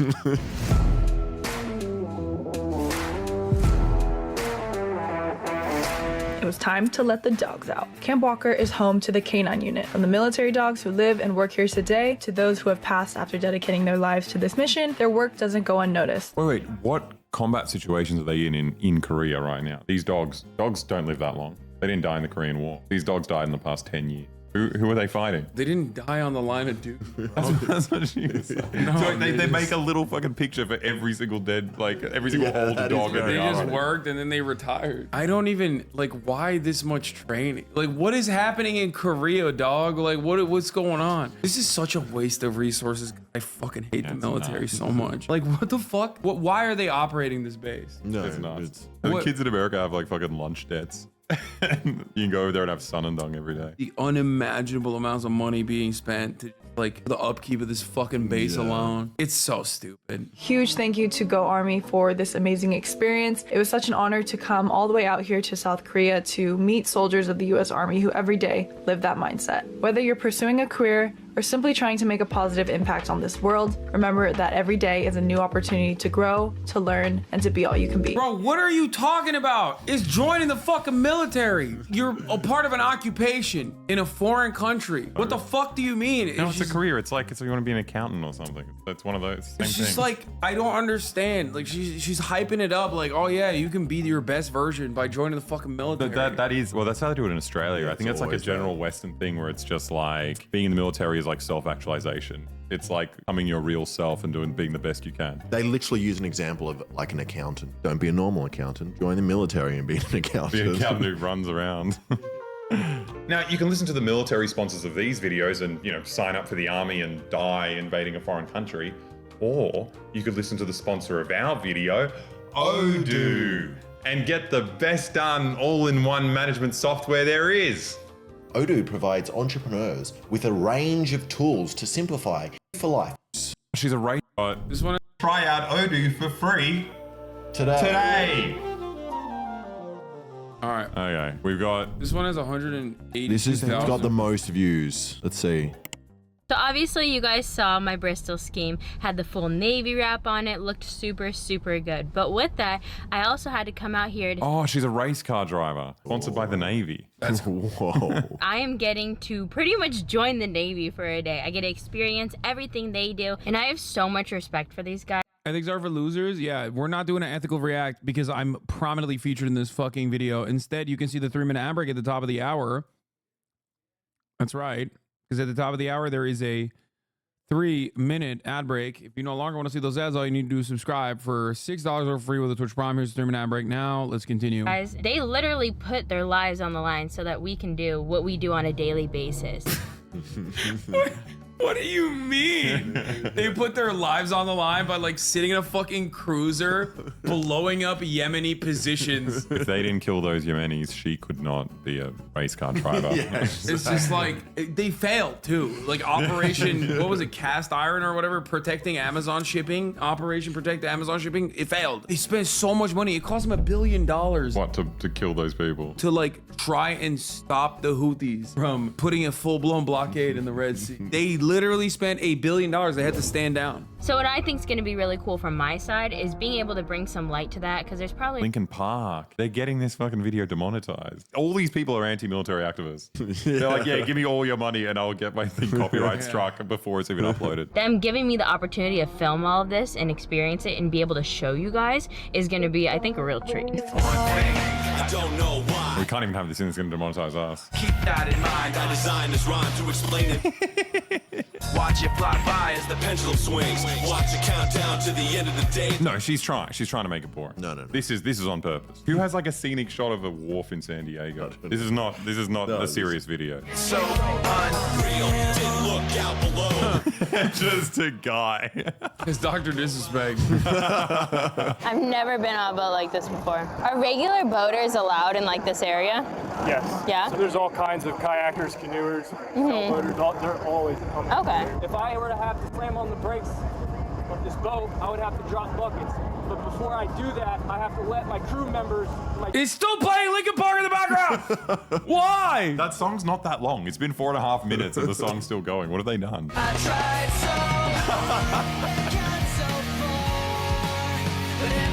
so Wait, they're the same guy. He's got two of the same guy. It was the same guy. Oh, she gets to fire the gun at least. Oh, that's cool. Wait, the whole Wait, video's Linkin how? Park. Wait, they get to fire it? Like, that's San Diego. San Diego. What the fuck? I was waiting for this. Bro, this is one of the most insane parts about this. Why is that allowed?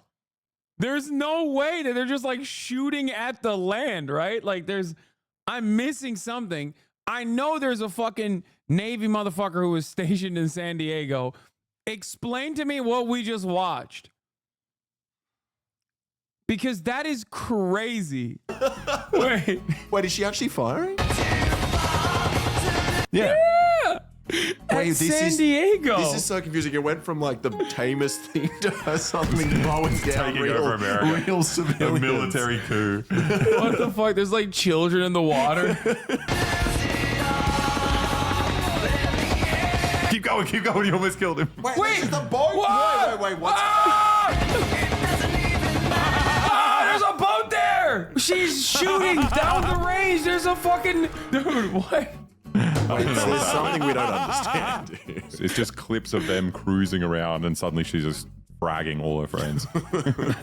I'm so confused. Maybe we shouldn't have skipped this part. No, I don't think they addressed Oh, no, there was nothing. They just clipped... Oh, yeah, they just abruptly cut to it.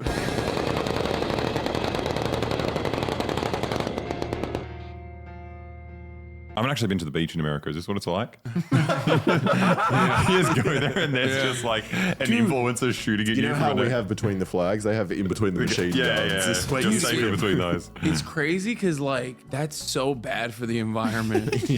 Like they're just dumping fucking belts into the water. Like what the fuck does that do to the wildlife? For one, shooting a gun like that was awesome. I felt like I was gonna be super unstable because dude, you're on the front of a boat while he's turning and doing circles and stuff. Like you think I'm like, oh damn, I'm gonna fly out right here, but no, they're actually super stable and they ride like they blow through all the waves super well. I mean, I love the military spending money on this. They've just spent like... By the way, this is like 20 minutes in at this point in the video because of editing, but at this point I think we had watched like an hour and a half of content and I was physically in pain because when I tell you how fucking boring these videos are, like it's actually shocking how funny the boys are and how good Austinox is at editing to like really make this into like a fun dynamic react video. Because when I tell you how boring these videos are, like these were videos with like literally 10,000 views. It made me feel like I was being tortured.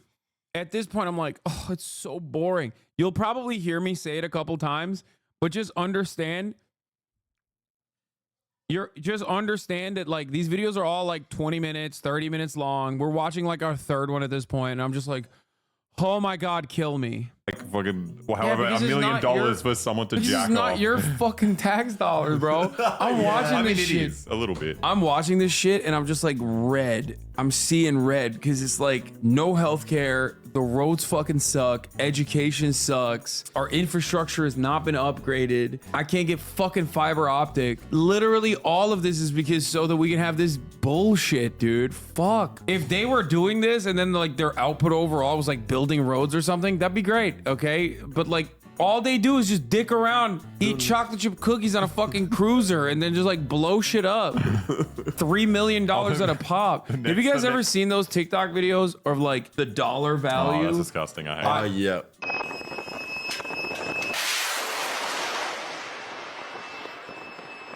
That makes me so mad. Okay, we're moving on to TikToks. Oh, dude, I know what this is. Okay. I think this was the first video that sparked this TikTok trend. Military footage, playing Franz Ferdinand, basically to say, like, if you're lonely, you know, join the military. Everyone who's on this app is lonely. This is great marketing.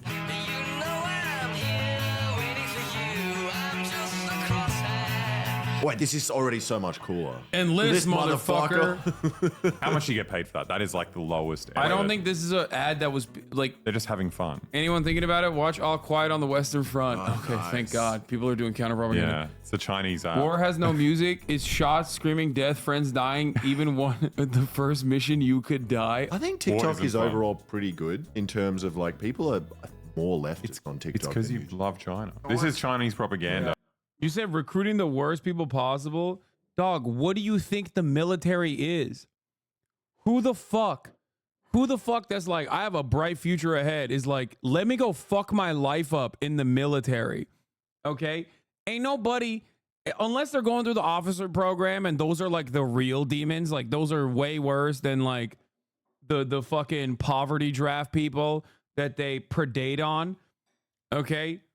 Yeah, dude, it's the fucking last resort. It's just like poor people, bored people, people addicted to fucking drugs and shit. And they're like, oh, you want to fix your life?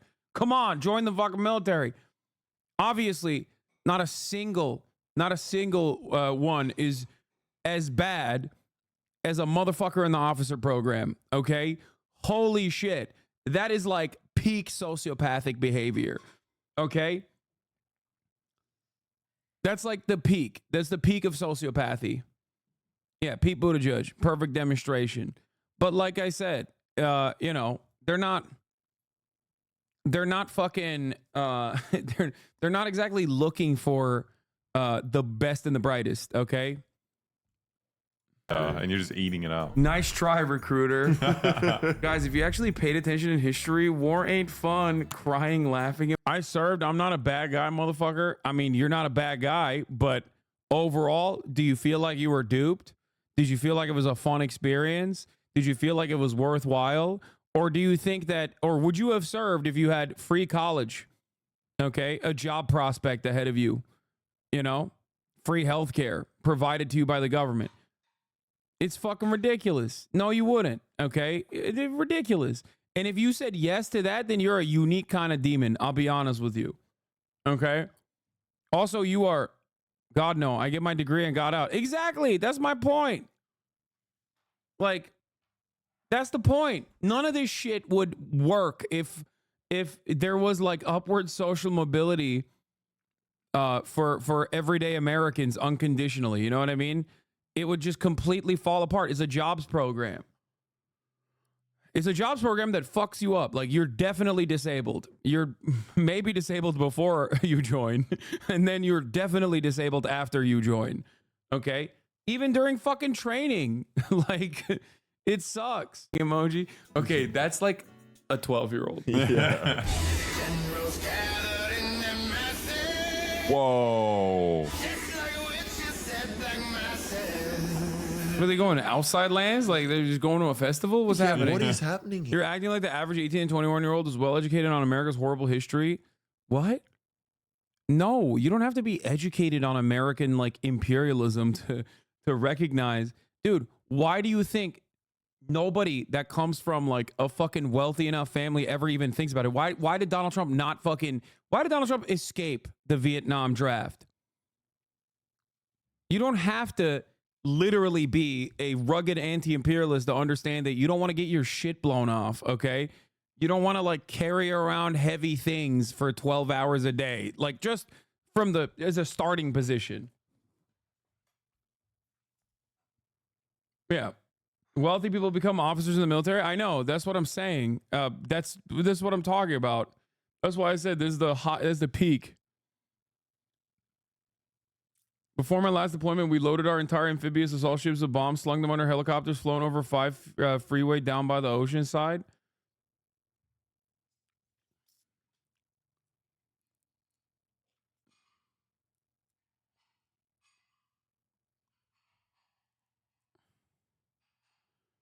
Yeah, the War Pigs playing is really funny. Yeah. Oh, that looks cool.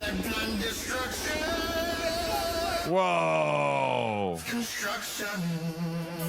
They even got a dead guy? They got everything. Wait, isn't that an anti-war song? It's an anti-war song. Yeah. In there. Every song, most songs are anti. There's not really a lot of musicians who are like, I love war. Built in Serbia. He said, yeah, you haven't listened to Serbian music.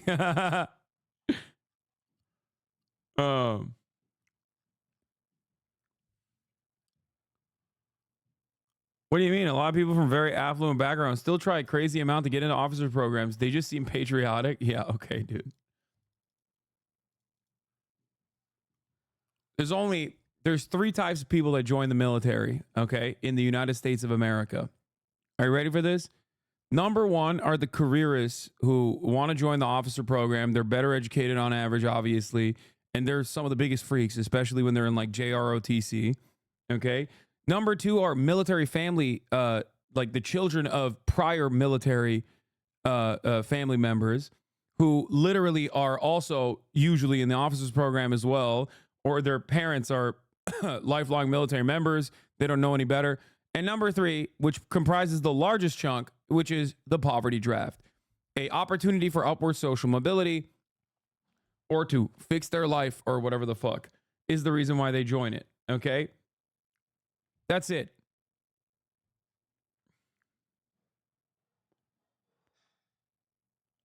Every single person that enlisted that I've met has always come from a struggling background, have gotten out of the military as soon as they get a degree in a stable pocket. Yeah.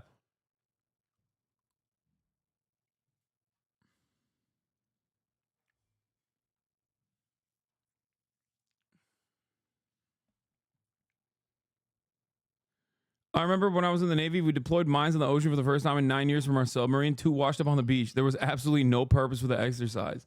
Well, you got to use what you have. You know, if you don't use it, you lose it. And by that, I mean military budgets, which are endlessly expansive. Oh.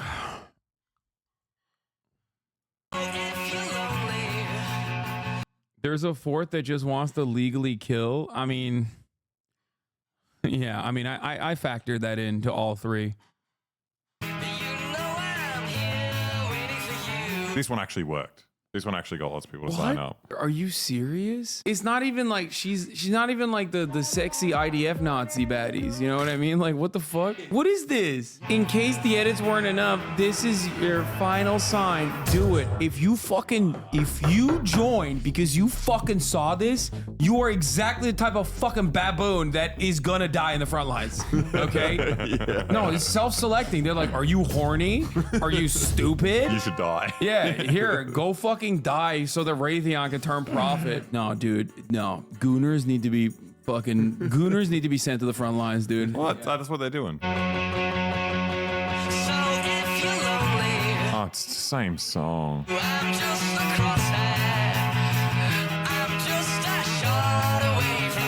Comfort kills dreams. You should kill brown children instead.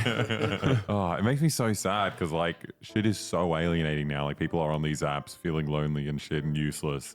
And then like this is the thing that brings the meaning, just like being uncomfortable and murdering. Recruiters are predatory by nature, right? So like they're gonna exploit any kind of weakness or sadness or lack of purpose that people have in their lives in an effort to join the ranks of the military. They're all shit. It's all boring. Like none of it's here we good. go. Here we Okay. go. You spoke I too changed soon. my mind. These beautiful things that I've got. Just all the colonies. Yeah, no, literally. So good. Yeah, you can twirl me around in 800 different military bases. I love they're revealing places I didn't even know the US was bases in. Like I never heard of these fucking countries. They leaked it. Where's Cebu? Indonesia? Or somewhere? No, that's Philippines. Someone was like, Cebu, woo! Yeah, you invaded my country. I'm from there. Cebu mentioned. Yeah. Come to Brazil.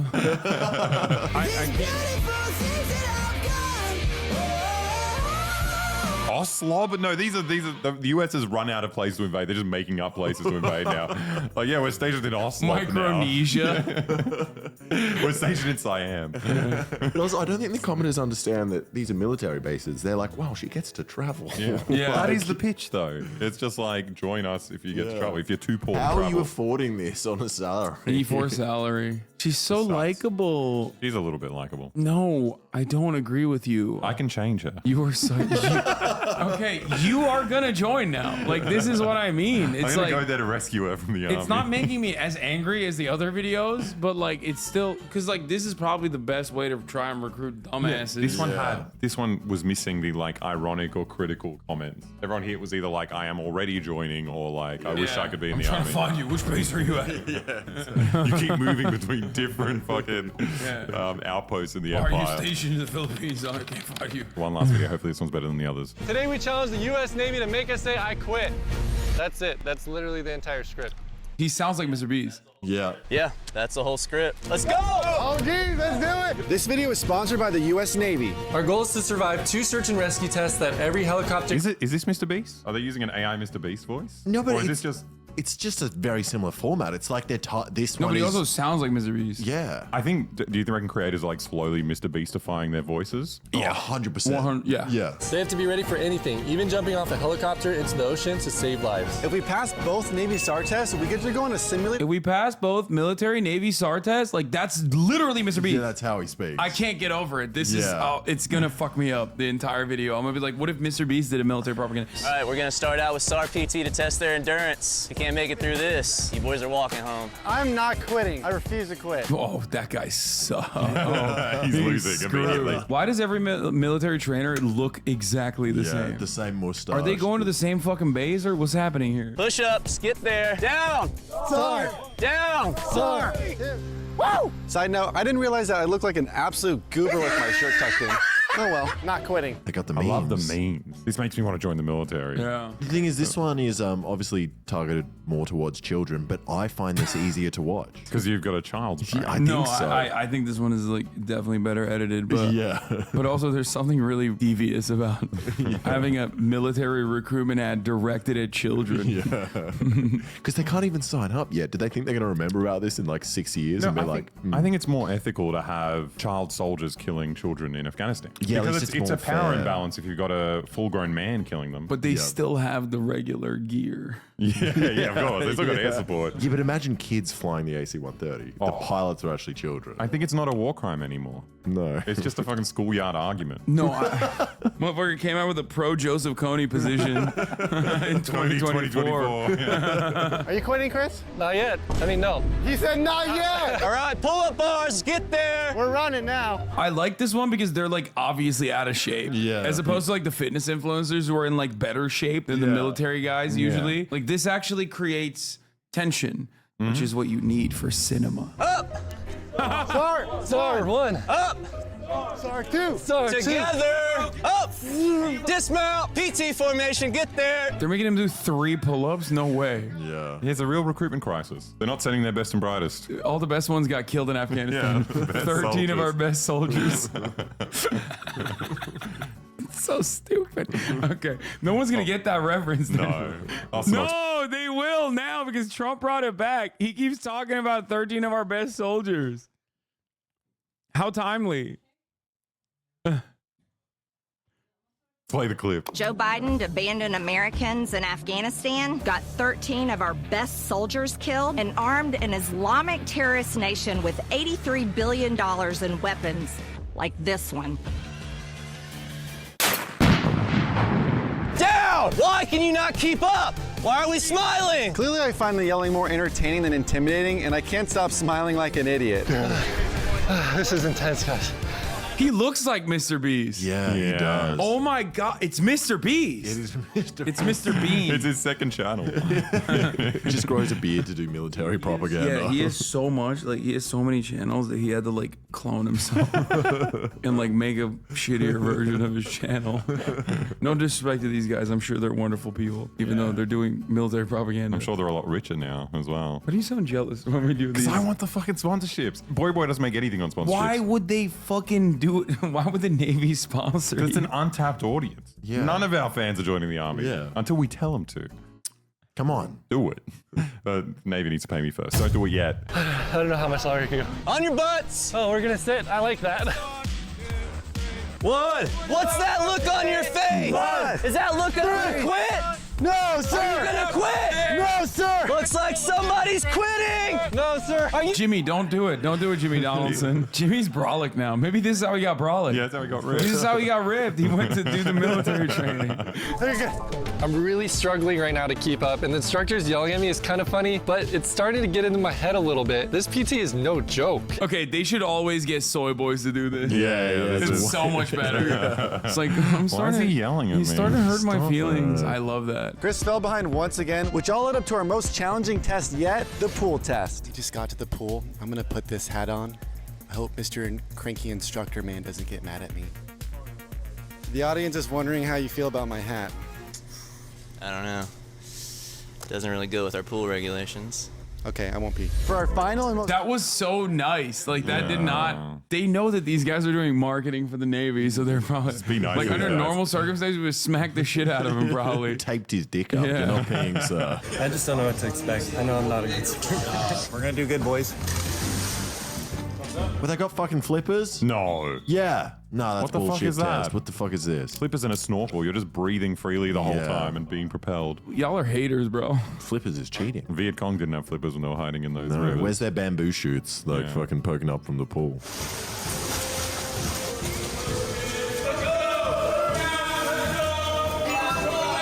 This is by far the hardest test today, and we're only a few laps in. This is just, they're not making him do buds training, Chatter's like, this is not a real Navy SEAL training. Yeah, no shit, dude. Imagine putting these guys through buds training. Dude, they just die. They just kill them. they literally they waterboard them. They're dead. They do the thing where they tie you with your hands behind your back and then like drop you upside down in the water. Just spear fishing. Just kicking around in flippers with weights on you. That for like 6 hours straight. I have no input on this. I'm not Australian. So to me, that sounds like, that sounds like hard work. It is hard work, and what you're saying is we should do a Navy sponsorship. We're perfect for it. Elbows in the gutters. Elbows in the gutters, huh? So we're just gonna chill with our elbows in the gutter? So you can't hear it over the instructors yelling right now, but I'm literally choking on water here, and every time that I come up, I'm just so exhausted. Okay, he is kind of bitch made. That's This like is insane. That's nothing. He And didn't. also, He did nothing. What are the consequences of this video? Like, if we quit, we lose, but you've quit a million times. Yeah. I don't really If the understand. PLA offered you a recruitment, collab for recruitment, would you do it? Oh, dude, not even a question. But what are they giving me? Is it money, or are they giving me something more important than money? Something that money can't buy? Chinese citizenship. Because if they're giving me Chinese citizenship, like I'm in there like swimwear, baby. You already know. Don't even test me on that. Don't get to go on the helicopter. BYD U8, try U9. I'll do it for a BYD U9. Yang Wang, U9. Turns out those motherfuckers can jump, apparently. I was looking it up the other day. They can jump. Isn't that crazy? I would want to go on that. Yeah. Actually, I wouldn't. I've been on a helicopter. It's terrifying. Yeah, they're pretty dangerous. And the military helicopters are notoriously bad. They keep Imagine dropping. the military killed YouTube influencers. That'd be kind of funny. That would actually work for recruitment. No, it wouldn't. No, it wouldn't. Yeah, they'd be like, Don't do it. You just fool Chinese teenagers that are planting trees in the desert. Yeah. That's a good use of the military, or just like using sticks with the Indian Border Patrol. Using a stick to beat up the Indian Border Patrol, and I'm shocked that like there's only been one reference to this so far because it was in the news. The Filipino Coast Guard and the Chinese Coast Guard duked it out again, where they went and in a Chinese ship rammed into the Filipino ship. That's right, a Chinese Coast Guard ship rammed into it again. It's so funny because like America again funding and facilitating a genocide on the one hand, while simultaneously they're like, but did you know that the Chinese Coast Guard rammed into a Filipino boat? Who's to say which one is worse overall? 40,000 plus dead children and women and the elderly, and the equivalent of I think like what 5 nukes at this point being dumped into a small, densely populated area, or playing fucking bumper boats. Actually, you know what? It's the boat. It's the Chinese boat, I think. That's the worst one. like, fuck these guys. People don't like YouTubers. You think people like us? Get your elbow out of the gutter and keep swimming. You have like 8 breaks already. Keep going. Touch the wall and go. Oh, here we go. Standing up again. 2 words. I quit. Touch the wall. Turn away. Put the snorkel in your mouth. Continue to swim. I can tell that they're actually legitimately annoyed now. At first they're like, haha, why aren't you doing the push-ups, pussy? And now they're like, dude, come on. You're being paid like $1 million for this. Just kick your legs. That would be so insulting to the men in the military learning how much these guys get paid for their ads. Yeah. When they're like, we've been doing this for free. Which is my advocacy. Don't join the military. Start a fucking YouTube instead. Oh, he's thinking about it. Oh, just do it. All this ends. Just say it. Let's go. If you're not gonna quit, go swim. You said you're gonna keep going. Then why are you not swimming? This isn't a pause. You don't get to pause. This is great for like stopping recruitment. Showing like a very simple activity that's like very difficult for an average person. Out of all the ones that we watched, this one takes the cake. This actually is like telling people actively to not join. Don't do it. The other ones are like, oh, look at me, I'm a cutie pie. I love doing fucking... Look at all the food. Yeah, look at all the great Korean food I'm eating. And this one's like, this is gruesome and awful. Yeah, it's not even the hard bit. You what? He quit. Chris quit, which means I get to go on a search and rescue mission in a helicopter, which I'm extremely excited for because these things are legit. First, we took off and flew directly straight onto the open ocean. Then, they instructed me to keep an eye out for anyone that might be in the water. They put me in charge for looking for the stranded survivor and directing the pilot where to go. They really put a guy on the water that we'd have to find and rescue. After a few minutes, we found him. We then maneuvered 10 feet above the water and our rescue swimmer jumped in. Oh, you don't get to jump? That's the whole point of it. What are you even doing on the helicopter then? Throw him down there, bro. Get his ass. He already demonstrated he's physically capable of fucking doing this for 5 laps at least. Put him in the water. Then they lowered the rescue gear, hooked him in, and lifted him up into the helicopter. It was so awesome to see what these guys do every day, and I was so happy that I got to be a part of it. Thanks again to the U.S. Navy for sponsoring this video. I'm going in the helicopter. Nope, you're not allowed to do that. Ow, dude. That was Randy, not me. That was a very Mr. Beast face. Yeah. Wait, what is their channel though? What the fuck? Oh, You guys all right? That's never happened. That's what happens when you disrespect the fucking military. No, that's what happens when you disrespect Mr. Beast. Yeah, fuck. How many views did this have? 1 million. Whoa! Yeah, that's got a Okay, lot. let's see what the Click on that what is it, channel. Dangy Bros? Dangy Bros? Dangy? Wait, they literally do Mr. Beast videos. It's the same font. On a raft. Dude, who doesn't do Mr. Beast videos? I don't do Mr. Beast videos. No, I know. We're like the only 3 people on the internet, and that's why we're fucking failures. 42 million views. What the fuck? Oh, you know their ass got hella money on that military ad. Oh, yeah. Fuck. So it's children watching this and children being like, yes, but they still can't join. So maybe that's all right. Which video did you like the most? That last one. I like the one with the girl shooting at San Francisco. Oh, that was good. That was really cool. That was good, but I think this one most entertaining. Probably like 70% of your tax money is going to the military. You should put at least $5 into our Patreon. We make much better videos than the Navy does. We deserve it more. And you've killed very few brown children. Yeah. Yeah, barely One or any. two. I'll count them on one hand. So cancel your Fear and Patreon subscription. Give it to us instead.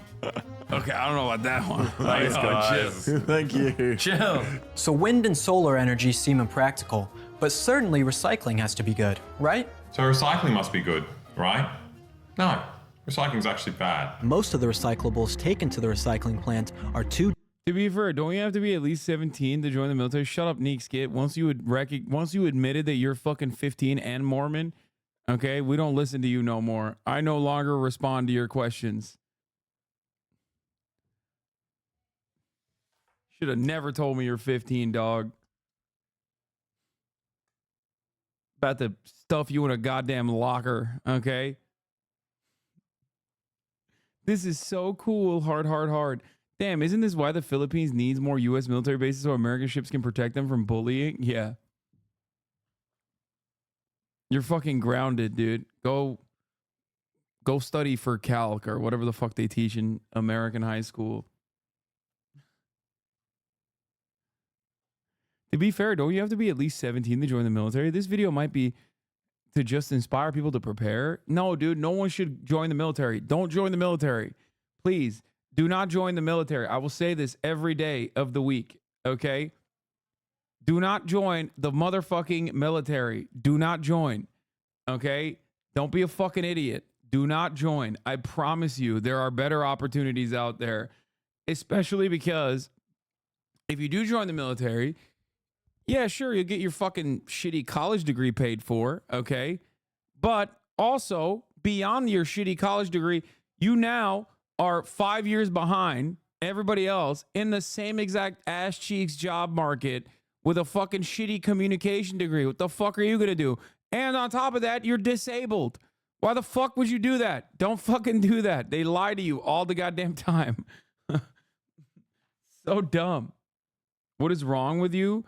Being an officer is worse. What's wrong with you? Yeah, he's just... Recruiters lie? What is this?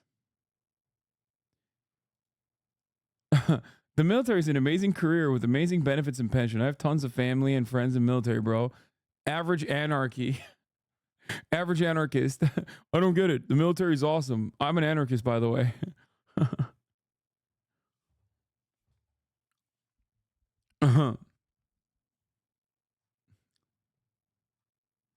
It's a troll username. I can tell.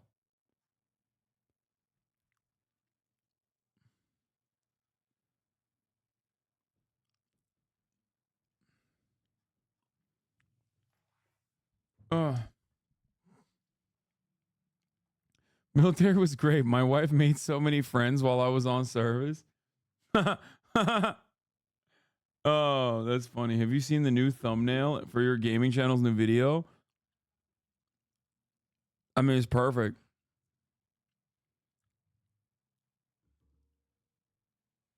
Bro, stop interacting with the FBI agent.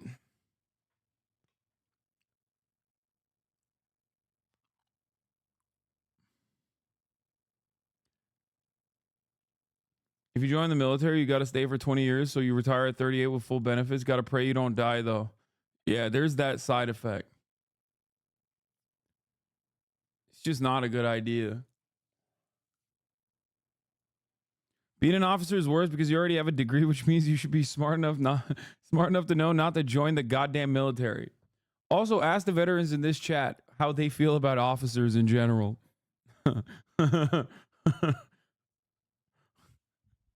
I mean, that's like the worst one.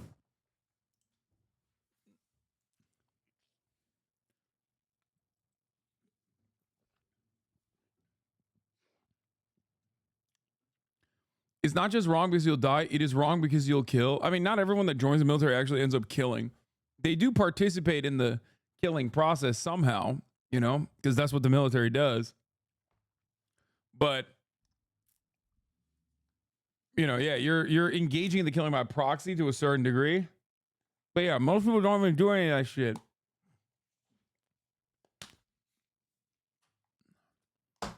You just sit around, dude. You just sit around in like the most expensive equipment ever known to man that is upmarked by like literally 10x because the government has unlimited funds for you. Okay. And you sit around probably thinking, I wonder why we're spending all this money on this dumb shit, like unloading munitions that are old into the fucking sea, instead of, I don't know, paying for better benefits for me or paying me a better salary. Doing literally anything but what you're doing in that moment. It is at its best, at its like least violent and least awful moments, still a money sink for 8 corporations and the 80,000 executives and higher level people involved in said 8 corporations to make millions of fucking dollars. That's the entire process. It's to improve shareholder value for the military industrial complex shareholders. It's fucking the dumbest thing, okay? God, I hate it. I hate it so much. It's so frustrating. It's also just like one of the worst bloated private-public partnerships of all time. Yeah, because Chinese boats are ramming our allies' boats. Big danger.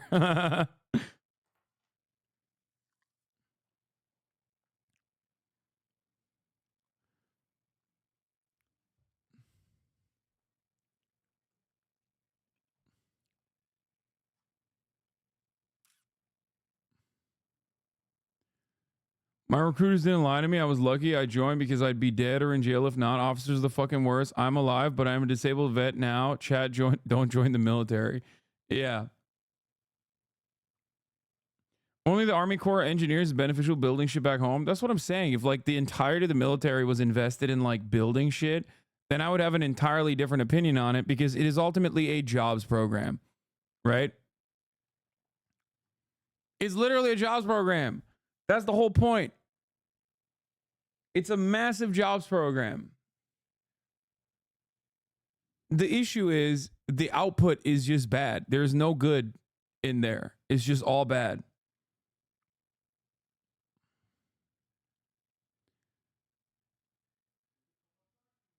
I had to cut a master lock in the motor pool because I left my key in the room. They tried to charge me $82. It cost $4 at the hardware store.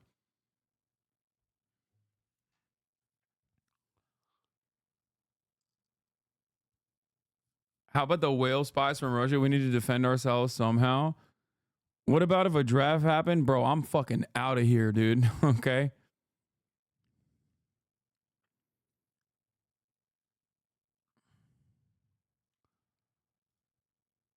Anyway, that was a good video overall. Here. Fuck you. Hey, word. Word. Yeah. If you could say one thing to a recruiter, what would it be? That was fucking bullshit. Hey. If you could tell one thing to a recruiter, what would it be? Fuck you. If you could say one thing to a recruiter, what would it be? What that mouth to do? Hope he dies. Hey, if you could say one thing to a recruiter, what would it be? Why the fuck did you lie to me?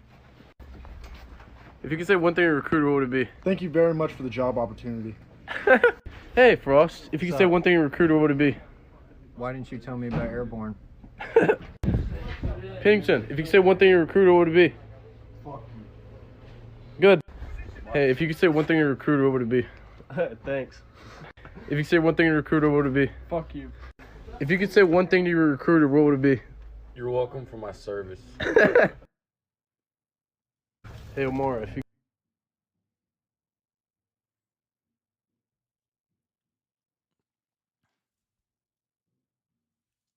Oh, is this for the chapter 3 no death run searching for Kaya relic? Okay. That's a good one.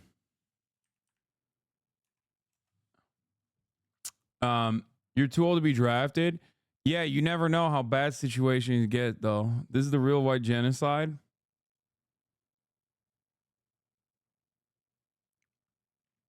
What do you think of Pat Bev's debut stat line? 3 points, 4 turnovers. No fucking way, bro. Oh my God. I didn't realize this motherfucker was anti-Zionist, dude. That's crazy.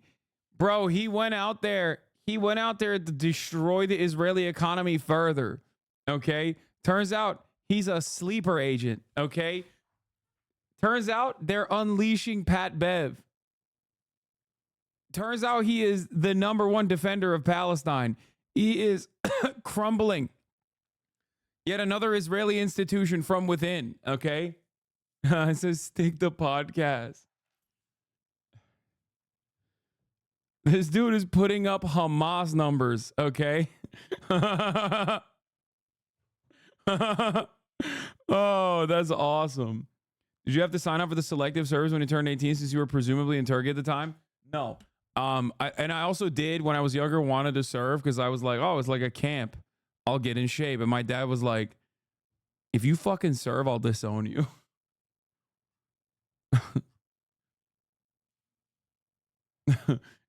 He straight up was like, no, he straight up, because in Turkey, we don't have this like reverence to veterans type shit. Okay.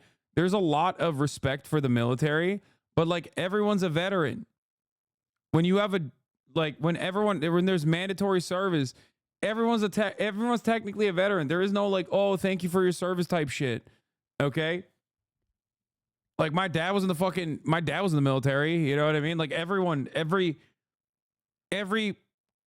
family member of mine before me was in the military. You know what I mean? It's not like a thing. It's not like in America. And the Turkish chatters in here are probably stressing out, being reminded that they're gonna have to serve sooner or had to serve. And yeah, no, I because I have dual citizenship and also worked in America at that point for like an extended period of years, like there's a thing called off, which is like a pardon, and you pay like a fee basically to permanently never have to serve without having any sort of complications.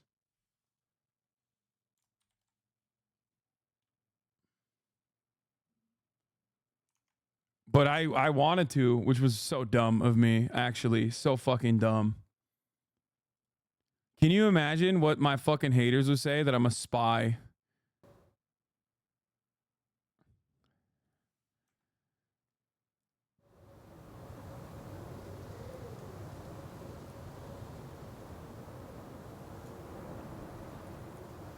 How much is it a fee? The fee was, at the time, I think it was like $2,000 or something. But yeah, it is mostly for rich kids to not be, well, not even rich kids, but it's like, if you're a dual citizen. If you're a fucking dual citizen, it's not even for rich kids. It's like, it's beyond that, you know what I mean? Because you don't get dual citizenship and like the opportunity to work overseas unless you're beyond just a rich kid, you know?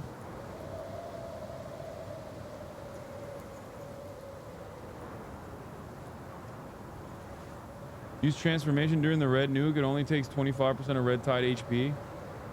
Thank you.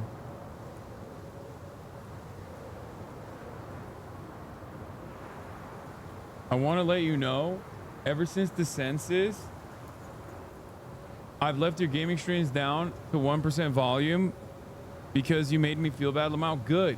If you're leaving, instead of leaving, just keep the fucking tab open and lower the volume, okay? Don't mute it entirely because then it won't register as a view. But just keep the tab open. You know, we're view botting up in this bitch. We're also gambling too. That way you get to... I think if you mute the tab outside of Twitch, then it's fine. Yeah, mute the tab, not the media player. Oh, I'm fucking locked in, all right.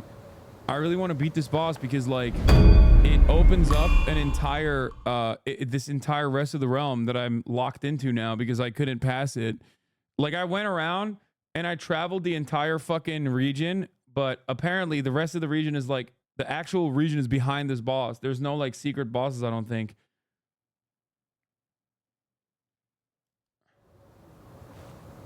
Okay, I gotta pee. Right as we start, I gotta go pee-pee. Fuck. This is why people leave. Ah!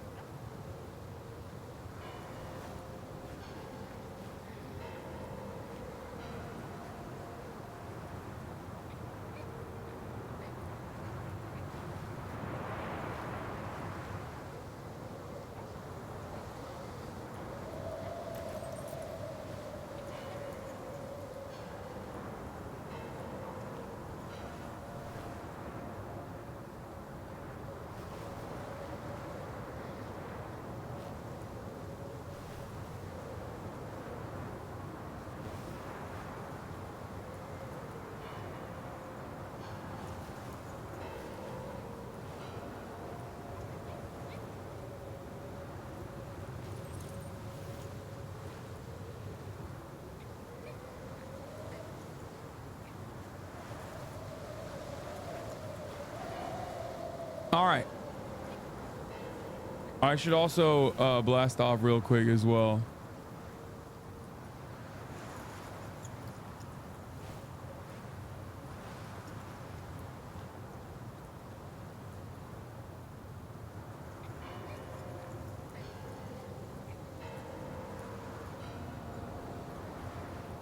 Hold on.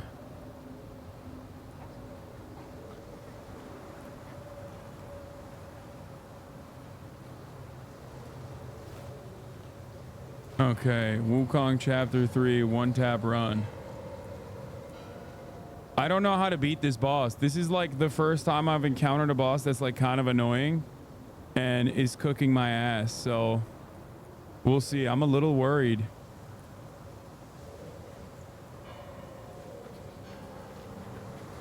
Can you get reprimanded for Twitch for the viewbot remark? No, it's also a joke. Also, no one does it, unfortunately. I wish they did, but they don't. Not viewbotting, like fucking keeping their tab open, even if they don't watch. This boss just got nerfed, by the way. News to me, man. Doesn't feel like he got nerfed to me.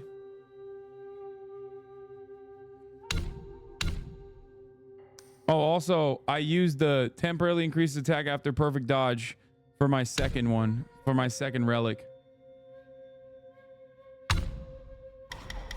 I've done that when I've other work to do. Good.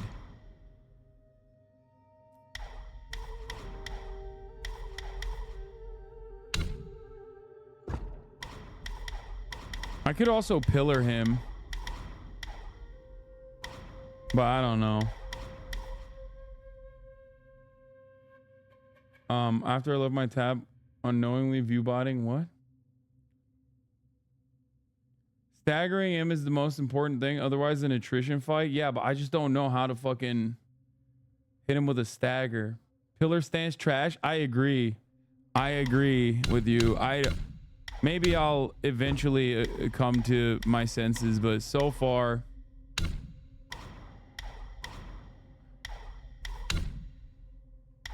Each talent level moderately increases the damage of the next attack after a perfect dodge.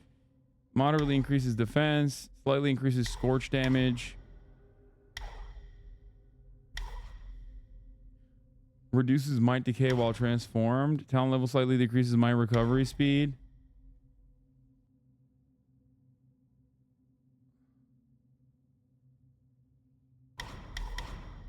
What should I do here?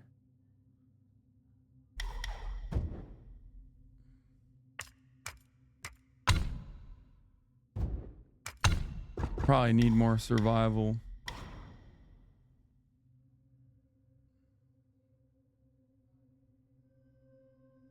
Did you farm the things to upgrade the best slot? Pilgrim? No.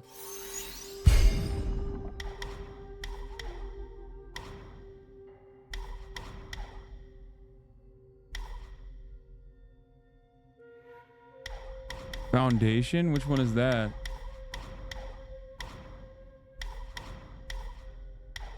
Surging momentum. Damn, attack is 2 points. Okay.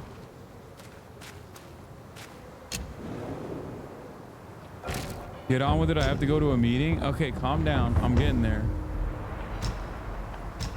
Oh, here we go. Oh, I lost it all, so I can only believe in spirit. Oh, Jesus.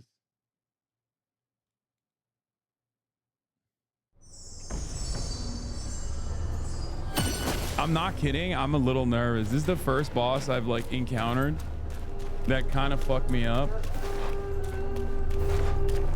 So now I'm like a little nervous about it.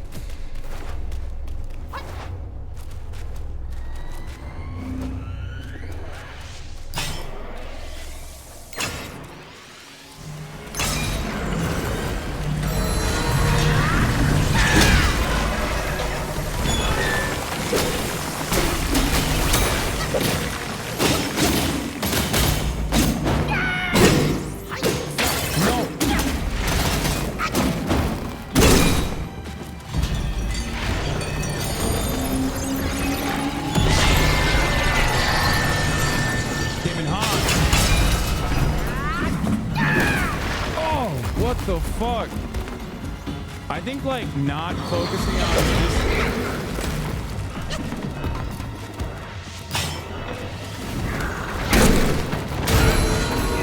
Not focusing on his leg is not zooming in on his leg is probably better. And trying to hit his head is better, right? When he dives down. Oh shit, I'm already fucking up.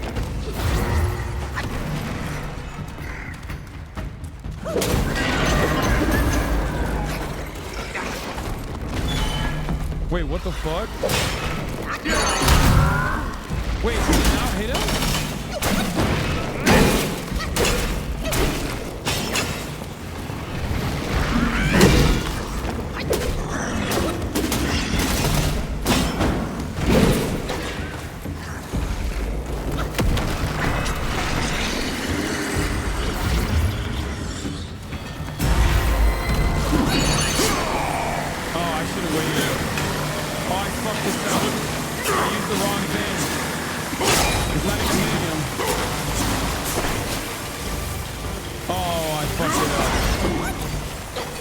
Fucked it up. It just doesn't do shit.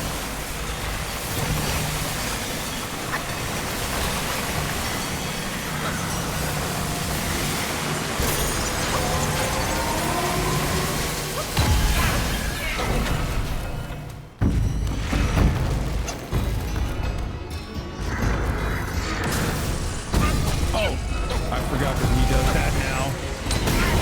Oh, I forgot that he does that too.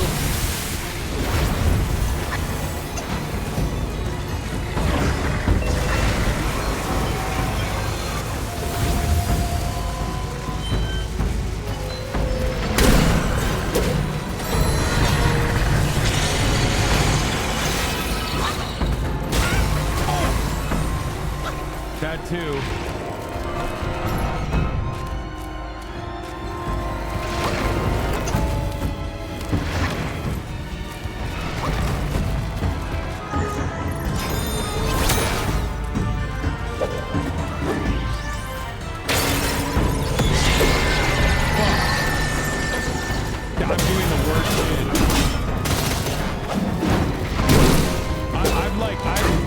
I've used so many of my the wrong way.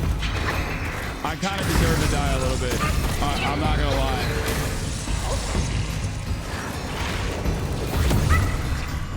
Wait, what? Oh, he's gonna kill me. I think I'm dead now. He's got this killed me, right? He must have.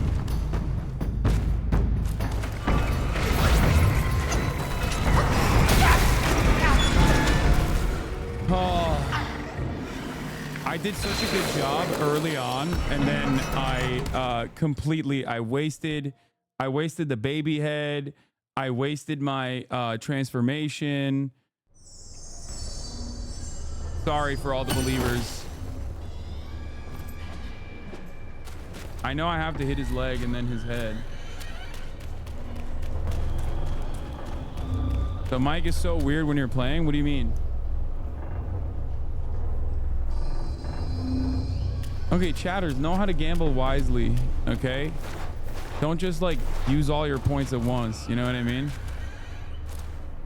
I don't think it was a bad try overall.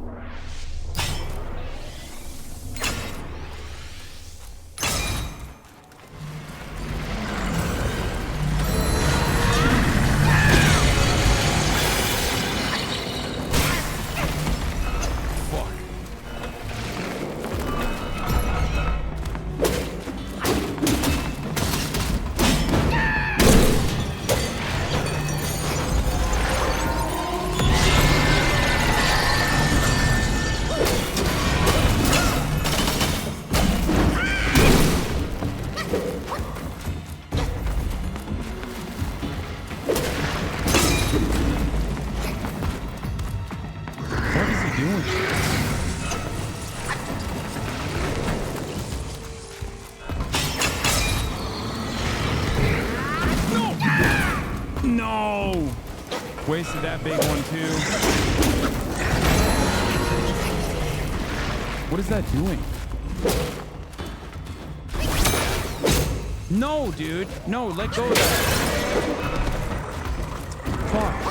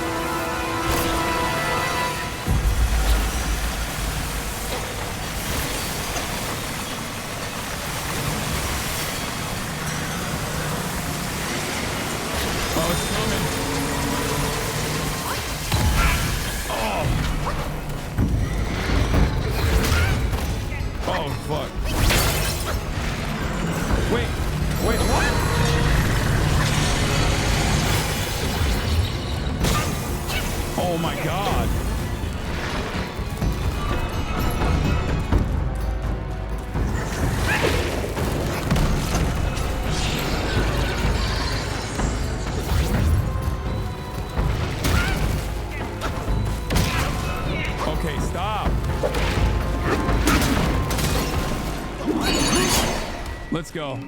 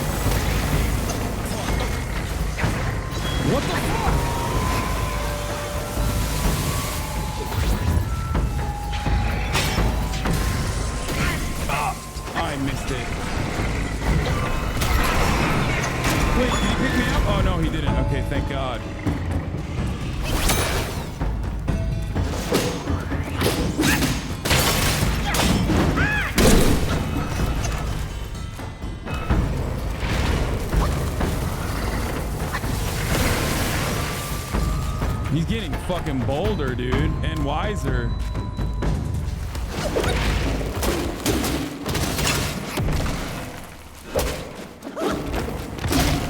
Shit, what is he doing?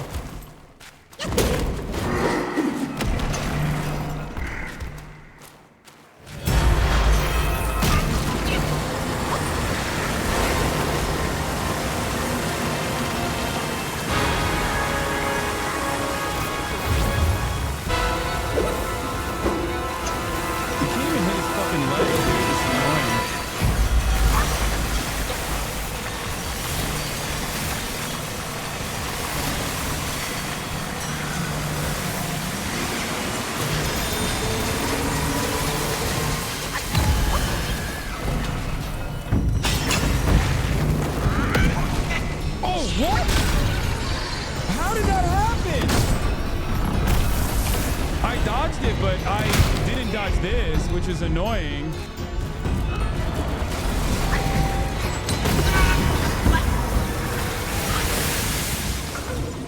How do you get surprised by that? Why don't you stay under him while he's doing that? It doesn't matter. You also can't hit him when he's like gearing up, powering up like that. Oh man. The one tap is a lie, dude. It's been 2 taps now. It took me 34 tries to beat this guy. He's tough. Gave me problems too. Apparently they nerfed him too, which is crazy. Not crazier than the top of the hour ad break coming right now for those of you who are unsubscribed, but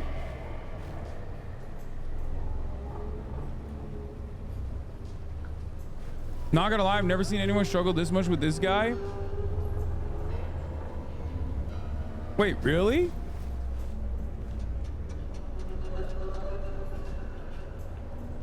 Wait, they nerfed him too. I think that chatter is lying. You ain't fighting the nerf version since you haven't updated the game?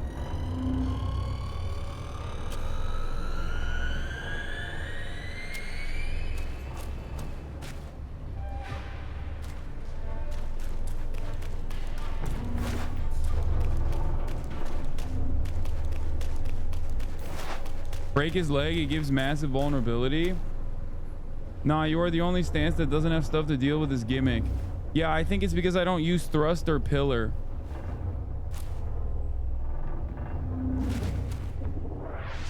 That's probably what it is for sure.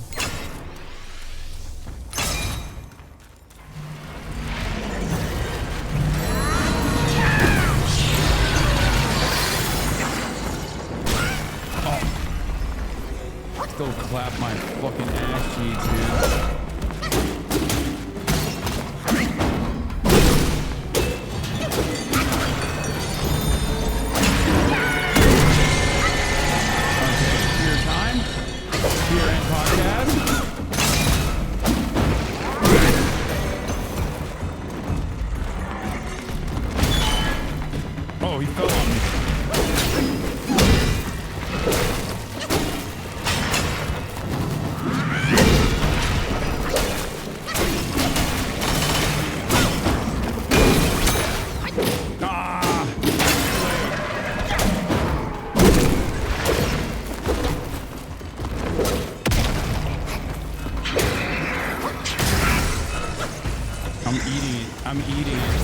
I'm eating his dick.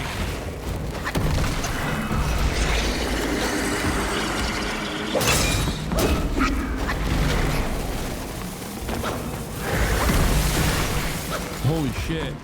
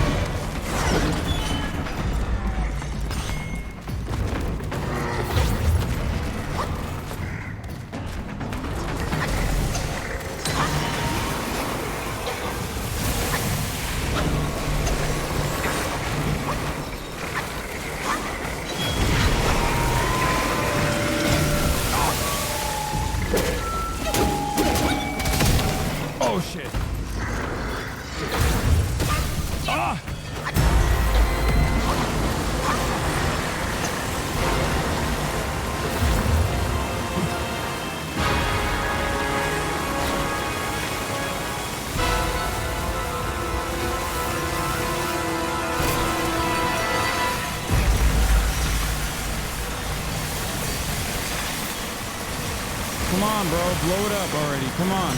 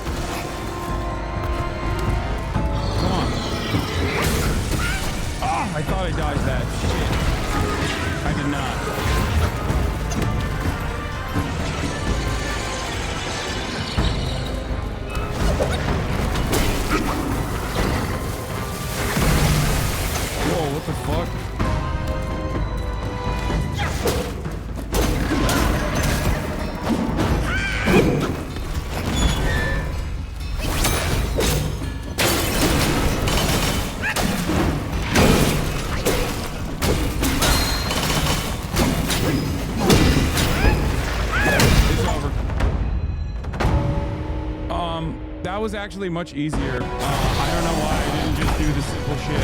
I tried like all the tips and tricks.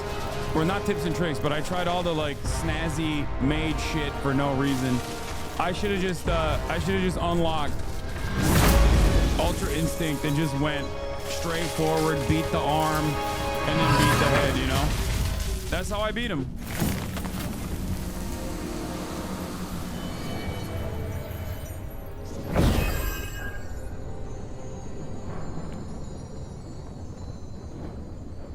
I was going for snazzy tricks for no reason. Sometimes it's best to just not rely on anything else but your compass. And on that note, of course, the nopers with 35 million got fucked. And the yeppers, the believers, got with 14 million.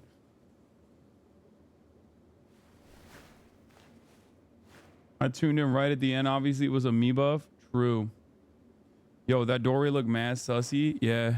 Pause.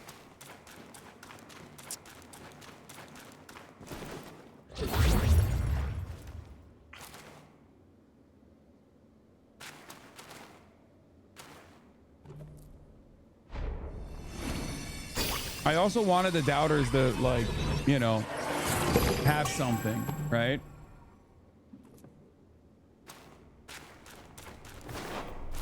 I wanted the doubters to at the very least have something to chew on, because they were just not getting anything, you know what I mean? I was just fucking cooking it for too long.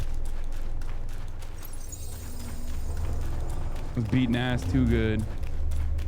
I saw the shrine back there. I just want to see what's up here.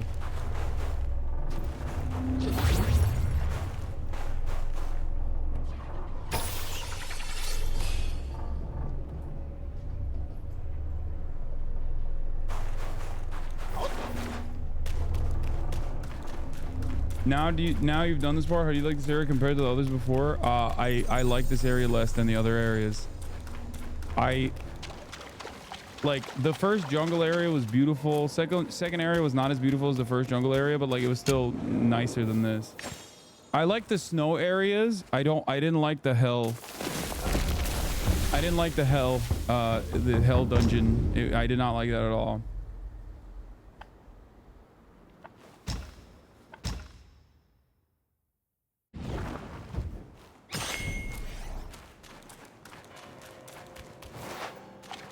This area opens up here, it gets super cool.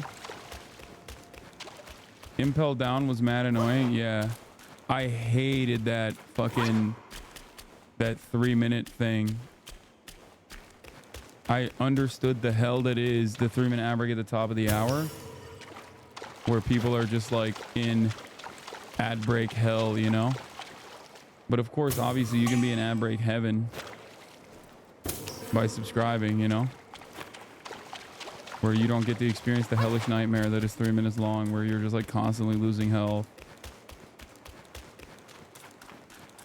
I already ran the ad break. I'm just, you know, I'm just on autopilot at this point. Okay, this one's an enemy. Watch. Oh, damn. What's wrong? Shit. I should still absorb these even if I have full health, right? Because I think it gives you will, right?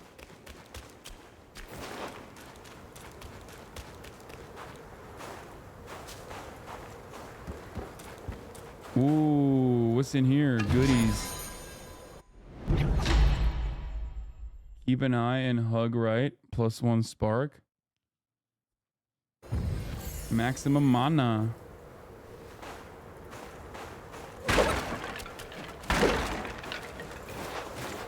Go behind. There's a thing.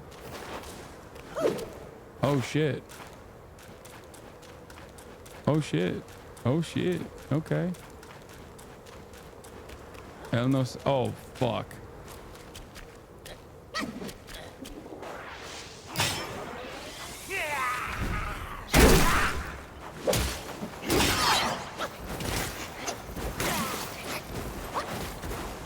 Okay, fuck this.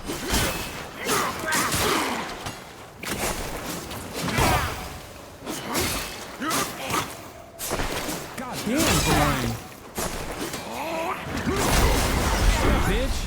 Wait, what? What? Did he get bigger and stronger? What the fuck just happened?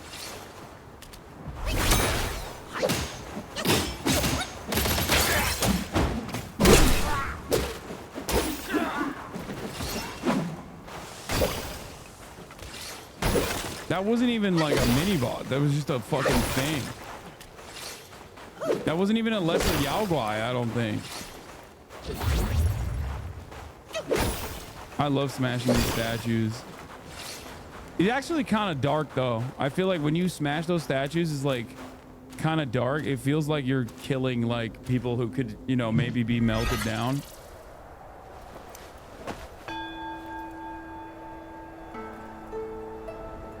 Did you mess with the presets? Your FPS is tanking a bit? No.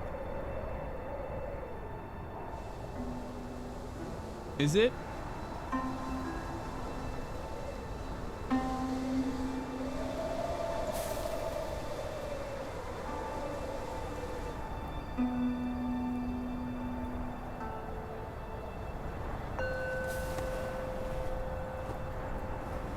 Read my last, it's helpful. So the thing you just killed is two of those three of those spears. The third one is dead. You just need to collect it. The third spear is you find in this chapter. Then you take those spears to the guy who was in the jail cell in the last chapter you talked to, and it'll give you a new spear you can craft. Oh, yeah. Yeah. If the FPS dropped when I first entered this new area, it could have been the shaders. That's probably what it was. New area, it's like loading.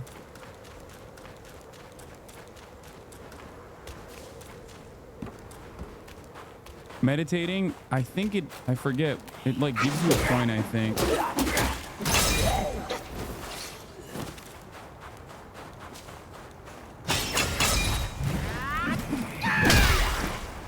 Fuck.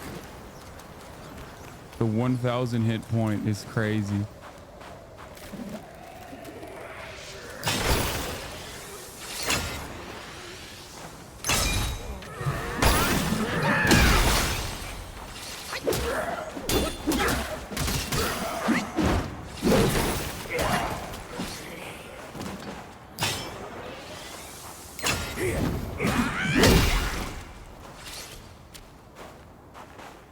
Damn, massacred.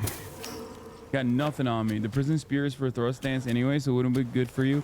No, I would potentially experiment with a thrust stance after getting a spear, because I heard the spear is like an entirely different set of moves and shit, which I kind of like. These guys are resilient, bro. Oh, that's the third one.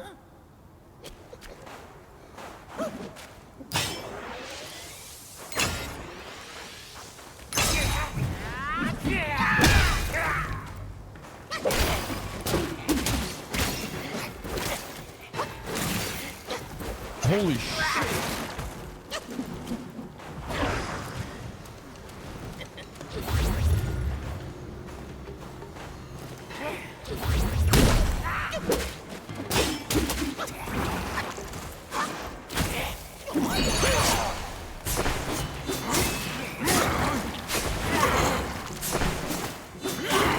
God damn, he's strong.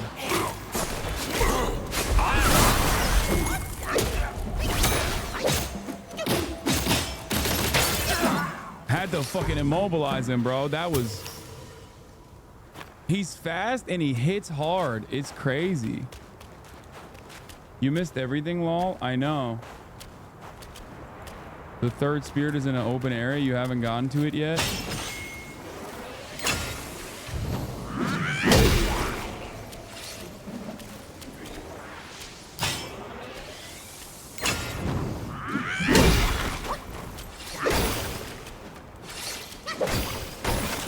I mean, I'm taking these guys out of their endless peril here. You know what I mean? I feel like they're cursed to just remain frozen.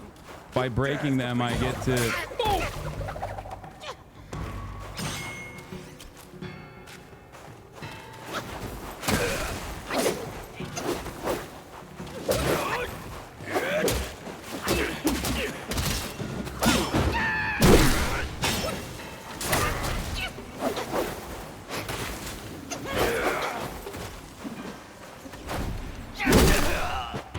By taking them out.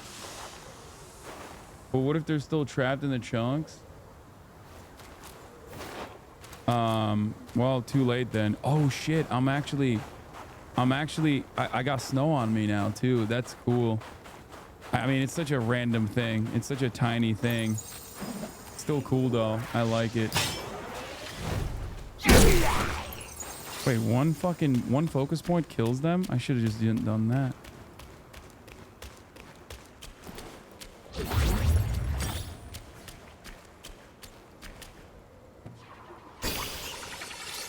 Tedious thing to make, I bet. Oh yeah. I mean, I love little details like that though. I think it's cool. It reminds, like Red Dead, you know? Go on, justify your serial killing bloodlust law. I mean, yeah. I have you open on my computer and my phone, so there's 2 gaming viewers. I don't think it works that way.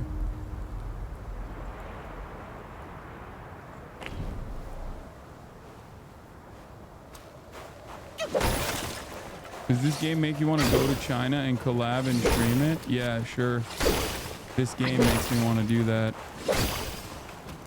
And not my undying loyalty to Mao Zedong and Xi Jinping. Is this the right way? Which way is the extra way?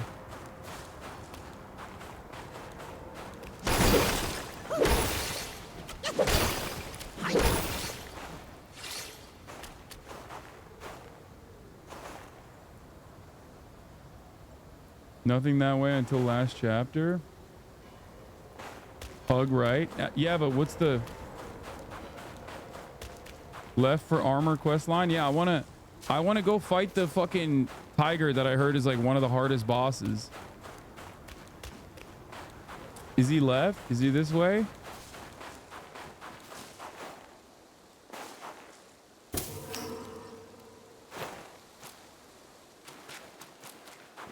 Tony the tiger is painful. They usually are, yes. Wait, you could just run through them. Holy shit. That's pretty fucked up. I'm gonna end up running into one of those who's not dead and it's gonna scare the shit out of me.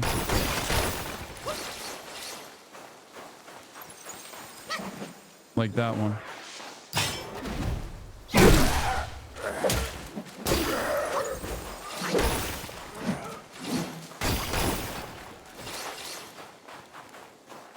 What the fuck is that?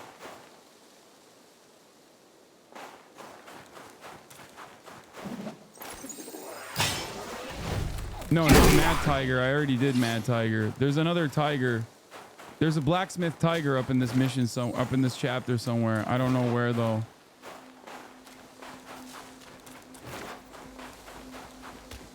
How do I get the gaming shield? To get away with saying outlandish shit. You just stay loyal as a gaming viewer for an extended period of time. And when you say some dumb shit, that will carry a lot of weight and consideration.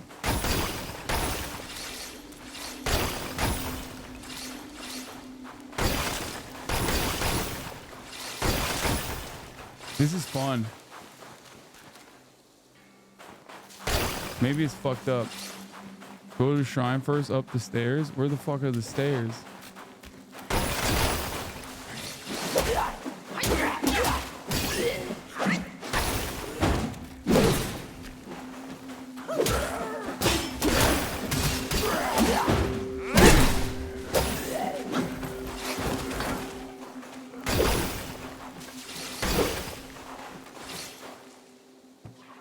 On that note, I was here for the Wukong gaming stream. No, you need to be like, dude, you can't fake it. You need to be like a productive chatter, productive gaming watcher. Okay? You can't fake it. Like, you need to give me good tips and tricks. You know what I mean? Like, it's not something you can fake. You have to live it. I'm sorry. I mean, being here is enough. Writing stuff in the chat is enough for me to log you as a gaming viewer when your day of judgment comes, and it will inevitably come. It comes for us all, right? But like, if you're a elper, if you say things like, wow, I sure love watching gaming, Here's a tip: finish Elden Ring DLC. So like that's the worst kind of gaming chatter. So like for example, that's an unproductive tip. Like if you guys can tell me where the stairs are, for example, and help me reach the next shrine, that could be very helpful, you know? Here's a tip: have fun. Thanks.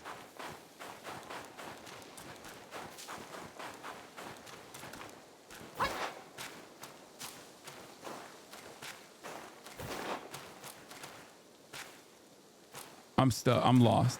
I'm completely lost. The stairs are up your ass, pleb. Thanks.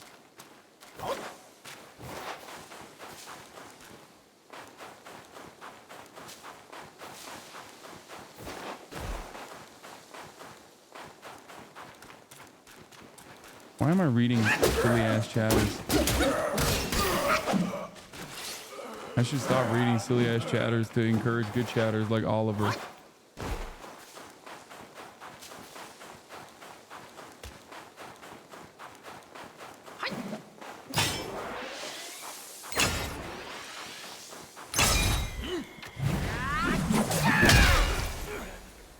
Oh shit. Oh, I hate that one. I hate that one.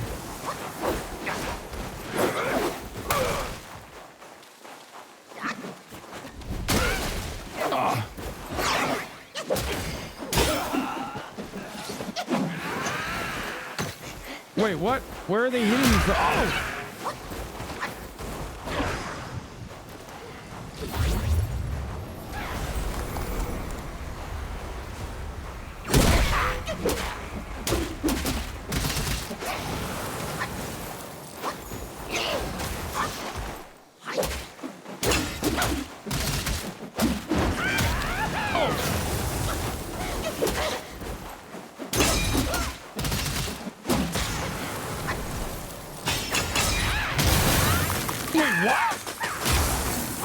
God damn!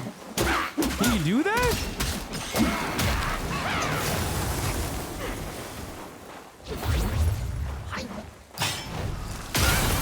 Oh. Okay, enough! Enough! Wait! Fuck! God damn! Chilled my ass, dude. I'm stuck. I'm frozen. I'm fat rolling.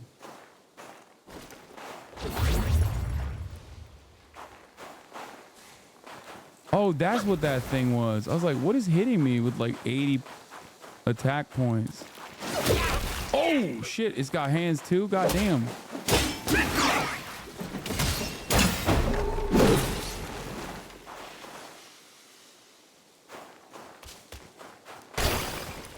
Bro, there was a trail and I lost it. There was a trail that, oh, enemy. I knew it, finally.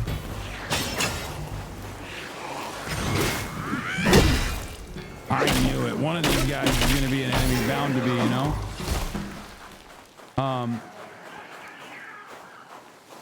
What is that noise? I swear I thought there was a trail here somewhere that was like leading me in the right direction. And it's gone.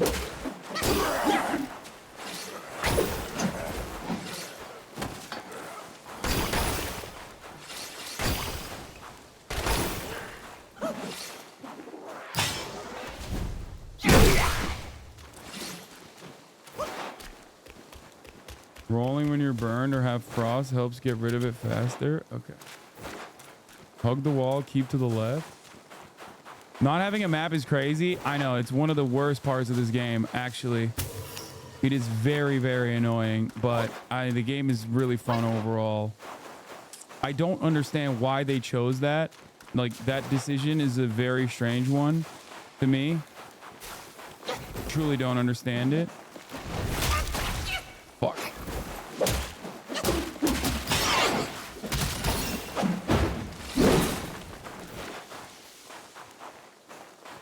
Watch what you say or no citizenship. Look, man, a good comrade will always engage in good faith and engage in constructive criticism in an effort to ensure that Chinese soft power remains as powerful as it can be, okay? And in the interest of uplifting Xi Jinping thought, Marxist-Leninist Xi Jinping thought, I have to be truly honest with my Chinese comrades that made this game, my Chinese netizens that are enjoying this game, and say that they should have put a map in it somewhere. Guys who made this game are anti-communist anyway. Yeah, they were flipping off Mao.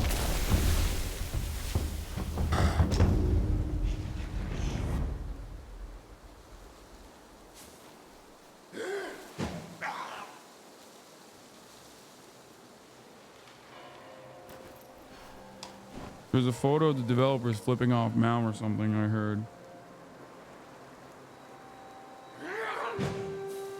What is happening? Is there an enemy around me?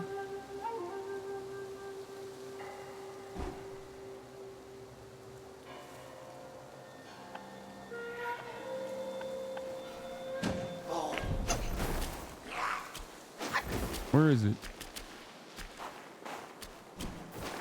Why do I hear it?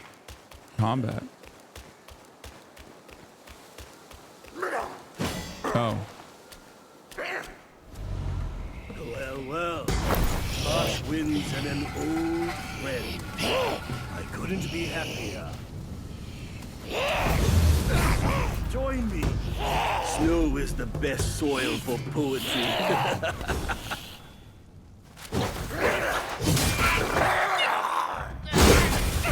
Shit. Calm down, bro. Oh, you want another ass whooping, don't you? You want another one, huh?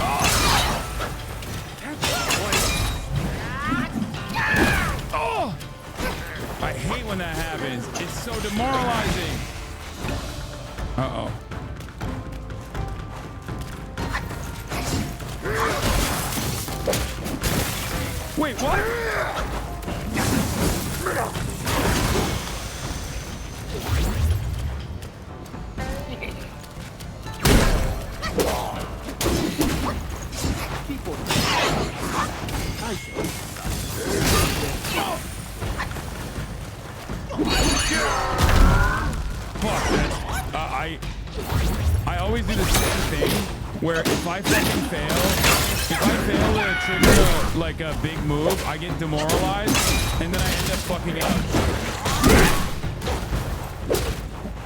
Luckily this time it didn't matter, but like if I trigger like a big move and I fail, it's so much better if I just keep the combos. Did we even do a gamba on that, by the way? I whooped his ass so hard we didn't even gamba on it.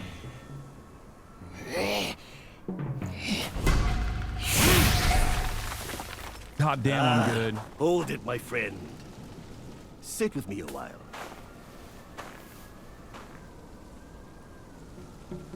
Dark-furred, devious-natured, hunting that Gwai is no simple task. You do have some skills, but this land bites with the cold. Lack of readiness could be your undoing. Our reunion is destined, and so is my role to teach you this little trick.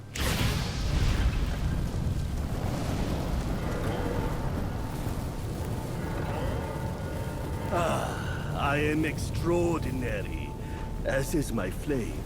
It shall help you in need, be it injury, weariness, or frostbite. Beast or Yaoguai, None shall dare to draw nigh. Wow, I got a new power. Let's go. Ring of Fire. A fiery circle drawn by the staff can provide rapid recovery within it. Is that good? Stick the podcast. English dub hits different. Chinese dub is much better. Yeah, well, I know. I've been seeing like on TikTok the Chinese dub with the English subs. Like the audio is like super sick. It's just I can't do that with like with accessibility. You gotta go English. Not as good as the freeze, but it does heal from mana. Wait, oh, it gives you mana too? I mean, I'll take that.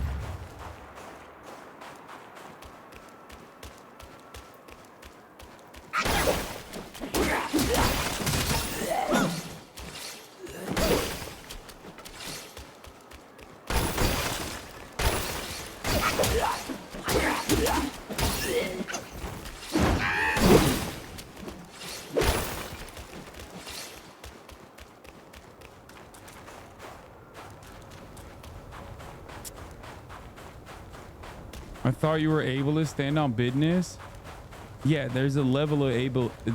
Listen, dude, I'm both ableist and also disabled. I got this ability to get this bread. You know what I'm saying?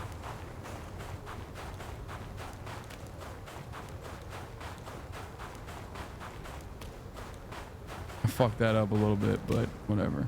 Enemy.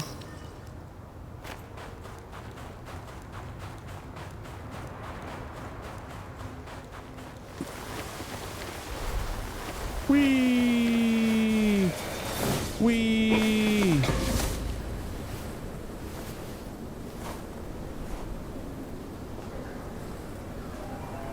Girlfriend time? Oh my god, there's a woman in the game?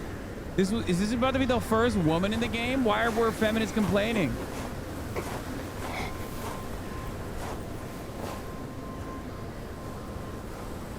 Females, dude? This game is outright whoa, dude. How are you enjoying it so far? I love it. Admiral, You can tell. Why so stubborn? Keep at it. You could melt into blood and pus. Die, there'll be a shrine behind you. Come on, it's perfectly cool in here. Join me inside. Have some dance practice, will you? Such humor, Admiral. Let go of your stubbornness and I could request Master to set you free. Then I'd be open to joining you. Damn. Oh, I don't deserve you. That old bastard has really made good use of Wukong's relic. Even you, left your courtier, bend to his will. Yet my ears tell me that the destined one has stopped the money wheel. Pity. Reckon it won't be your master who unlocks these metals eventually. These gold symbols are made by our Grand Master. And you think a puny monkey can go beyond that? Puny monkey?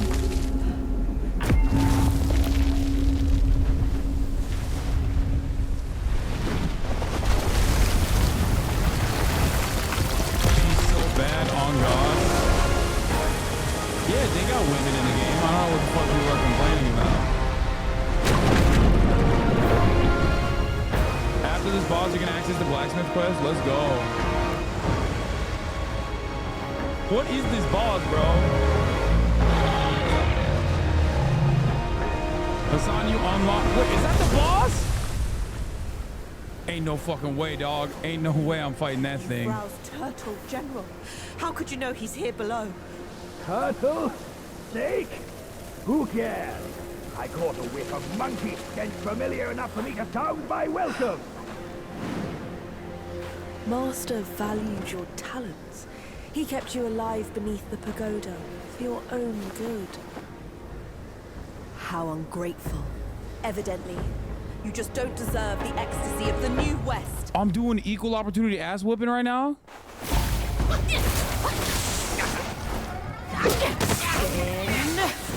And flush!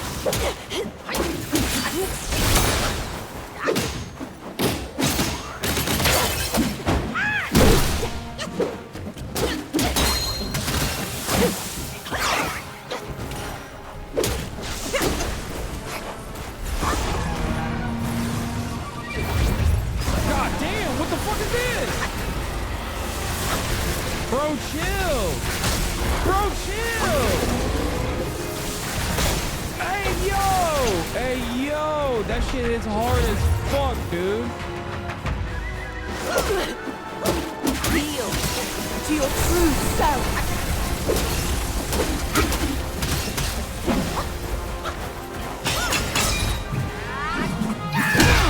Oh, I hit that ass though.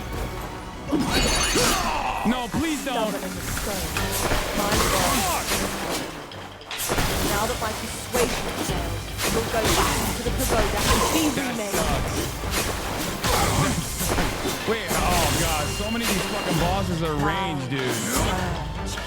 Come on, get down here, dumbass.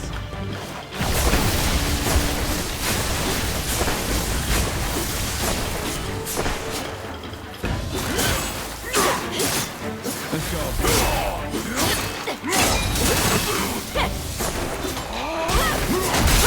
Yes!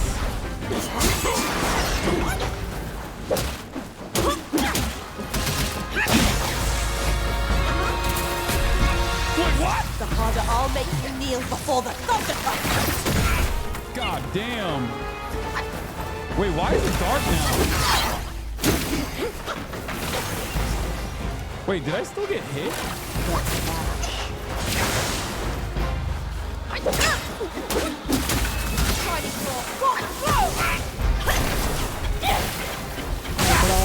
Oh, I couldn't hit the fucking... Wait, why did it get dark? Too bright probably for the epilepsy. Oh, God, why do I always unlock my fucking Shadow Ash spirit shit literally at the worst moment, dude? It's crazy. Equal rights, equal fights. Yeah, the boss fight follows the exact same basic pattern every single time. It's all about memorizing the attack patterns when she flies.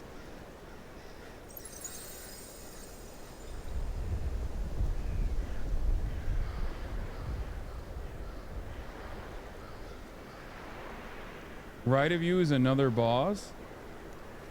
You have anti-shock meds? I do not. Let me get this. Must his head be out? There's a shrine and a secret boss nearby. Okay, we'll do the secret boss later. Bro, let me just fucking lock in real quick with this shit. You didn't use Ring of Fire? Yeah, I mean, I didn't even set it. Which spell is it? I have Ashen Slumber now too, by the way, which I don't know if it's good or not. Doesn't seem like it's good.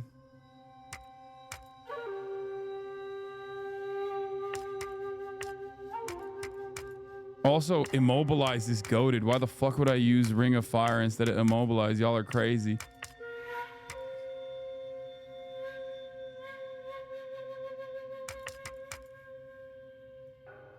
Is Ashen Slumber good?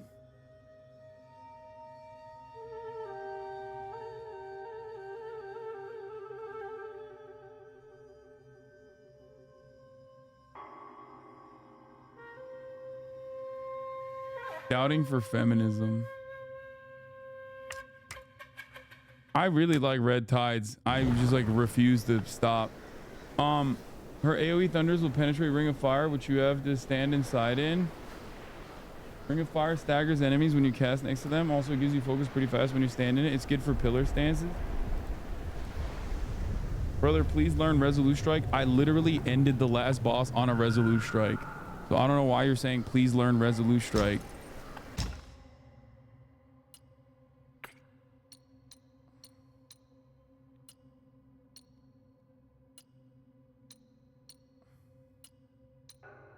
Oh, this has shock resistance. The Beast Maw armor.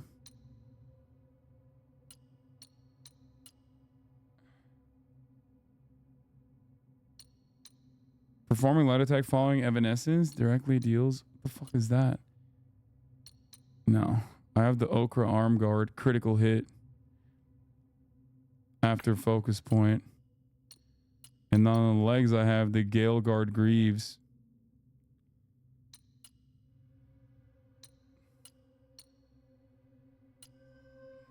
Damn, this one's better though. But I like the two. I like the unique effect on this. The perfect dodge.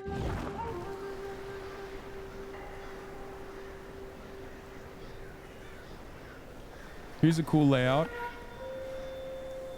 Unequip everything in your inventory. No, I'm good, man. Thanks, man. What weapon am I using? I am using currently the Rat Rage staff. But I do have the Conjun staff that I could make. And I have the Long Wreath staff that I can make as well. Conjun staff is the only one that I've thought about changing this for, because the attack goes up by 4 points. The critical chance goes up by 1%, but the unique effect is pretty good. But this one's unique effect is pretty good too. The fourth move of the attack, the light attack combo mobile staff can stir up a whirlwind of sands, increases attack range of damage. It never happens. But punishing, what is punishing downpour? Like how do you unlock punishing downpour?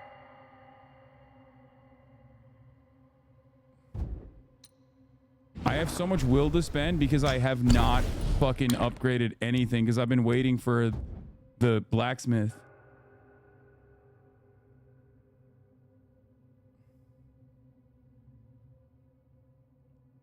You have to urinate while paragliding. Oh, it's the complete 6th light attack. Well, I don't really need it right now anyway, but...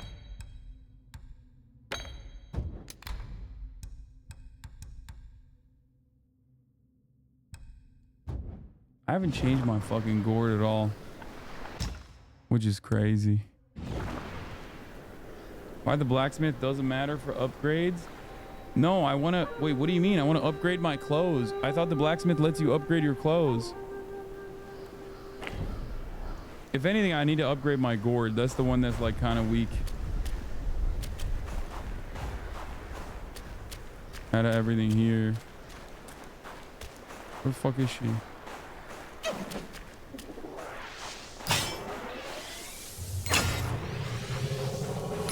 Died and come back. You're mine. In and flash. Tremors forge thunder. Classic spawn bolts.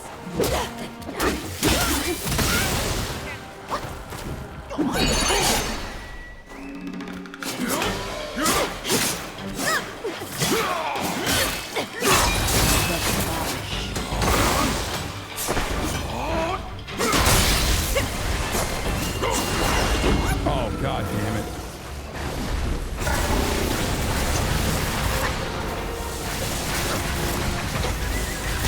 Oh shit.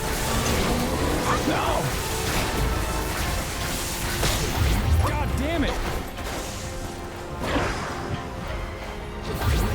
Master asked to keep you. Otherwise, heal.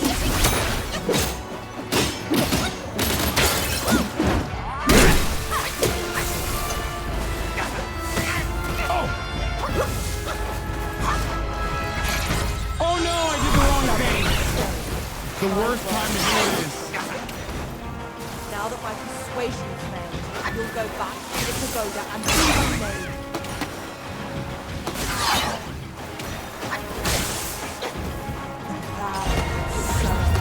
And shiver with thunder. I should have had at least one pillar point so they could use it, you know? Wait, what the fuck? Wait, what the fuck? And stop your suffering. Wait, what?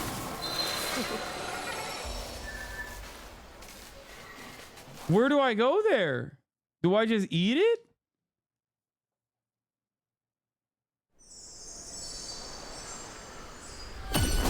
Wait, what do I do there? I have no idea what to do there.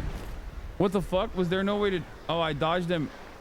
It's the same ones I dodged earlier, right? You forgot to equip the insulated rubber sandals? Okay, good one. Run, don't dodge. Oh.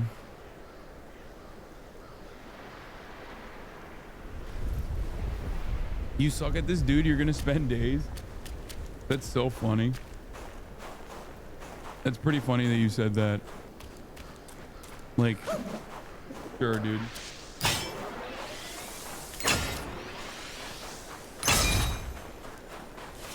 You want to save yourself. But you do the same for me.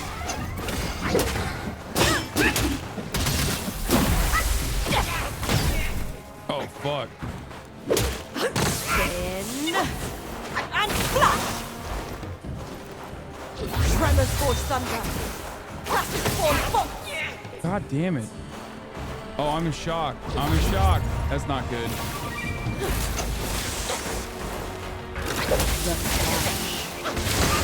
Oh God, the shock thing really adds up. Wait, what? What the fuck was that?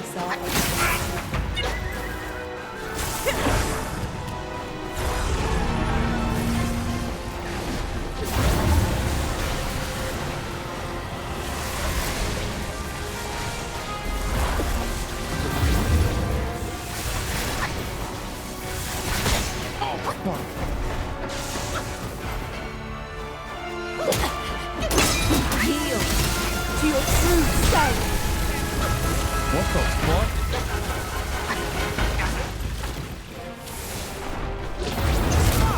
With this fucking bullshit. She got too many different attacks, man. She's doing new things on it. Fuck. I got locked into that one. Not good. No! As stubborn as a stone, my God will take a hold. Now that my persuasion has failed, you'll go back to the pagoda and be remade.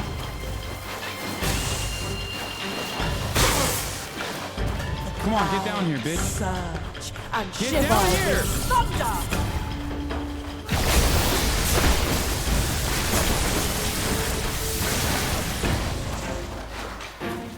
Tremors forge thunder. Classic form fuck.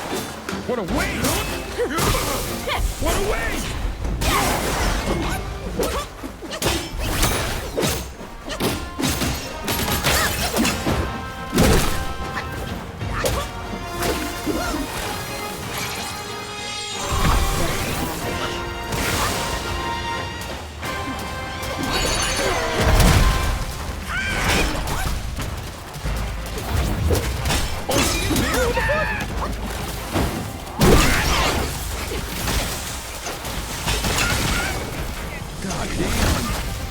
God damn! My fault.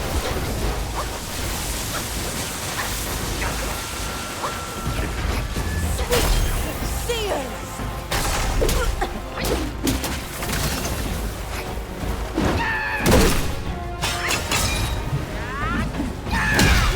Yes!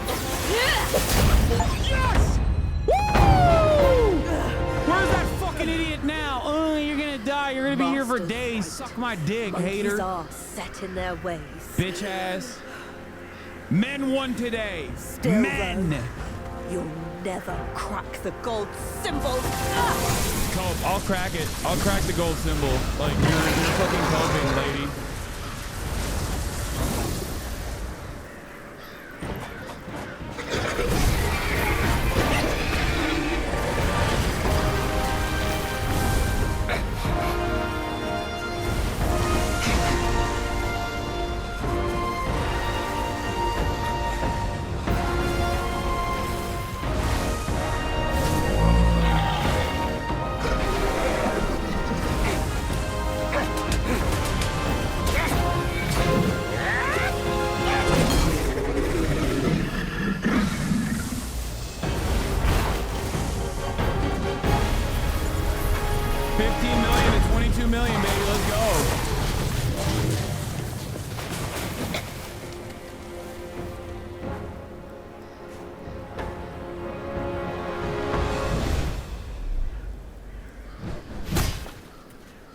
He said, pick up a rake and get to work, dog.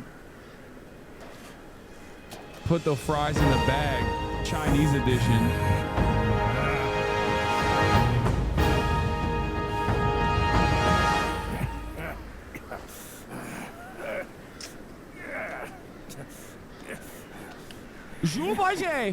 Wait, what? What does that mean?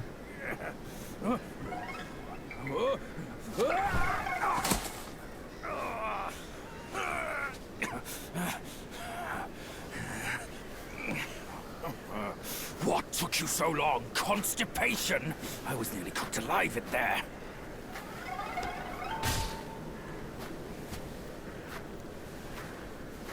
Move it.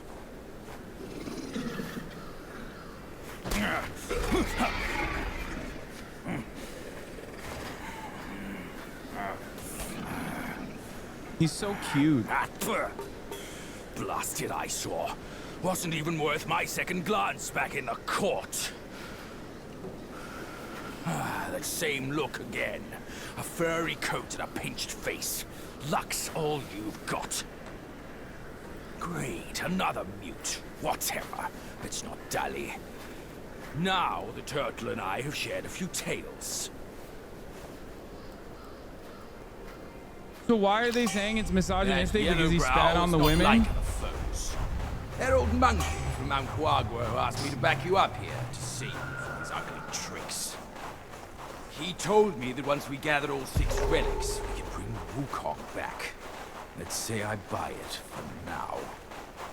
I'll go and catch up with him first. You take a look around.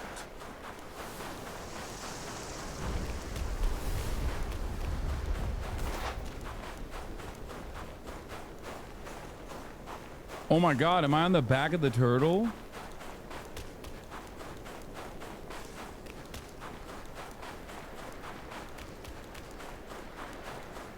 Stop calling short kings cute, they don't like it. What if you're a cute short king though? There's a secret boss nearby. In the Chinese lore, the whole world was behind a turtle. Bro, I watched Avatar: The Last Airbender. Behind the shrine, there's another boss. Okay, I'll do it later, bro. Chill out. Let me have some fucking bosses to kill offline, dude. I want to advance the goddamn game. Turn around, you're gonna miss a shrine. I already hit that shrine. No more dawdling, boy. Bring it. My old friend. You must have had it rough all these years in this shithole. Rest easy. Once we're ashore, I'll take down that blasted temple to avenge you and Brother Snake.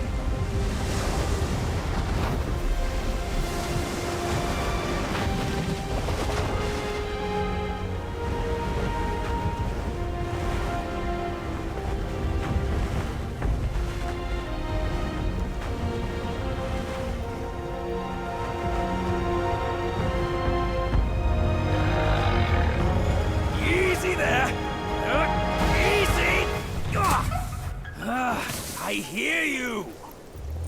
Dead or alive, all suffer the same.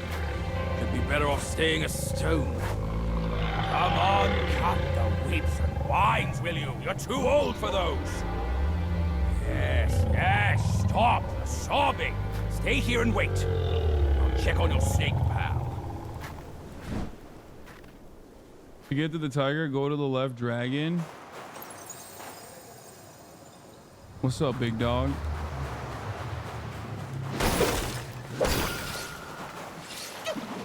Oh, he's with me the whole way? That's pretty sick. Wait, he hits him too? Hey, yo. What the fuck? Let's go. You forgot to go up top?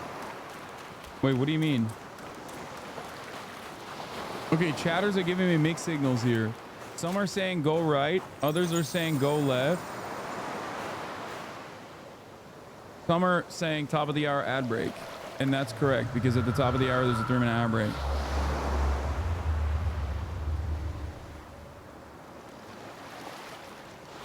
Damn, dude, look at that Turtussi. Wait, let me go to the shrine first real quick. Let me get that.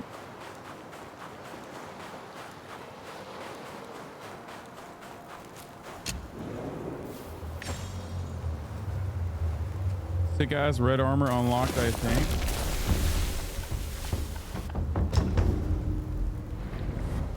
Water bag into the left, eventually to unlock blacksmith. God damn, massively reduces duration of shock state. Vengeful Mirage will inflict Thunderbane. Holy fuck, this is an insane armor. And it looks fucking awesome. Holy shit.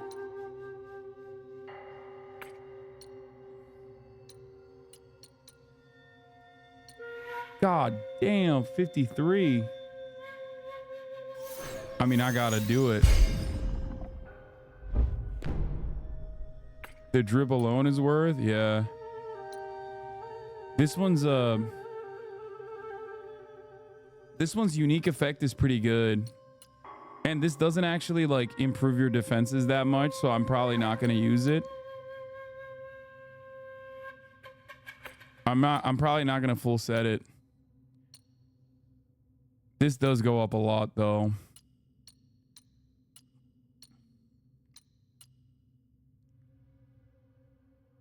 No, I know. I love Pilgrim. I want to...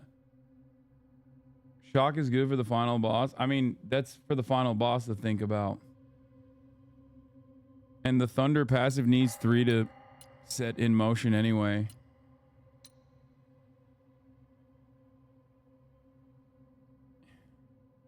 I only upgraded the robe because it's like... It's insane. It's like 53 versus 35. You know what I mean? So I lose my perfect dodge, considerable additional focus set bonus. I'm not getting any set bonuses when I use this, but honestly, it's worth right now. Just for the drip alone, and also for the defense it gives me. Okay. All right, where do we go now? This way? Go to the... Keep going straight to start the... And then there's a guy in the water, you said, and if I don't kill him now, there's a bug. This guy? More familiar face. All my good friends in Yellow Ralph clutches now.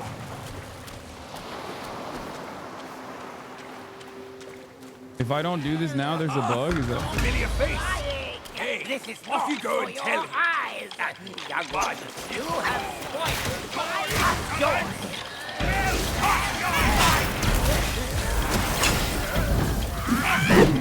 Oh.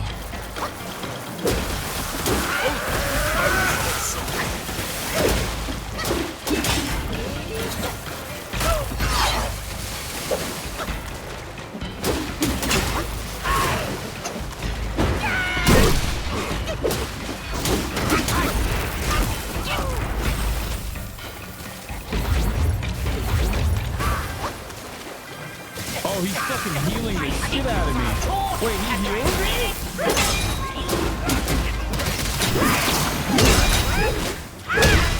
There you go, chat. Are you happy? I did the resolution.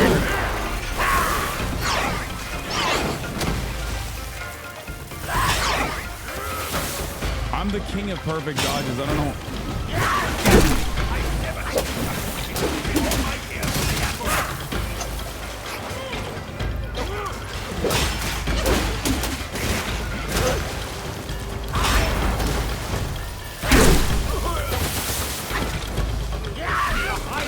Oh shit.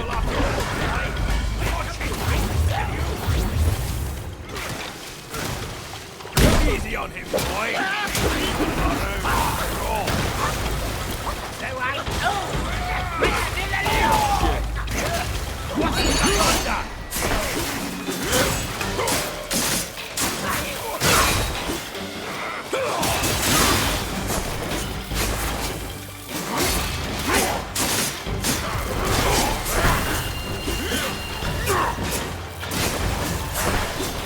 Come on, bitch.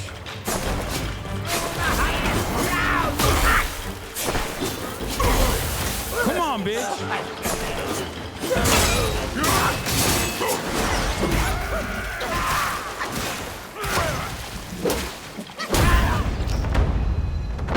What? I might as well die.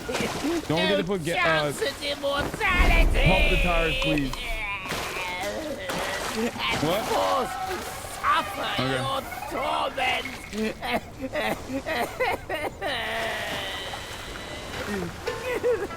This old log can hardly move a muscle as he is. Poor Long, dude. Only one of Ch3WUKONG's resurrection pills can save me now.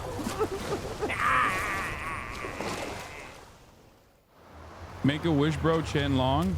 Why are you still here? So I just got to go back to the Ch3WUKONG and get a resurrection pill from him for him, right? Ch3WUKONG loves his given his nation. He's surely. Why are you still here? This old Long living on borrowed time. So if I don't do that, I lose out on this quest. Is that what you guys said? Or was that a meme? I'm gonna get him some gas station dick pills, bro. All you like. It won't make a difference.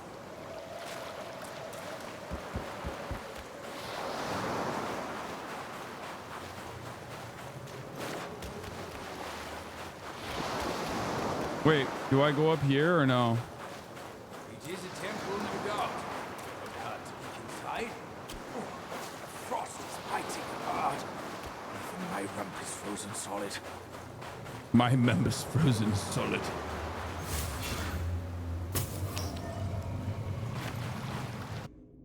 Okay, I'm gonna TP back the shrine. Get the Ch3WUKONG quest now. It will be worth it. Don't worry, I'm gonna do that right now. Go to the shrine, teleport to Ch3WUKONG chapter 2, talk to him about dragon. I'm gonna do that. There's another quest up there that is important, but it's separate from the blacksmith. Okay. All right, is he gonna come with me to chapter 2 or no? Because that'd be sick.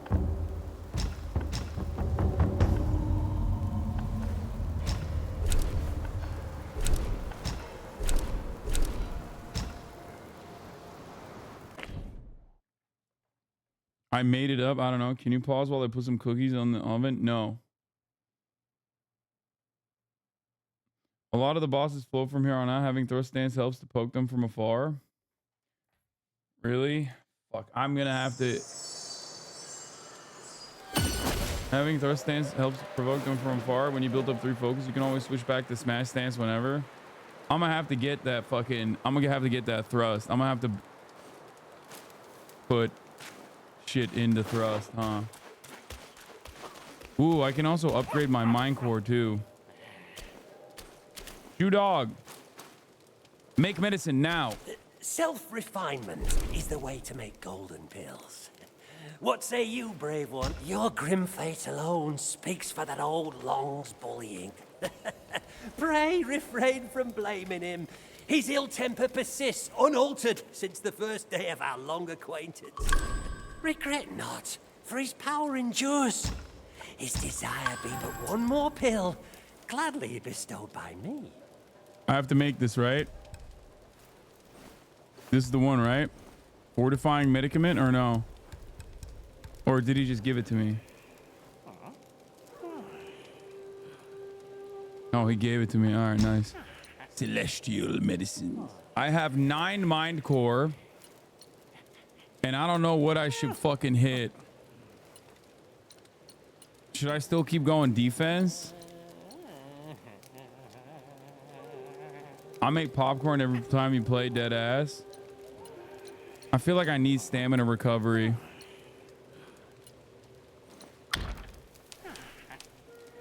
Seek from within to ascend.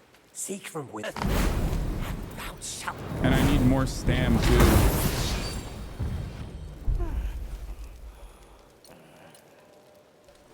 I need more mana and I need more stam. From yin and yang, 5 elements and seek from without to craft.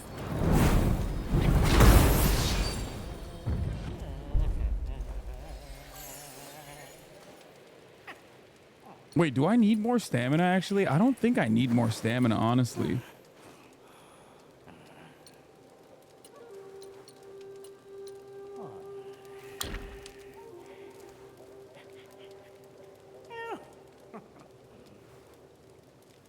I think I need more mana. Dude, health is it's too expensive.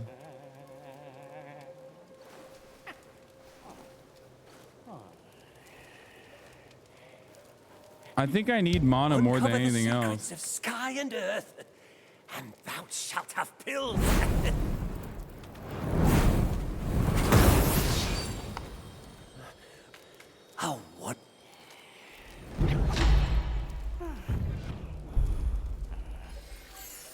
Chatter, I ran the top of the IR break already. Chill. What can I buy from you? Enhanced Tiger Subduing Tonifying Longevity Decoction. Mirage Pill. Yeah, I don't need that. Shoe Dog, buy my gold, please. I have so much money. I can't buy anymore. I already used up all my points.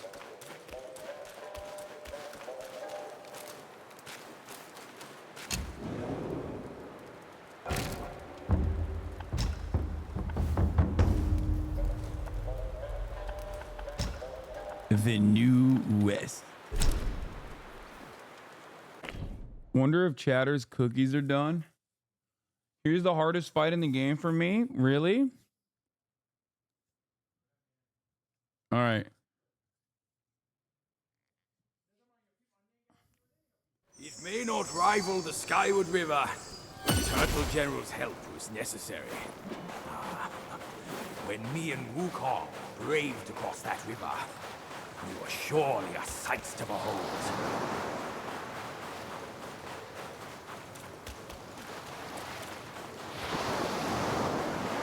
This motherfucker was like, I know Wukong from way back.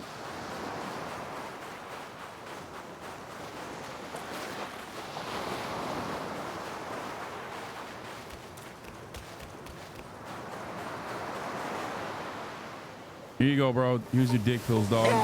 I knew you could do it! The young may yet be taught. With this pill, I'll gain the strength to unseal that precious place, the Painted Realm. A peaceful haven I built with my fellow deities. Now the monkey is in place, we should gather once more.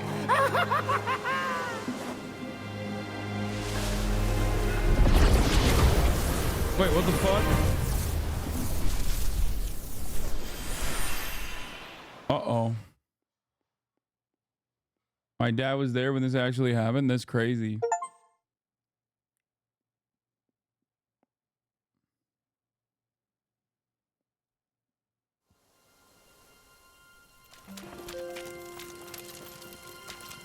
Zelda-ass music. Guangzhou become Chinese? I wish.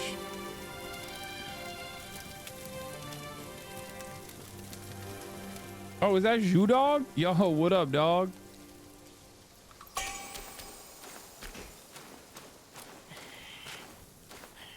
Hey, yo, what up, Zhu Dog? Mine eyes doth see the dell from the confine. Oh, many thanks for reunite. This is a perfect place for my art. I've long yearned to come back. Henceforth, brave one, come timely to fetch medicines. This is a token of my gratitude.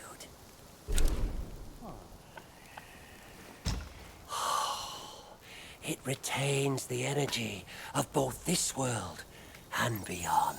What does it do? Body fleeting powder. Many are bent on seeking shortcuts. Hence, Oh shit, that's the homie. I beat his ass multiple times at this point, right?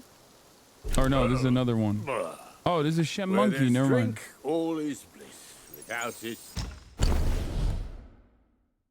Still not enough material to awaken the wine worm. I need that Laojia fragrant wine, dude.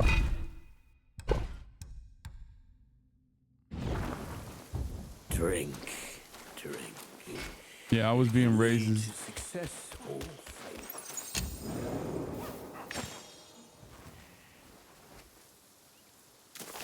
Go give Blacksmith the work. He's gonna give me the work, chat. The Blacksmith is like hella hard. One of the hardest bosses in the game, I heard.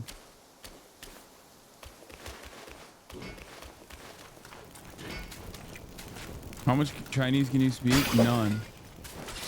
Unfortunately. It makes me very sad to be reminded of that too.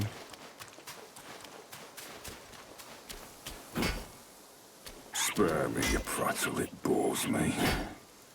Since you're here, the scrap you're all in can stay no more. God damn. So apparently the pilgrim garb you can just upgrade like crazy, right? And it's just will and silk. But I don't know if I should upgrade that. Wait, I can't even upgrade the shit I'm wearing right now. Oh, wait, I can. Oh, I just don't have fine gold thread.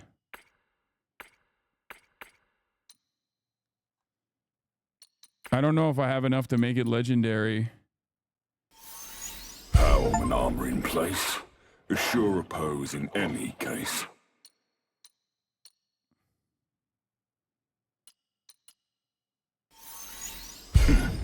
This can give you some edge. God damn.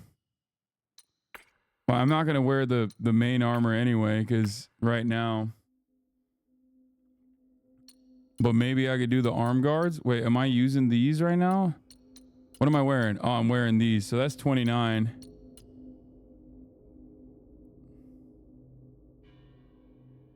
That's, would that upgrade enough? I don't have the mats for it, no. It might befit you well. This is why I didn't fucking use the... Okay, so his defense is at 26. But the arm guards I have on are at defense at 29. Shit. Or no, defense is at 18. That's not good enough.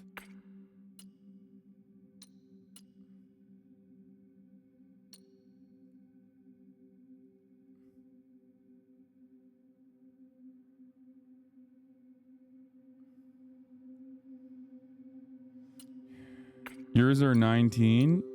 No, these are the ones I'm wearing, aren't I? Aren't I wearing these?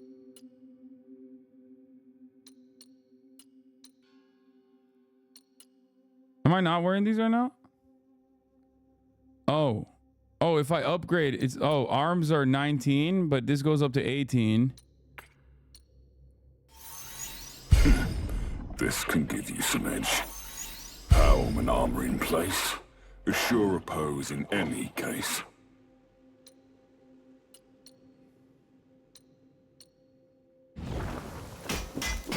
Wait, I can craft new shit too?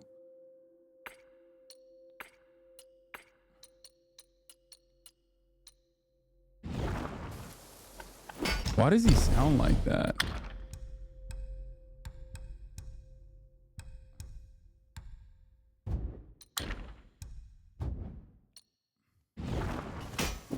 Are you intimidated? I'm a little bit intimidated. Oh, damn. He doesn't have any fucking gold silk.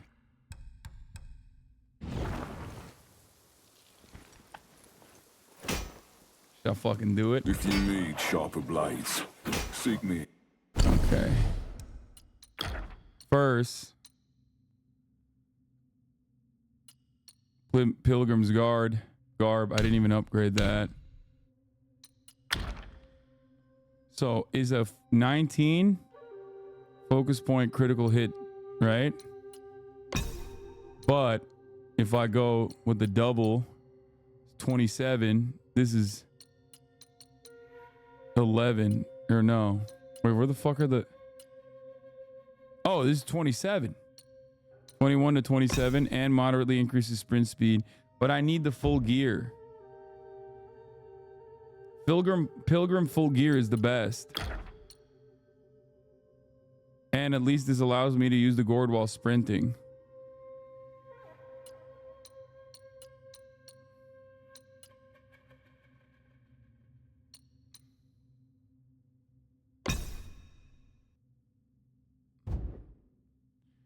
Get Pilgrim full gear, it's OP. I agree, but I mean, I need the...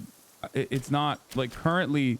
The defenses I get from the may prove foul to hand. The defenses I get right now, as it stands, from... Oh, it's 46. Never mind. Holy shit. I mean, the defense I get is like at 53 and Vengeful Mirage Thunderbane. You think it's still worth it? Now you seem a proper sort. You think it's still worth it with a sprint? Like with 46?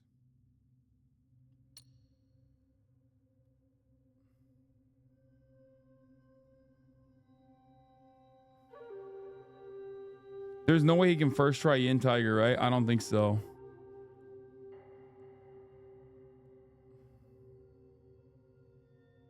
Challenge him for a good transformation. I know I'm going to.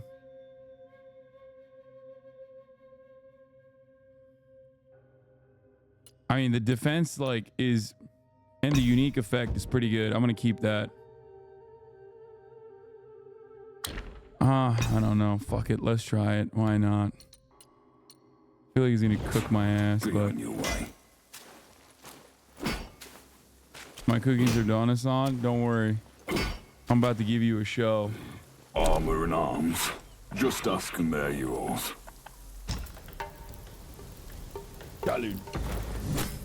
Edge sharpened. Arm restless. I was looking for someone to test it. Mark me. This blade is cast from the best metal. Don't blame me if you hurt yourself.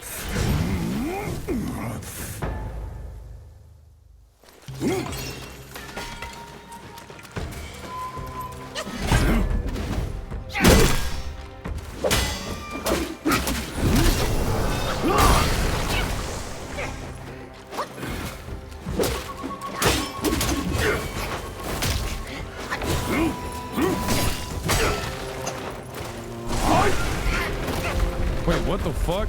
Use the fucking...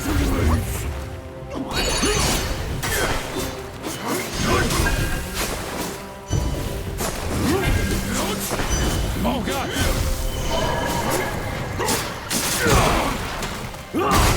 Oh my god!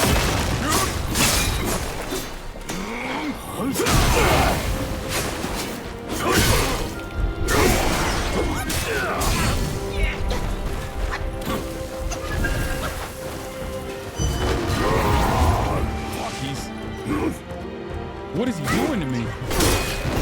What is he doing to me? I don't even know what's happening. Bro, he is too tough. He's too tough.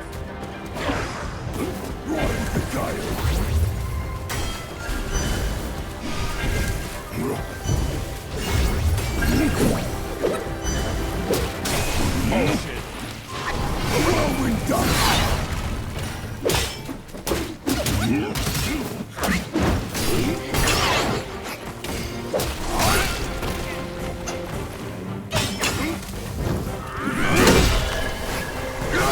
Apparently you can't immobilize him at all. But the sort of trick.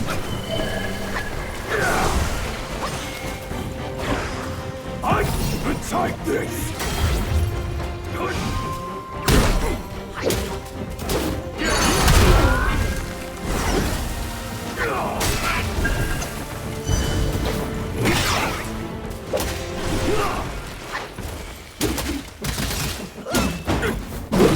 Down with might. Oh.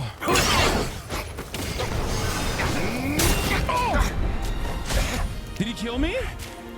The Zodiac deities never hold back. You're far below him. Train well before returning here.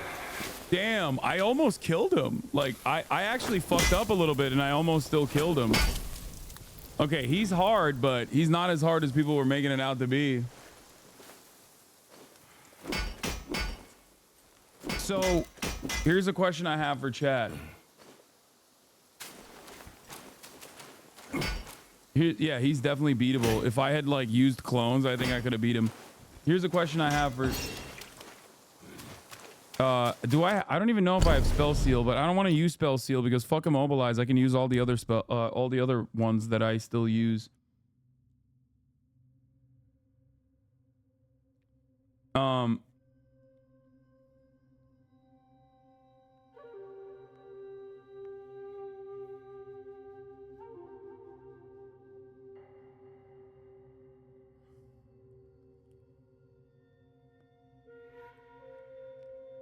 Spell seal's great with max mana. Where are the bosses that advance the game? Because I want to do only side bosses. Offline, if I do have time. Use your blaster pistol at long range. Oh wait, that's Star Wars Outlaws. Available now on Ubisoft Plus.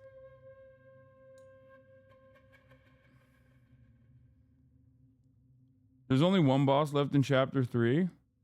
Wait, really?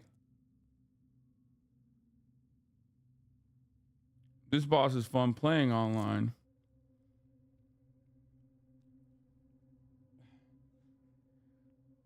Go back to North Shrine and climb the snowy path. No, I don't want to do that. There's so much left in chapter 3.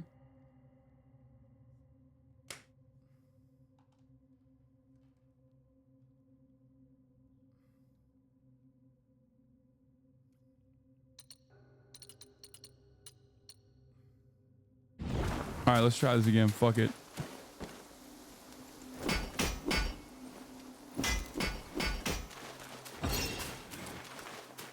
Dude, I'm so fast with this. It's crazy.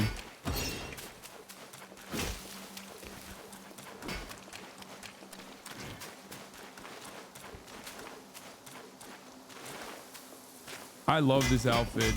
I mean, the fit is like kind of ass. Does the fit change when you upgrade? What rags and tatters? No.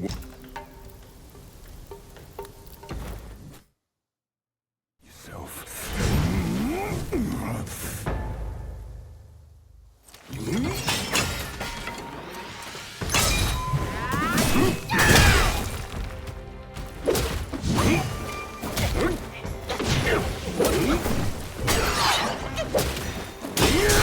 Oh shit.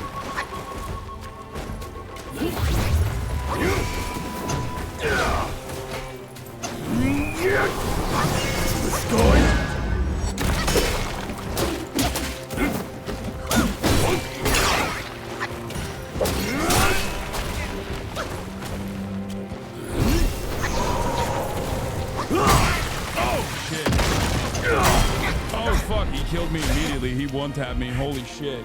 The Zodiac deities never hold back.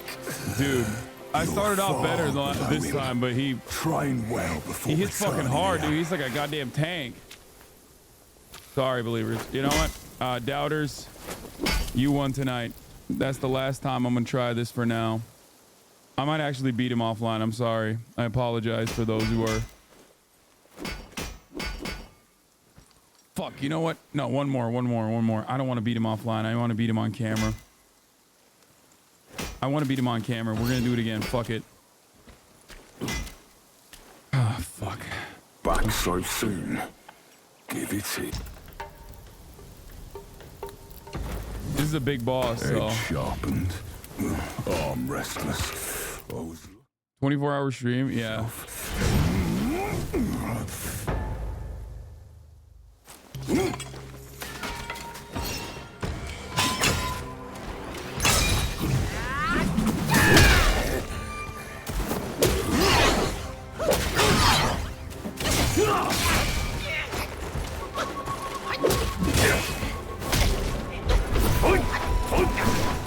Oh my god!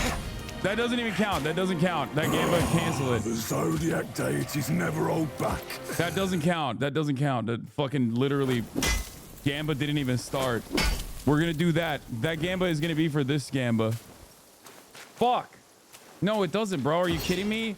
People could still dump money into it while I was losing. That's not how this works.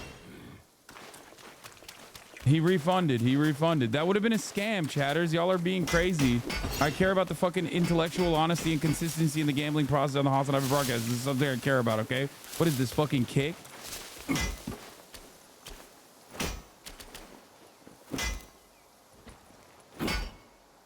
All right.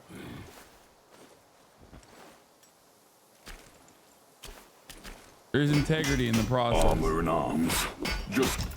I'm getting worse, by the way. I've noticed. Like, the more I fight him, the better he's getting. Edge sharpened. Yourself.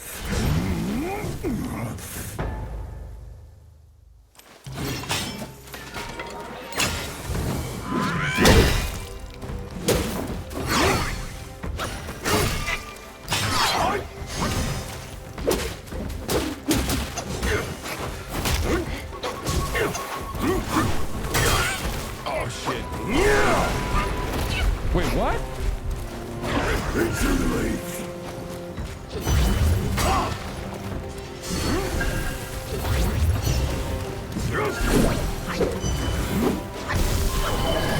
Split the shrouded sky.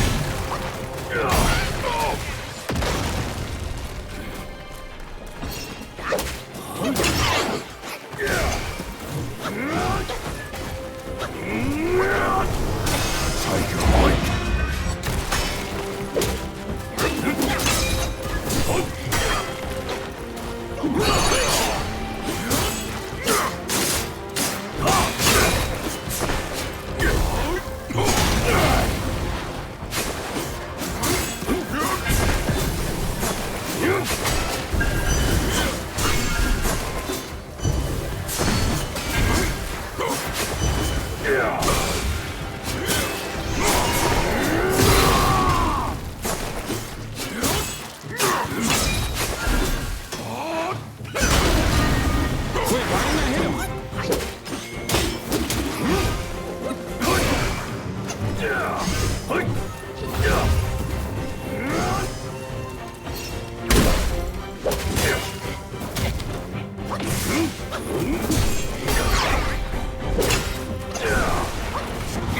Wait, what? What did he do? The Zodiac deities never hold back. That does not count. What the fuck? I had enough health. Train well before returning here. Oh, the fucking wind. His aura, bro.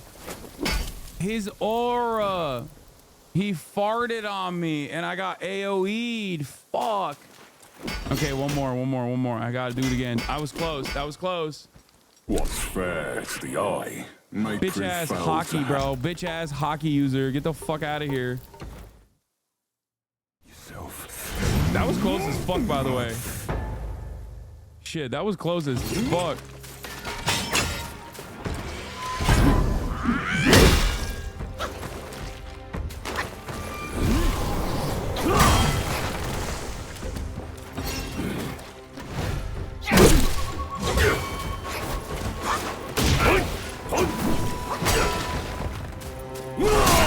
Wait, oh shit. Wait, hold on. L.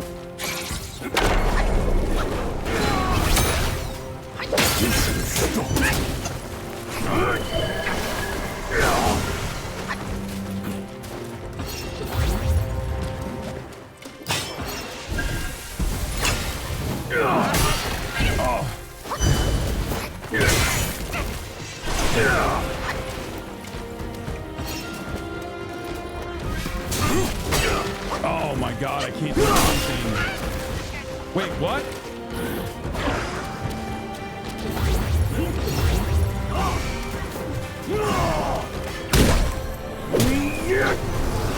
To the sky.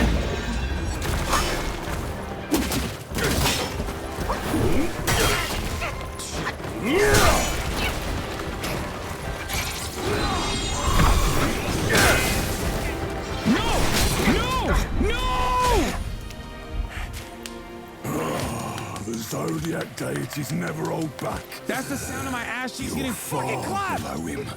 Train well before returning here. The fight ends too quick. You have 25% less health. That's a major problem. Do it again. We go again.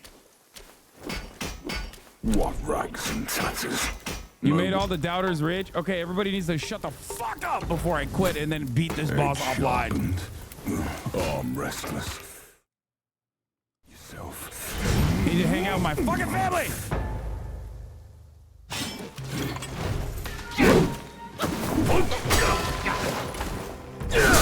Oh my god. This doesn't count. This doesn't count. Fuck.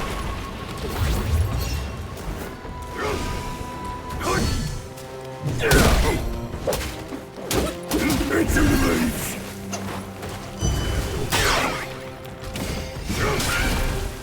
Fuck, I can't even hit him big dog. I can't even big dog him.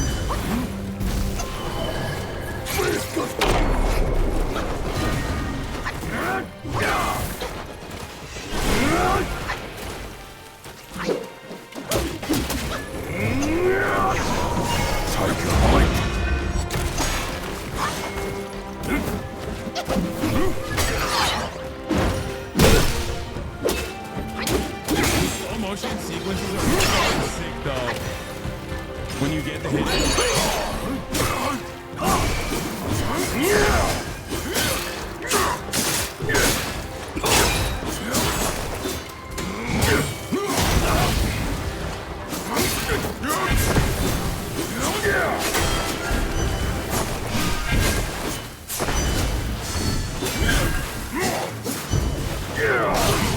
Come on, bitch. Come on, bitch. One more. No!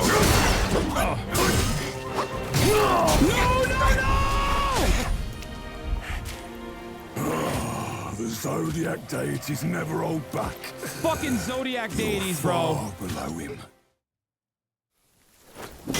I'm close. Like, it's a matter of like 2 to 3 mistakes. Back so soon. It's not greed. I don't think it's greed at all. He's close. He's like, bro, I get a bunch of good, perfect downloads. I mean, I've almost have it downloaded. I have a bunch of perfect dodges and shit. Like,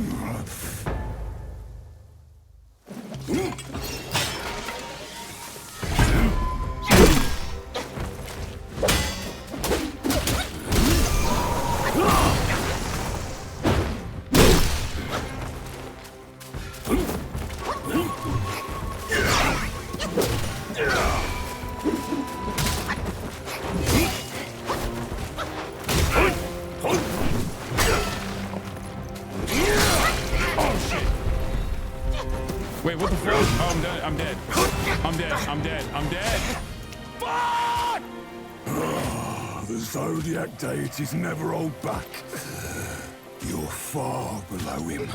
Train well before returning here. God damn it! Come on.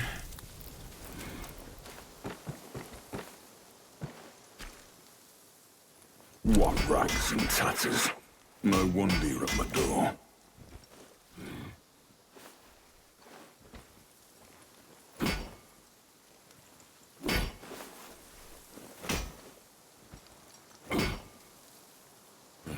Save plug after transformation. Wait, he has a transformation? Head sharpened. Arm restless. I was looking for someone to test yourself.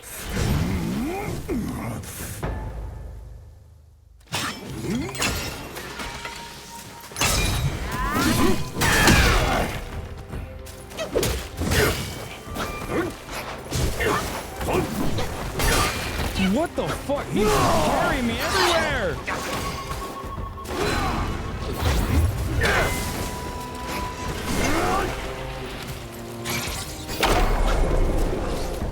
Into the leaves.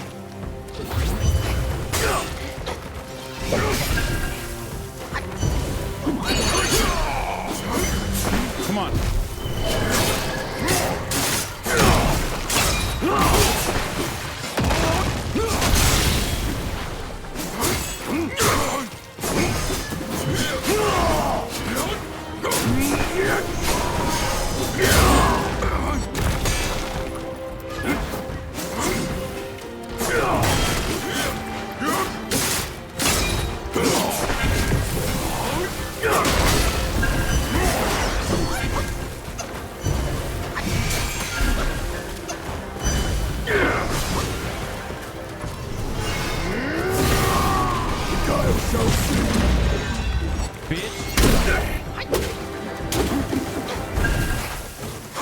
Where's he at?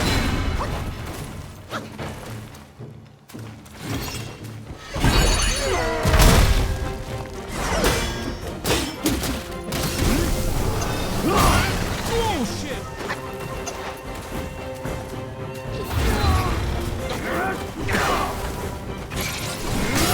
Oh, I fucking failed that. A dishonorable trick.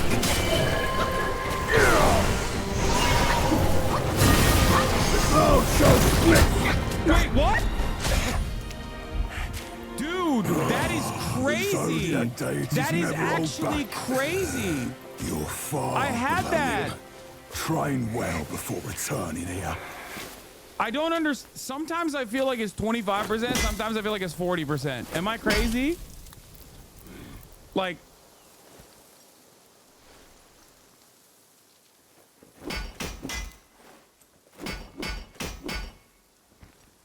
couldn't handle the hockey. You're dodging too soon. Just don't show it kills you, but it does. Armor and arms. Just the more it glows, the harder it hits. edge sharpened. Arm restless. Yourself. Just tuning in. Did we beat the boss that you were stuck on last night? Yes, dude.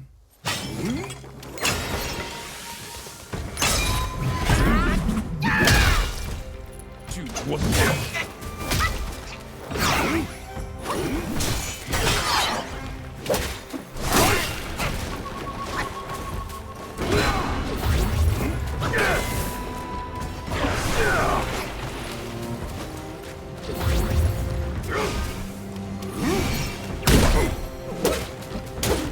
Into the leaves.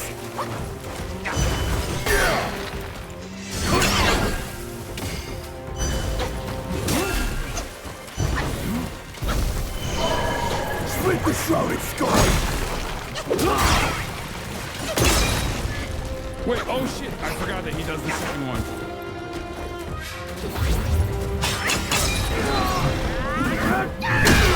Wait, did I hit him? Oh, it did. Wait, what? What is he doing? What is he doing? What is he doing to me?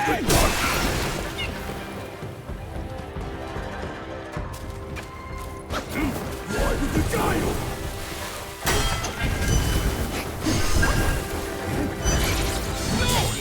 No! Did I pluck it? No, I did not. I did not pluck it. I'm dead. I'm dead. I'm dead. I'm dead! Fuck! The Zodiac deities never hold back. You're far below him. Train He delivers well an ass before whooping in returning 8 here. different directions, dude.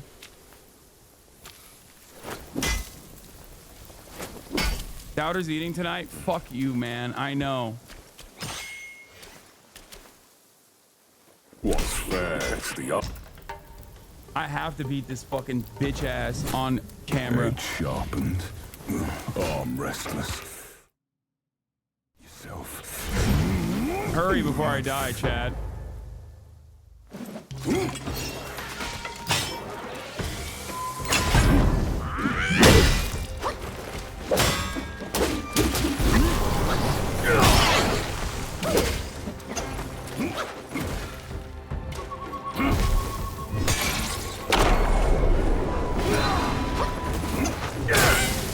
Wait, I didn't. What the fuck?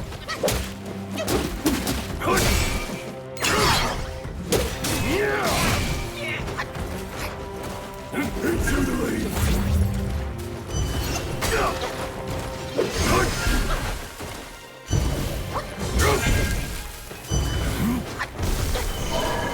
Fierce gusts cut deep.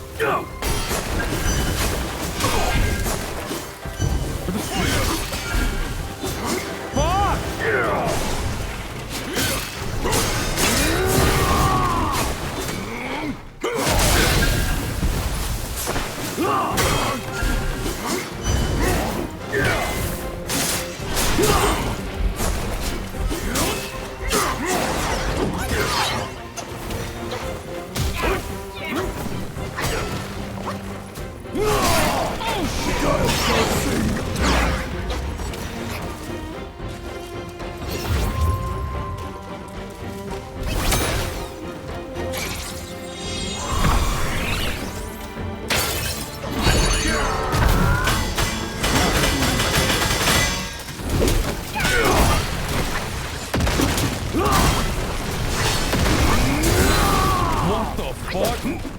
He's like useless teammates. What the fuck? He's exploding!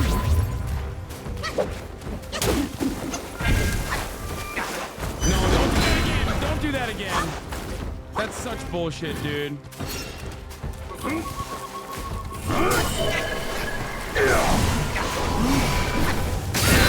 Oh no! Oh, so slick! No! Fuck! That was so fucking close! Zodiac deities never hold back. You're far below him. Train well before returning here. That's like a fucking 3-tap situation. I immobilized, I did the pluck, I did it all. The only thing I did is I fucking missed the goddamn headbutt.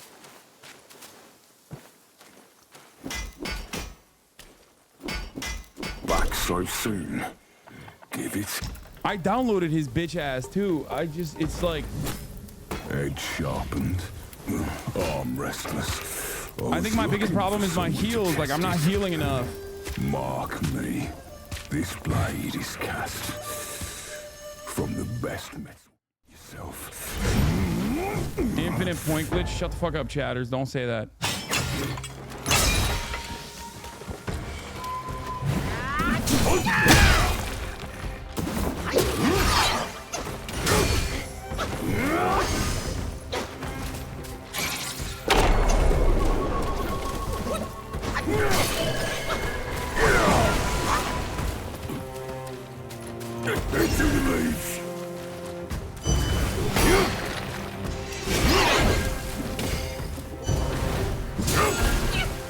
Dude, I can't do heavy hits. Split the shrouded sky. Oh shit, am I dead?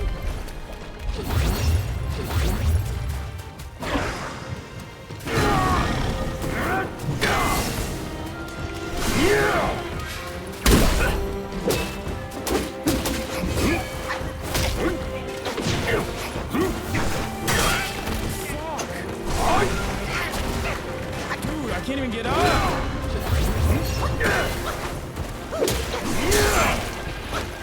He's got like...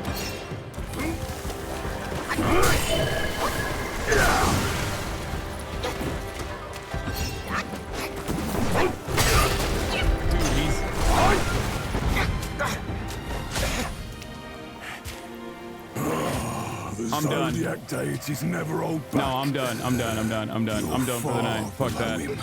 Fuck that. I'm done. I can't do it. It's pissing me off. I will try not to fucking... I'm not gonna fight this boss tonight. But god damn, that shit is annoying. Especially because of how fucking close I am. Jesus Christ. I was so goddamn close.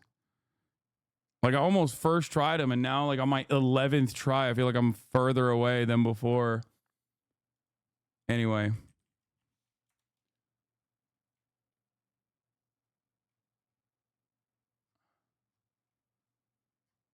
Don't play off stream. I'm gonna play off stream, but just not this boss. I'll save this boss. I already got my upgrade, so that was what mattered, right? I lost 1 million points. Why do I believe? I'm sorry, chatters. Sorry to all the believers. We got a lot to cover tomorrow. Love you all, and I will do that tomorrow. I'll see you tomorrow, okay? All right, bye. Peace. Sunny Los Angeles, California, says Hasan. The starlight to the starlight to the topic just begun. There he is again, Hasan is streaming. Hasan is streaming. There he is again, Hasan is streaming. Hasan is streaming. Reviewing the P.O. box, Uncle Uyghur's face. Sudden Discord active prop, Great names take embrace. Tiny Bernie Sanders, LGBTQ Air Force. The whole left at your fingertips, on at your door. H3 crowded debate, the Young Turks online show. 3 full fucking years of this, plenty more to go. 90-day fiance, talks of champagne bourgeoisie. A Trump rally live reaction, a mass riot at DC. There he is again, Hasan is streaming. Hasan is streaming.